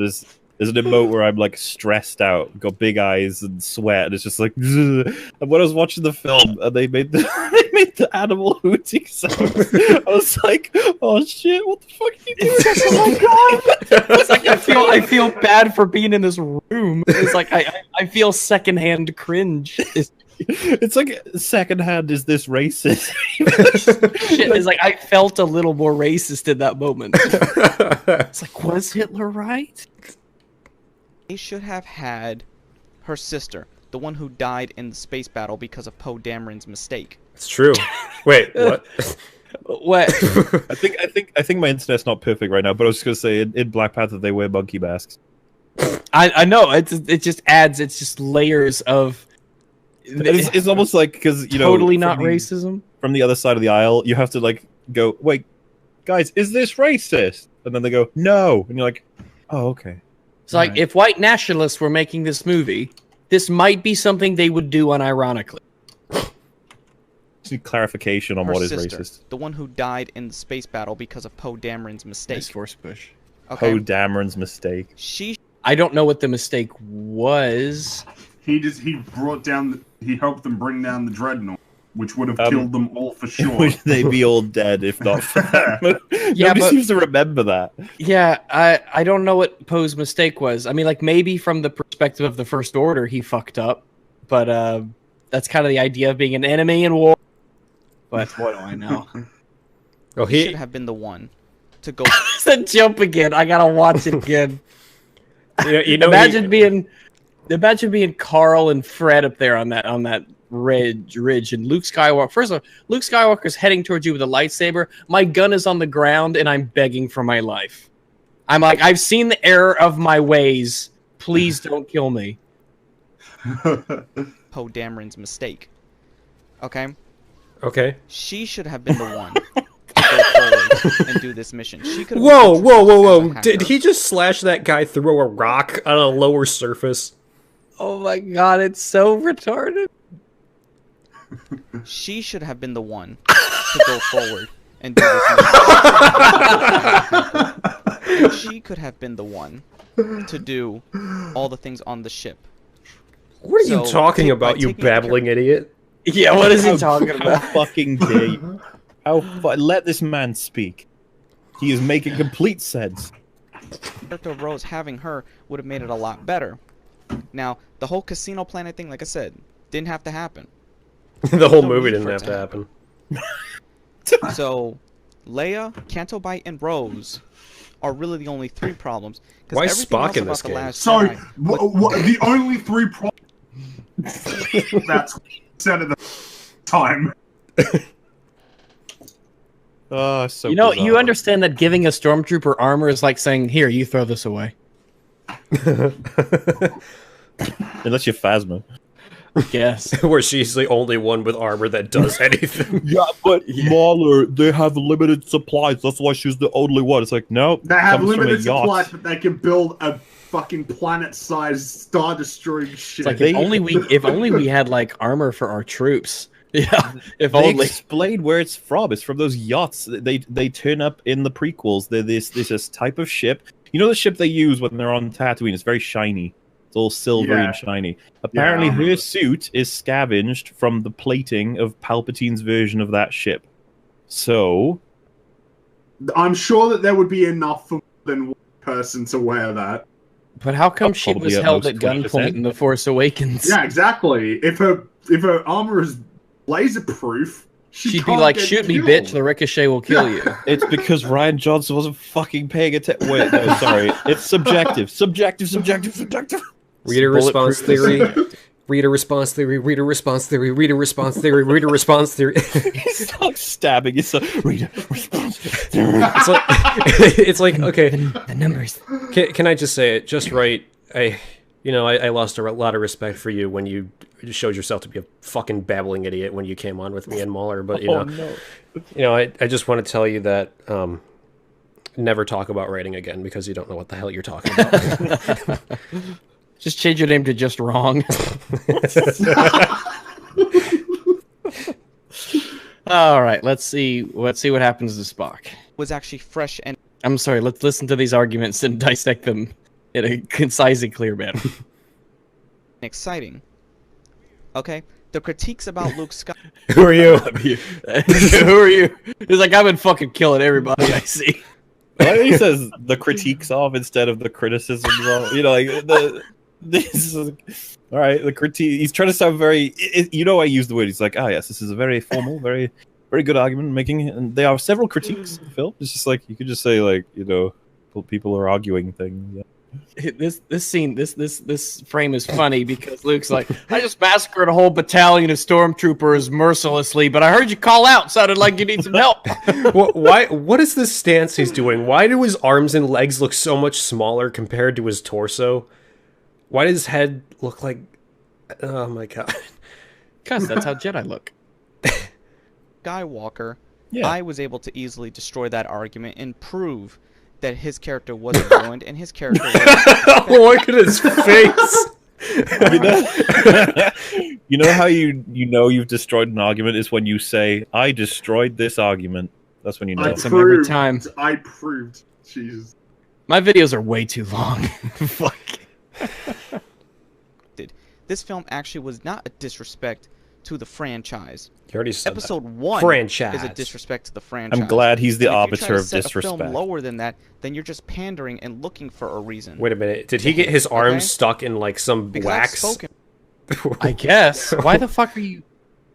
How'd that happen? How would you get yourself stuck in such a strange? Just wait there for an hour? Like, I'll just wait for this to dry. It's like, no, I'm gonna peel it off later. It's gonna be super cool. On top of that, how did he kill all the other stormtroopers in the room if he's stuck in wax? Just to clarify, you guys do stormtroopers, they'll probably trip and break their necks or something. There's a guy talking as well as the gameplay. I forgive you for not realizing.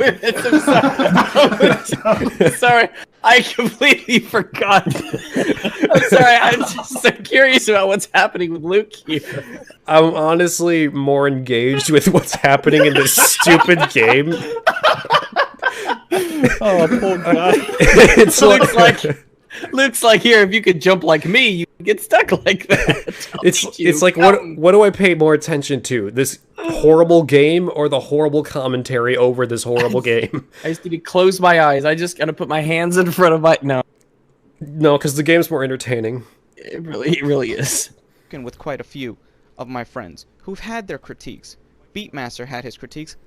Who are you? I've never heard of Luke Skywalker before. It's like, who are you? Like, I'm fucking Luke Skywalker. Who the fuck you think I am? Everybody, literally everyone knows. What is this face that Luke's making? I mean, does it? He looks like Neil Breen. He does, man. Okay, so to the arguments this time. His critiques. Go Get had his critiques. Mr. Racer, and so on. But when they heard me out and they understood where I was coming from, they knew what I was saying was true. Don't throw the grenade at the bugs. Okay, so I was actually listening to the arguments that time. Yeah. You're bugs. Okay.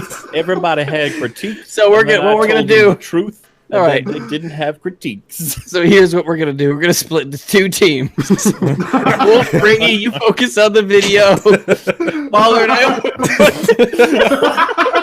This is a multi-phased enemy. We'll pause every few seconds and we can have a meeting about what we both just saw.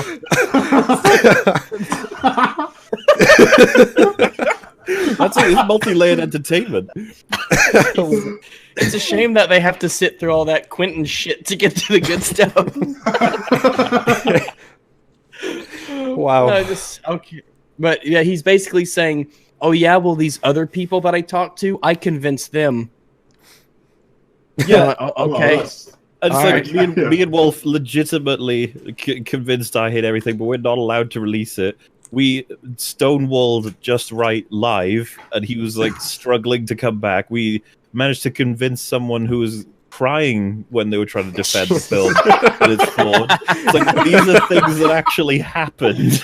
We brought a grown-ass man to tears just by asking him to explain himself. It's like all we did was just ask him questions and he cried. I called Star Wars stupid and he started sobbing on air. No, it's not. Well, that fucking moment where he was like, aren't you guys buying the Blu-ray? It's like, no, I was gonna stick my dick in a meat grinder. What do you think? Fucking idiot. I heard the Star Wars Blu-ray sales are not doing too hot either. They're already at the bargain bin at my local Best Buy, so... I don't think it's worth attempting to sell Solo. I think they should just give up before they start. Just like, if they don't put out merchandise, it'll be easier to scrub from history, so just don't do it. Like, what merchandise? We didn't make anything. To those... Oh, were you gonna say something about the bug grenade? No, just didn't mean to interrupt you here. It just blew up. So. All right, I didn't mean to interrupt you. It's just okay. This level, you're gonna play as Luke Skywalker, and there's gonna be bugs in a cave, and it's Star Wars, and you have to shoot. You just end the sentence with Star Wars, okay? And this is Star Wars. This is canon. 3 points being the real problems. After seeing the films multiple times, well, I've seen it multiple times. How is he okay? He's definitely dead. These arguments he's making, like, this isn't even elementary level. It's just... I'm sorry, I literally wasn't listening. I'm sorry. He literally just said, I'm right because I've seen the film. He was like, I've seen it several times, and I know what really happened. It's like, good job, bro. Let me... I need to play it again. I wasn't paying attention. Sorry. Everything happening at a time. The people who dislike the film only probably have seen it once or twice. But I saw it 3 times. What the so I've been given the truth. I know the rocks are just fucking floating there. 3 times. You sound like... You know what? It's funny because me and Wolf, again, remembered the film better than the dude who watched it 5 seconds ago, and he was like, I need to see it. And was currently watching it. Christ, I still probably remember the film better than this fucking guy. Oh, it's like I saw it 3 times, so my arguments are better. Oh yeah, well I saw it 4 times, so it sucks again. So there. There's such meta arguments in terms of just like, I'm not going to give you my actual arguments. I'm just going to tell you why I'm right already. It's like, okay. It's like I've got arguments, but instead I'll tell you about the effects that my arguments have had on other people. Man, I just want to buy this game because it looks like a comedic, genius. This one's definitely a twofer. I could make a Media Reloaded now, on this let's game. Let's bring up another issue he doesn't understand. He doesn't understand how the Force works. Trying to say that Rey has no reason to have this kind of power, like many people would say that. Then look to the EU. Many of the which is no longer canon. Universe is no longer canon. Let me justify this with fan fiction. I'll take a piss real quick.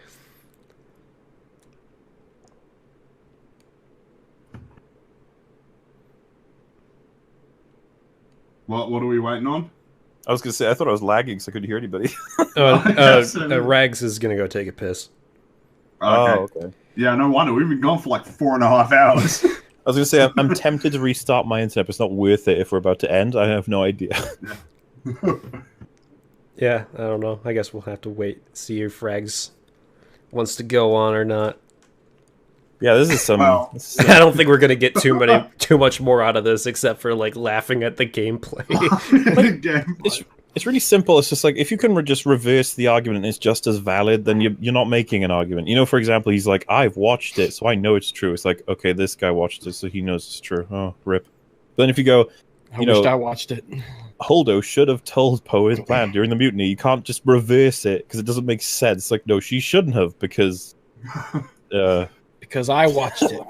Luke is a really good character because I've watched it 3 times. Well, I understood the true meaning while you plebs watched it once in the theater. Well, you know, if you watch it 3 times, you won't be bored. I remember if you watch it the second time because you know what's coming next, that makes it better somehow. Yeah, it's like now I know what's gonna happen. Like, oh, I would say that takes better for some reason. Alex, like for me, it's very tough for me to watch a film more than once because for me, the discovery process along the way is such a huge part of it. It's tough to get me to watch a movie a second time or read a book a second time. So, yeah. Can Alex just like deny that the conversation with me and Muller ever happened so I couldn't put out that fucking stream already?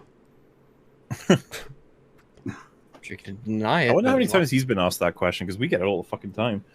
Yeah, that is kind I wonder what excuses he gives.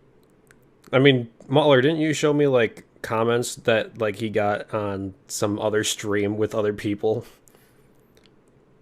Not to my knowledge, I don't know. Because you showed me, like, some screenshot. He was on, like, some Lego channel, and someone commented or posted in the chat and said, when are you going to release this? When are you going to let Wolf and Muller release the stream? I think I need to restart my internet because everything's lagging out for me. All right. Okay. I'll be back. Okay, see you in just a second.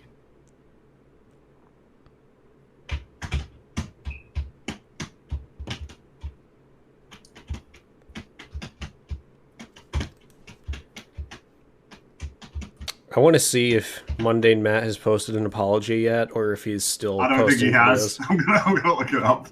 No, he hasn't. He's continuing like nothing's happened. It's incredible that he thinks he can just like continue and nothing. I know, he's posted like 10 videos, and it's like... I can't even find them though. Like, you look up Mundane Matt, you have to... Oh, you have to like... If you type in literally Mundane Matt, caps and everything, his name won't show up. Dude, I have to not for a while. I was really hoping that he was going to make a video on it and he was going to cry, so then I could Crying? like, yeah, because I wanted to play it on this podcast because I was like, oh my god, if Matt cries, that'll be great material for us. But he still hasn't done it yet, or at least he can show the boulders. Come on, Matt. Oh, the boulders that he got.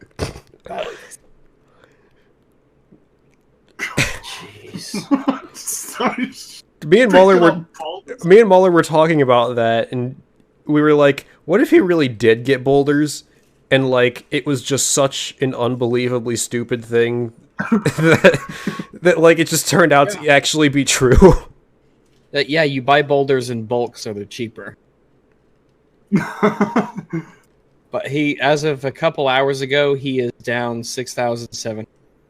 Jesus. Oh wow. You know, I'm sure that the only reason he hasn't lost more is because most people that are subscribed to him have forgotten that they're even subscribed to him. Yeah, that's the thing, because he gets basically no views for his subs.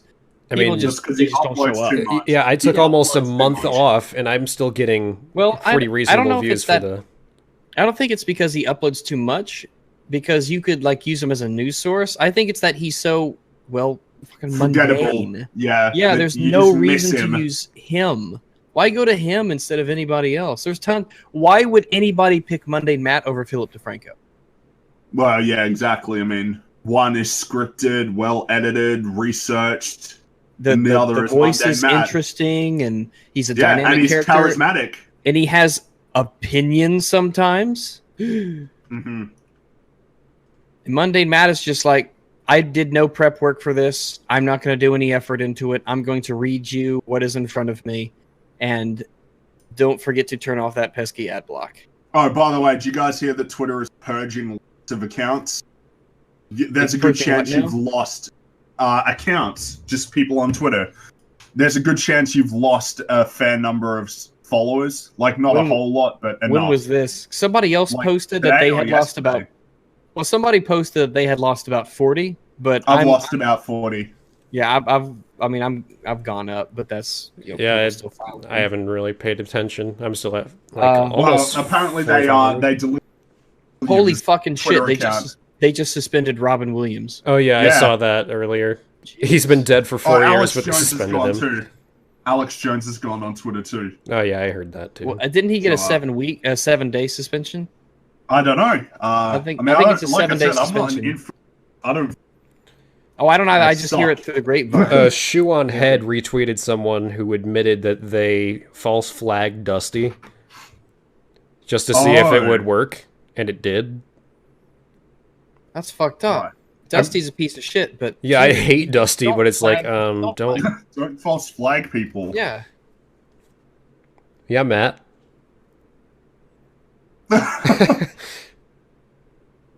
Yeah, no, Dusty got banned from Twitter. It's so terrible. I fucking hate that shit. I hate that shit. This is the current political climate, man. Like, if people don't like you, they'll just try and ban you and fuck you over. Jesus, instead of trying to argue the point. It sucks. They'll do anything. Banning, Everybody's shitting lying, their pants. making things up. It's like, you can't do anything on the internet.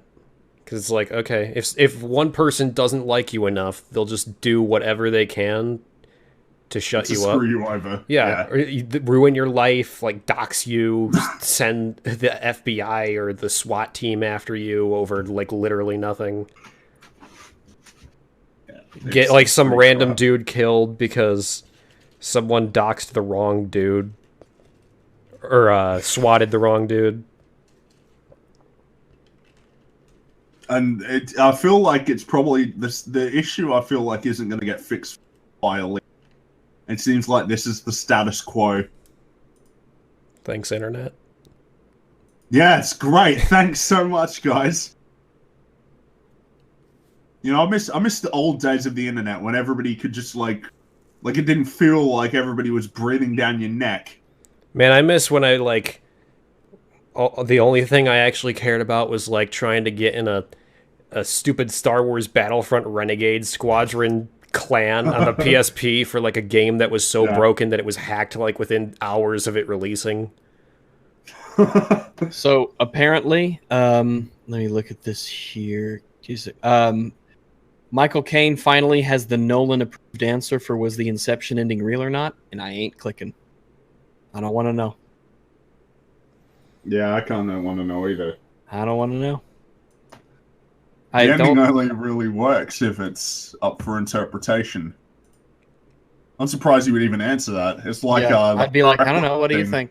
Yeah, it's like, well, is it really not? What do you think? Yeah, I just want to accept it as a flawed but fun movie and just leave it at that. Yeah, I really liked it. You know, it's just I like it a lot. Yeah. Yeah, I listen to the soundtrack a lot. I think it's one of Hans Zimmer's. Soundtrack's awesome. Oh yeah. not those parts. Have you noticed a big trend in a lot of films now, especially the sort of present themselves as being, you know, really good, or like, you know, these really good slow-paced films? They always have like a sweeping shot of a city and then like boom, boom, really loud every time there's an establishing shot. Blade Runner 2049. Well, that's a good example, because every time there's like a big cinematic shot of a city, it just has loud hums. And then I returned. Hey, right. we're I think we were discussing whether we were going to end it for hours. Yeah. Do you guys still want to go on? It's been 4 hours, but I got things I gotta get to it. Yeah. Yeah. We had so much content. We got everything from the greatest Jared Genesis video ever made. Apparently, Ian Miles Chong just said basically half of Black Twitter just got Thanos'd. Apparently, there's some kind of purged here. I don't know. Well, they deserved it, so you know. Someone said, "But my dad disappeared, but my mom's still here." Oh wait. Oh, Jesus, fucking. Oh, I didn't say that. I'm reading a tweet. I'm reading out a tweet that I thought was a terrible thing to say. Who cares about context? You said I was reading it aloud and snickering to show you what you shouldn't do. All right. So. Right. Okay. Yeah. So, hire Asians and play Battlefront 2. Battlefront 2 looks like a game you could ironically enjoy now from watching all this footage. I mean, wow, it really is crazy just how awful this game looks. I've never seen this before. Oh my god, let me post this in the in the chat here. I've never seen this before. Temporarily unavailable because it violates the Twitter media policy. Somebody tweeting somebody who was like suspended like that. I've never seen that. That's crazy. Like apparently there was a pretty big purge that just happened. Yeah. And it's weird because I was suspended for 12 hours with a lot of other people and I got reinstated. Is there a new rule or something? I don't know. I think it's just them. I think it's just Twitter being Twitter again. It's just like people are. I think it's because of the whole Alex Jones thing. I think that's this. Yeah, maybe. Which, yeah. So that's the state of social media. Everybody's getting banned and nobody knows why. and everybody's supporting it, but not Everyone's really. just like looking around, expecting each other to turn to ash. It's like, I don't know. There's no pattern here. This is what I've said before, and I truly mean it. Is like, at least if the laws were terrible and draconian, but they were spelled out and applied fairly, we'd be like, okay, I can't say the word damn. So as long as I don't say damn, then I should be okay. These are the things I have to avoid, and all will be well, at least to some degree. You know? Yeah, but no, they keep those rules away from us. They keep it vague enough so that they can ban you if they don't like you. The rules are vague so that they can't be used as rules. Mm-hmm. So they can be applied to whoever needs to have them applied. Can we just replace Jack? We should just replace Jack with Jared Genesis. He would run the whole platform so much better. His tweets would be glorious. Oh, wait, we can't do that because he was like, it sucks that I gotta do this, but I gotta verify all comments. Apparently there's a Twitter account called Toilets with Threatening Auras. They post pictures of toilets with threatening auras. Wonderful. All right, then. Well, it was good talking with you guys. Oh, yeah, absolutely. No, I had a blast. I can't believe how insane that Jared video got. I cannot remember the last time I laughed that hard. I swear to God, like I was heaving over the side of my chair trying to breathe. I genuinely was like, is that Rags' laugh? It is complete unfiltered joy. I have said Ray killed Han Solo. I mean, I'm not exaggerating when I say like there were tears rolling down my face that for like half that video because it's like, wow. I was nearly falling off my chair. I mean, he's gonna be a staple of this podcast forever, and I love it. Wow. Well, thank you guys for coming on, and thank you all for watching. The memories we'll always keep of Jared Genesis.